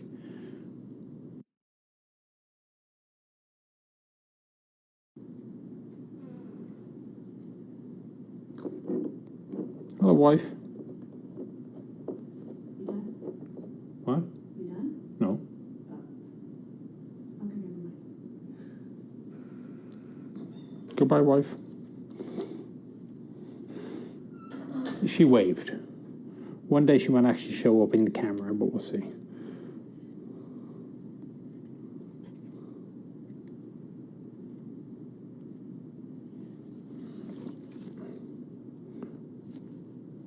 She probably wanted something. That's the first time I've had to make a model in weeks.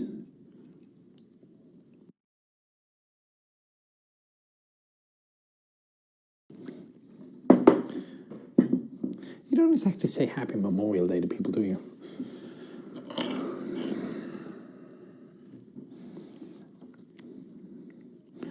All right. Charlie 16. 14.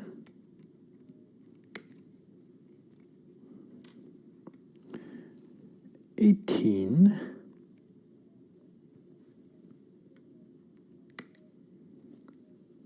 And 17. Oh, 17 is the cannon.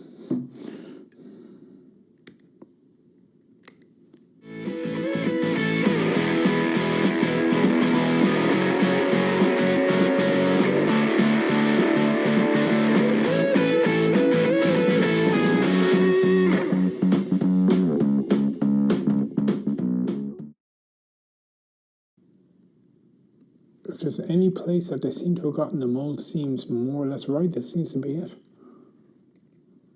This little flash. Not enough to notice.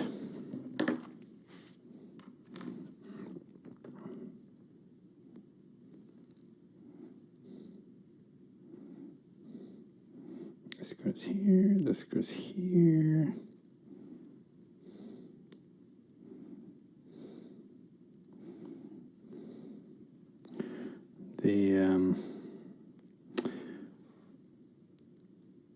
Looks like the mountlet could in real life be one of those horizontally swiveling ones, similar to the lighter Japanese tanks. It may not be. I really would need to look it up. Of course, the only reason you'd want one of those is if your traverse system isn't really good enough to do good aiming on its own. So this is a common, but it shouldn't be necessary, feature of vehicles. Of course, it just weakens the trunnion. You got 4 trunnions really instead of 2. Or 1 instead of 2, depending how you count the trunnion. 4 mounts.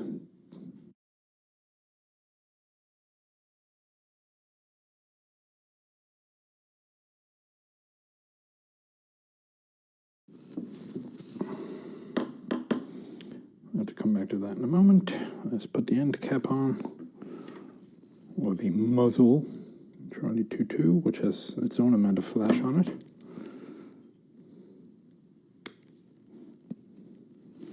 On the plus side, we're starting to get close to the end.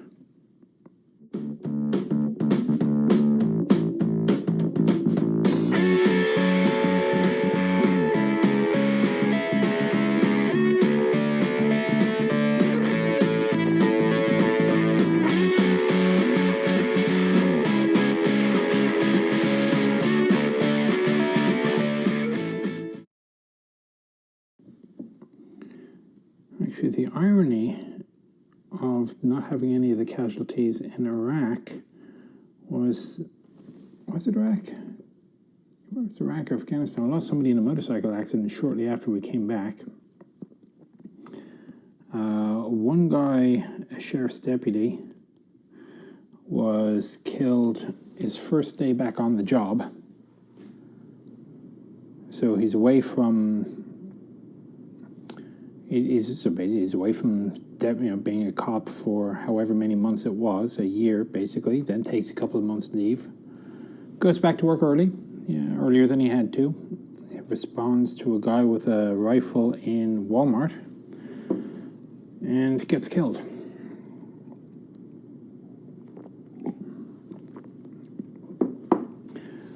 My supply sergeant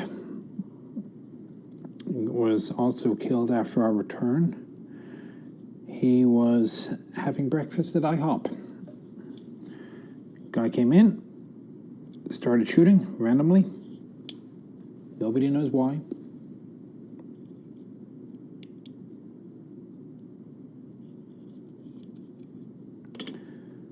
So he and 2 others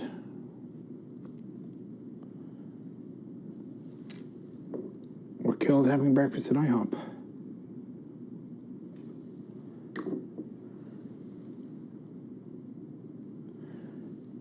People wonder why I bring a sidearm everywhere I can.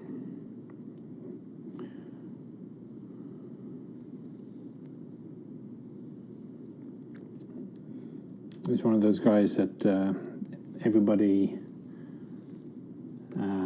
looks up to, shall we say. He used to be an infantryman, actually, before he went into supply. And in the toilets, in the latrines in Afghanistan, there'll be SFC blank jokes, beats Chuck Norris. Sort of Chuck Norris jokes, but using the sergeant.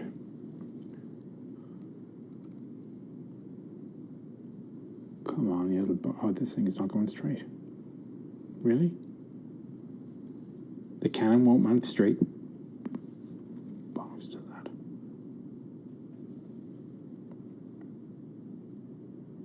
What sort of cannon won't mount straight?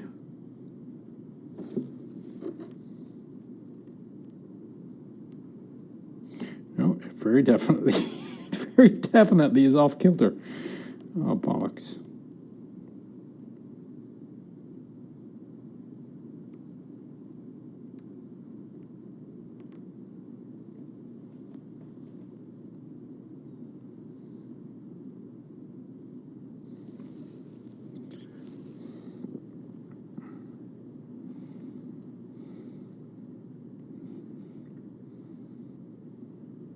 He was a pretty damn good chess player as well. So our XO had set up a chessboard. He bought one locally in Afghanistan. He set up a chessboard, in his office, and we started. I'm not going to say play by email sort of thing, but if I had a bit of time, I'd leave my office in the 3 shop and I'd walk into the next building and go to the XO's office, look at the board, make a move, and then I'd leave. And then when I was gone, the XO would make his move until I came back and we had another game. Well, after a couple of rounds, unbeknownst to me, because I was beating the XO fairly soundly, unbeknownst to me, he brought in a ringer, my supply sergeant, who also is damn good at chess. And I mean, bollocks. All I noticed was a very sudden increase in skill of the XO, who was suddenly providing me with quite a challenge.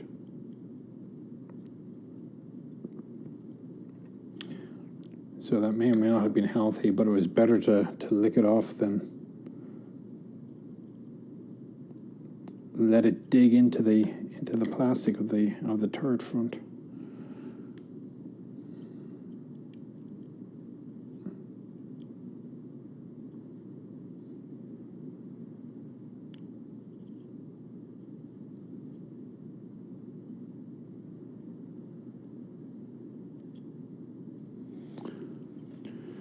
I'll wash it before painting.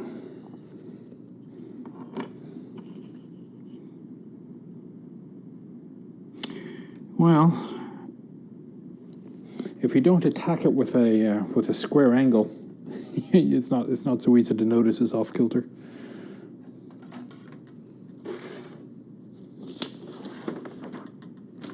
Last page.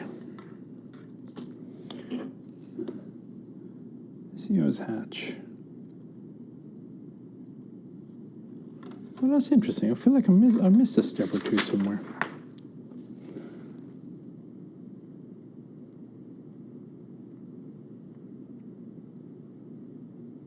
Aha, I did. Ah, that's nice of them. They did provide an extra piece.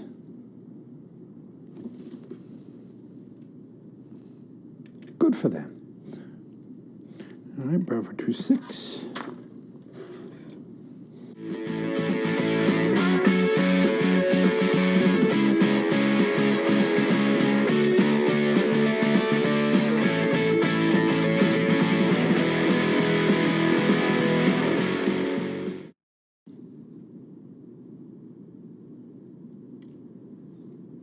I actually prefer backgammon to chess. But it's hard to find somebody who really knows how to play backgammon. Even harder to find somebody who knows what a Dublin cube is like if you want to play for points. All about probabilities. Probabilities and odds.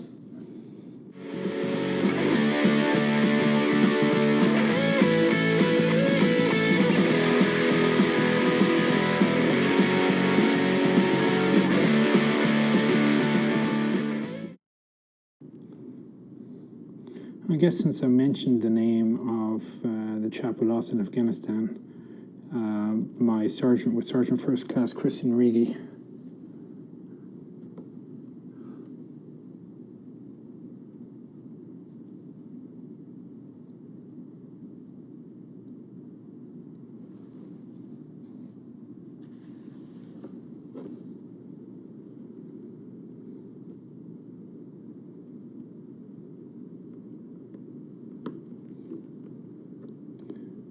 And the chap who was shot as a cop, Sergeant Deutsch.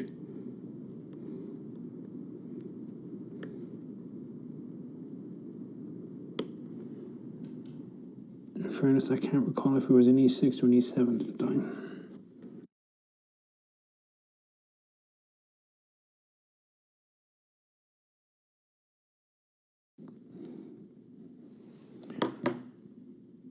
Our battalion commander when we went to Iraq, whose name for the life of me I cannot recall off the top of my head, he didn't last more than I think 2 years after we got back home. He ended up with colon cancer.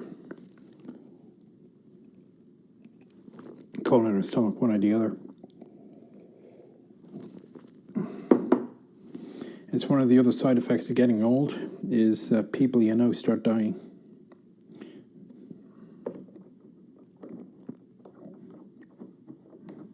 I guess I should qualify that. They start dying at a greater rate than they used to. I've actually been very lucky. Very few people I know, including relatives, have died.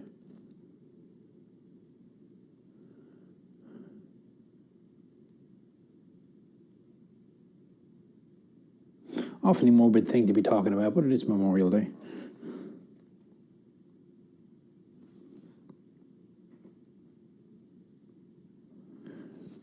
Remember, a good funeral is a celebration of a life well lived.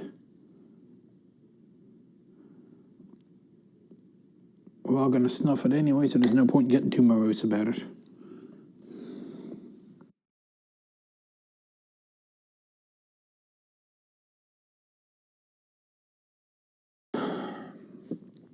I should add, I'm being fairly quiet up here because, well, A, the kid is sleeping, and B, I don't know, I'm just not inclined to project my voice up here for whatever reason as I'm doing this.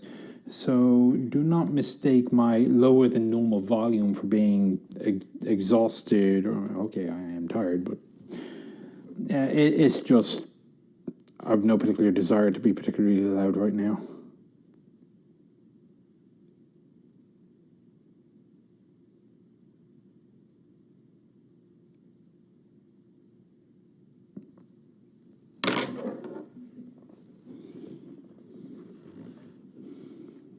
I think I won't put down there will be a gradual improvement in my working conditions as we go on. I think I will bring down the spotlight for the next one.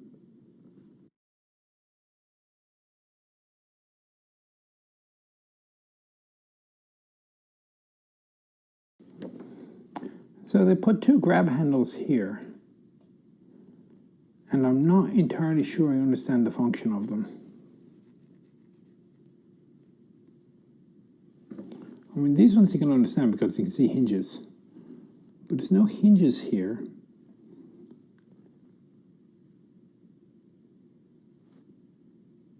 One of life's great mysteries, probably to be solved by actually looking at a real vehicle. Actually, now I'm looking at it, the periscope has vanished off of that Sherman for some reason.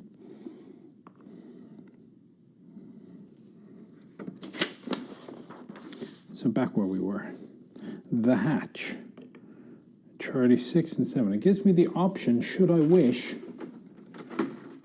to model it in the open position. Well, since there is no interior detail, I do not so wish.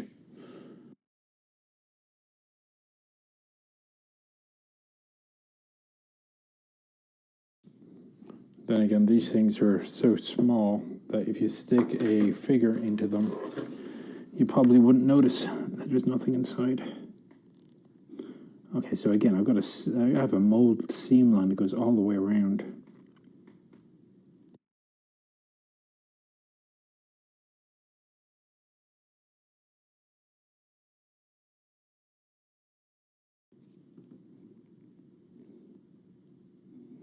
Oh crap, that's supposed to be there. Shoot.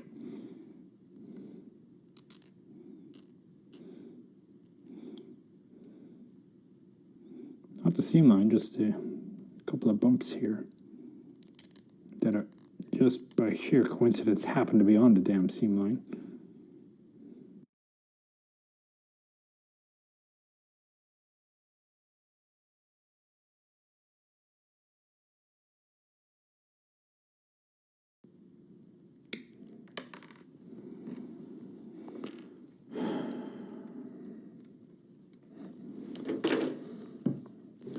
I've got another mold seam line goes all the way around. Annoying as all hell.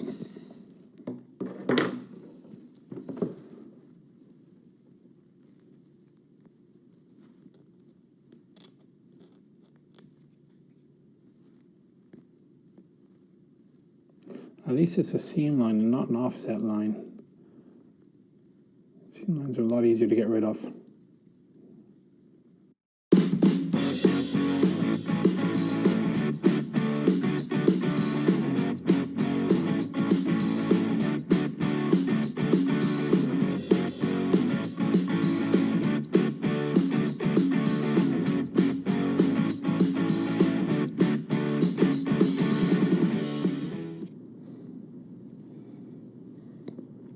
For part of a cupola that took way too long. Alright, so that goes there. So down, so this goes on top.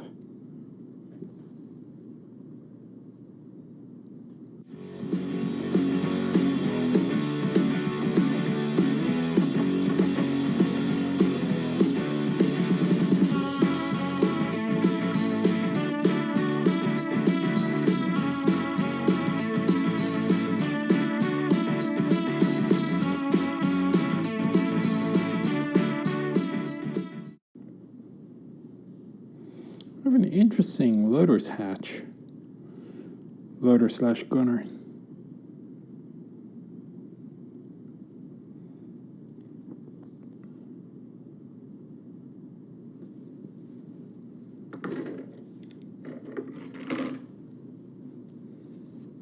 So if I do wish to open up the hatch, they have it pre-scored. So all I have to do is just cut in the middle. Obviously I do not.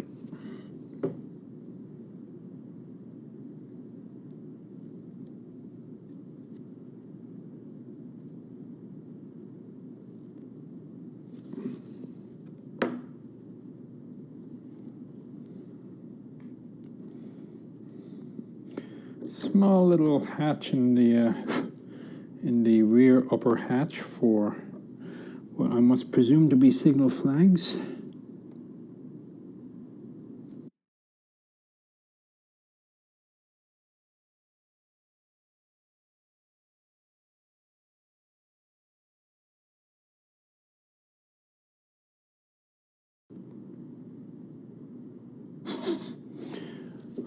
The holes in this hatch are absolutely ginormous.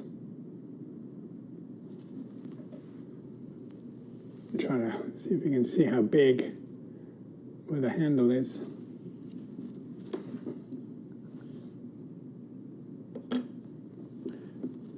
It occurs to me I'm doing a lot of the stuff outside of line of sight.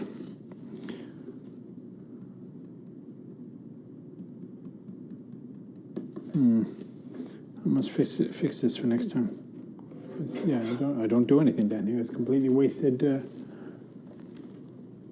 vision.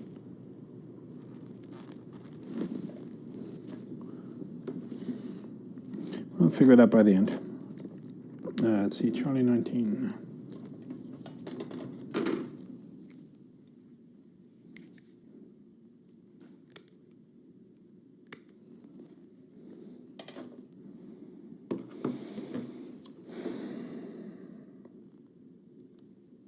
See, unlike my regular videos, this doesn't exactly allow me to do reshoots.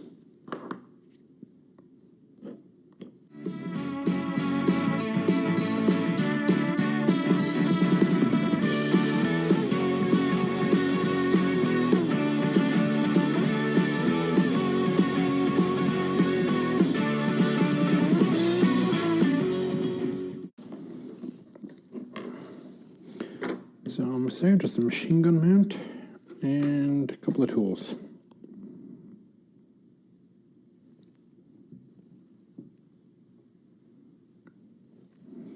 And a couple of spare pieces that I'm not quite sure what they're for. Oh, okay.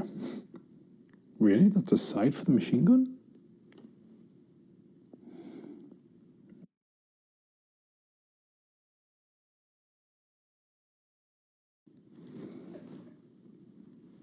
Yeah, even up here you can't see much. All right.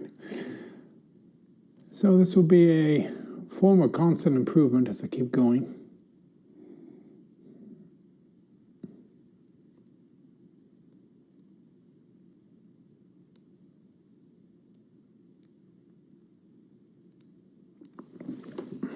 I really don't expect many people to actually watch these things.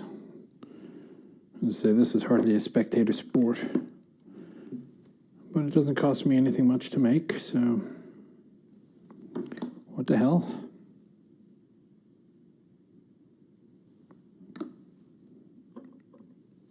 And this pintle comes to the rear, so let's put this in here, and that is a turret. I hope it's got enough clearance. It looks like the hatches may barely clear.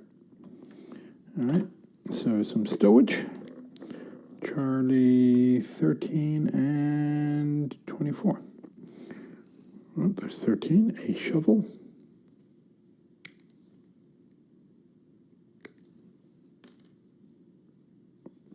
And a pick. The shovel we always found plenty of use for. The pick I don't remember ever using.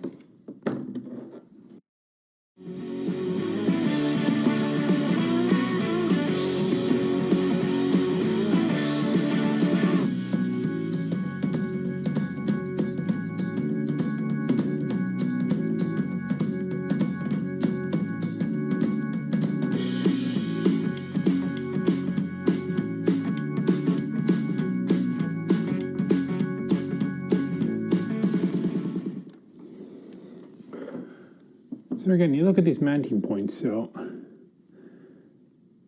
this is evidently some sort of a strap or mounting point that you would think there would be something that holds it around the pick to hold it in place. Because right now this spade is just levitating itself into position where it's magnetically attached or something. Because the box is not very specific. There's a, looks like it could be straps there.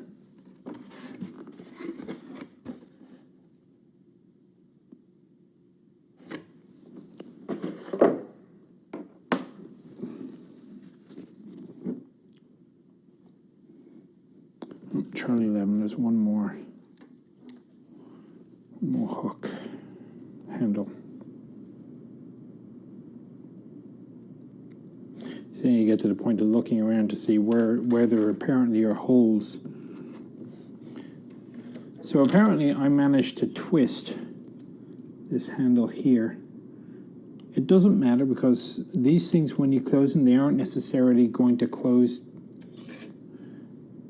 straight regardless. So of all the misalignments, the handle's the one you can live with.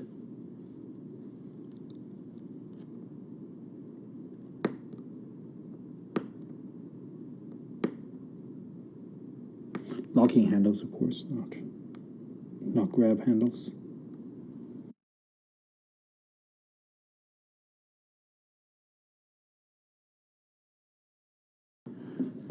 So now just put the whole damn lot together.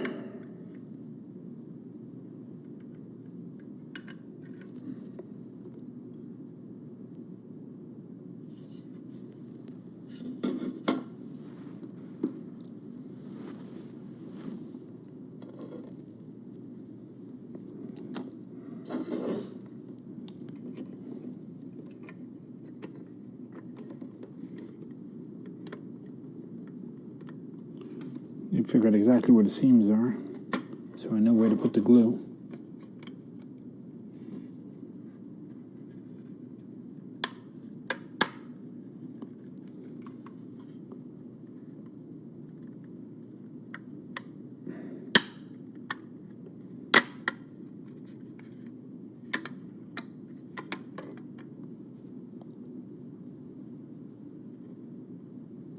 And the handle fell off. Reassuring.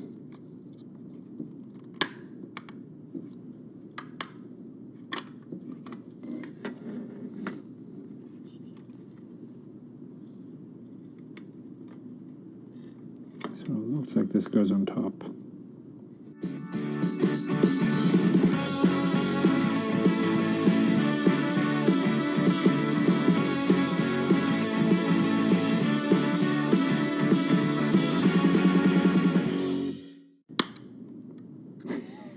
Oh, Jesus Christ.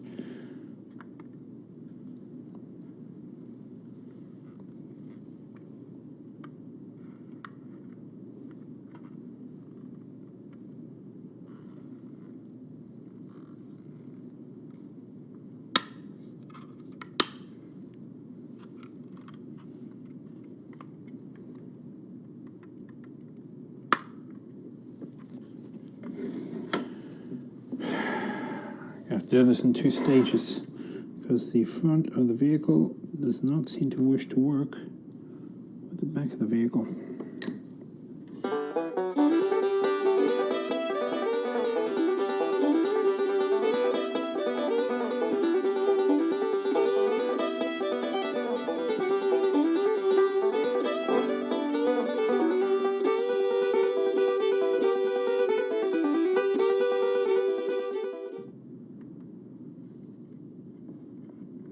Ridiculous gap here.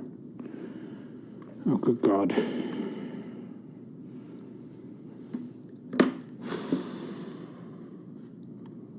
even know where to start.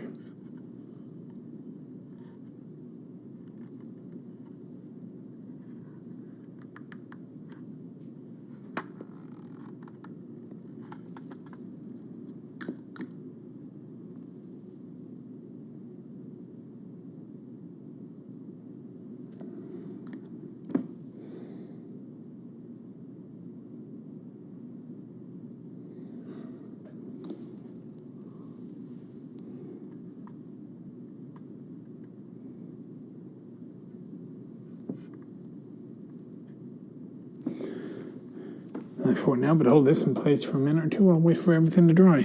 And that's just the front half.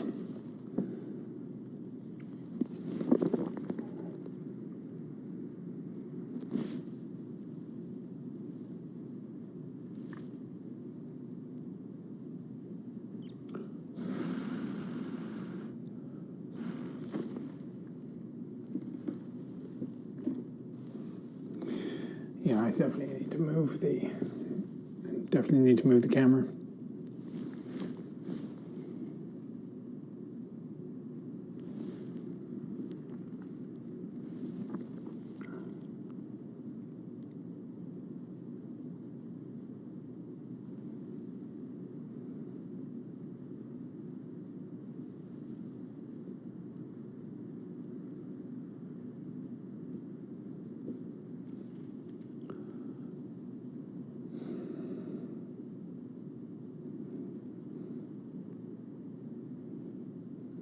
So while I'm waiting for this to dry, I guess part 3. I'm not gonna film filling in the various gaps. I'm just going to do that off camera and then go into the painting.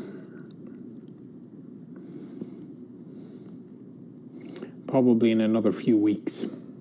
Again, just the way that my schedule's going.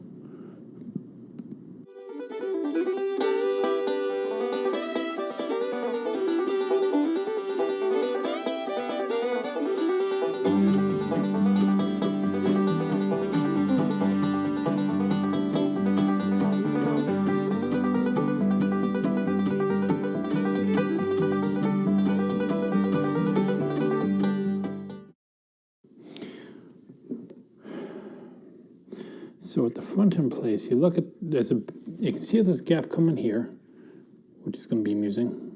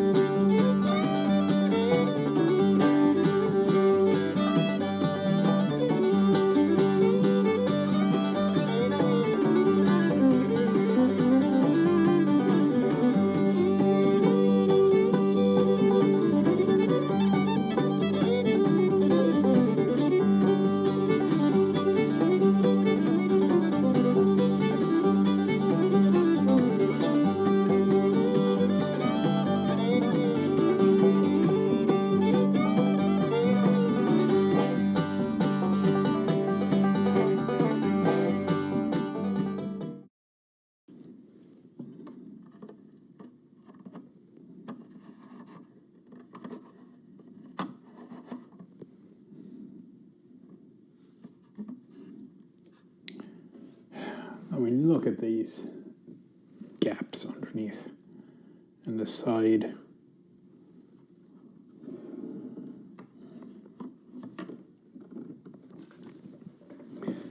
So my other camera died, and it's kind of hard for me to get out, so we're just going to close up here. So the next thing I'm going to do is try to fill in some of these gaps. I'm not going to get all of them, what the hell. And I will be back to you in a month or two for painting. Right, well, in the meantime, back to the Swedish stuff. So, see you Saturday.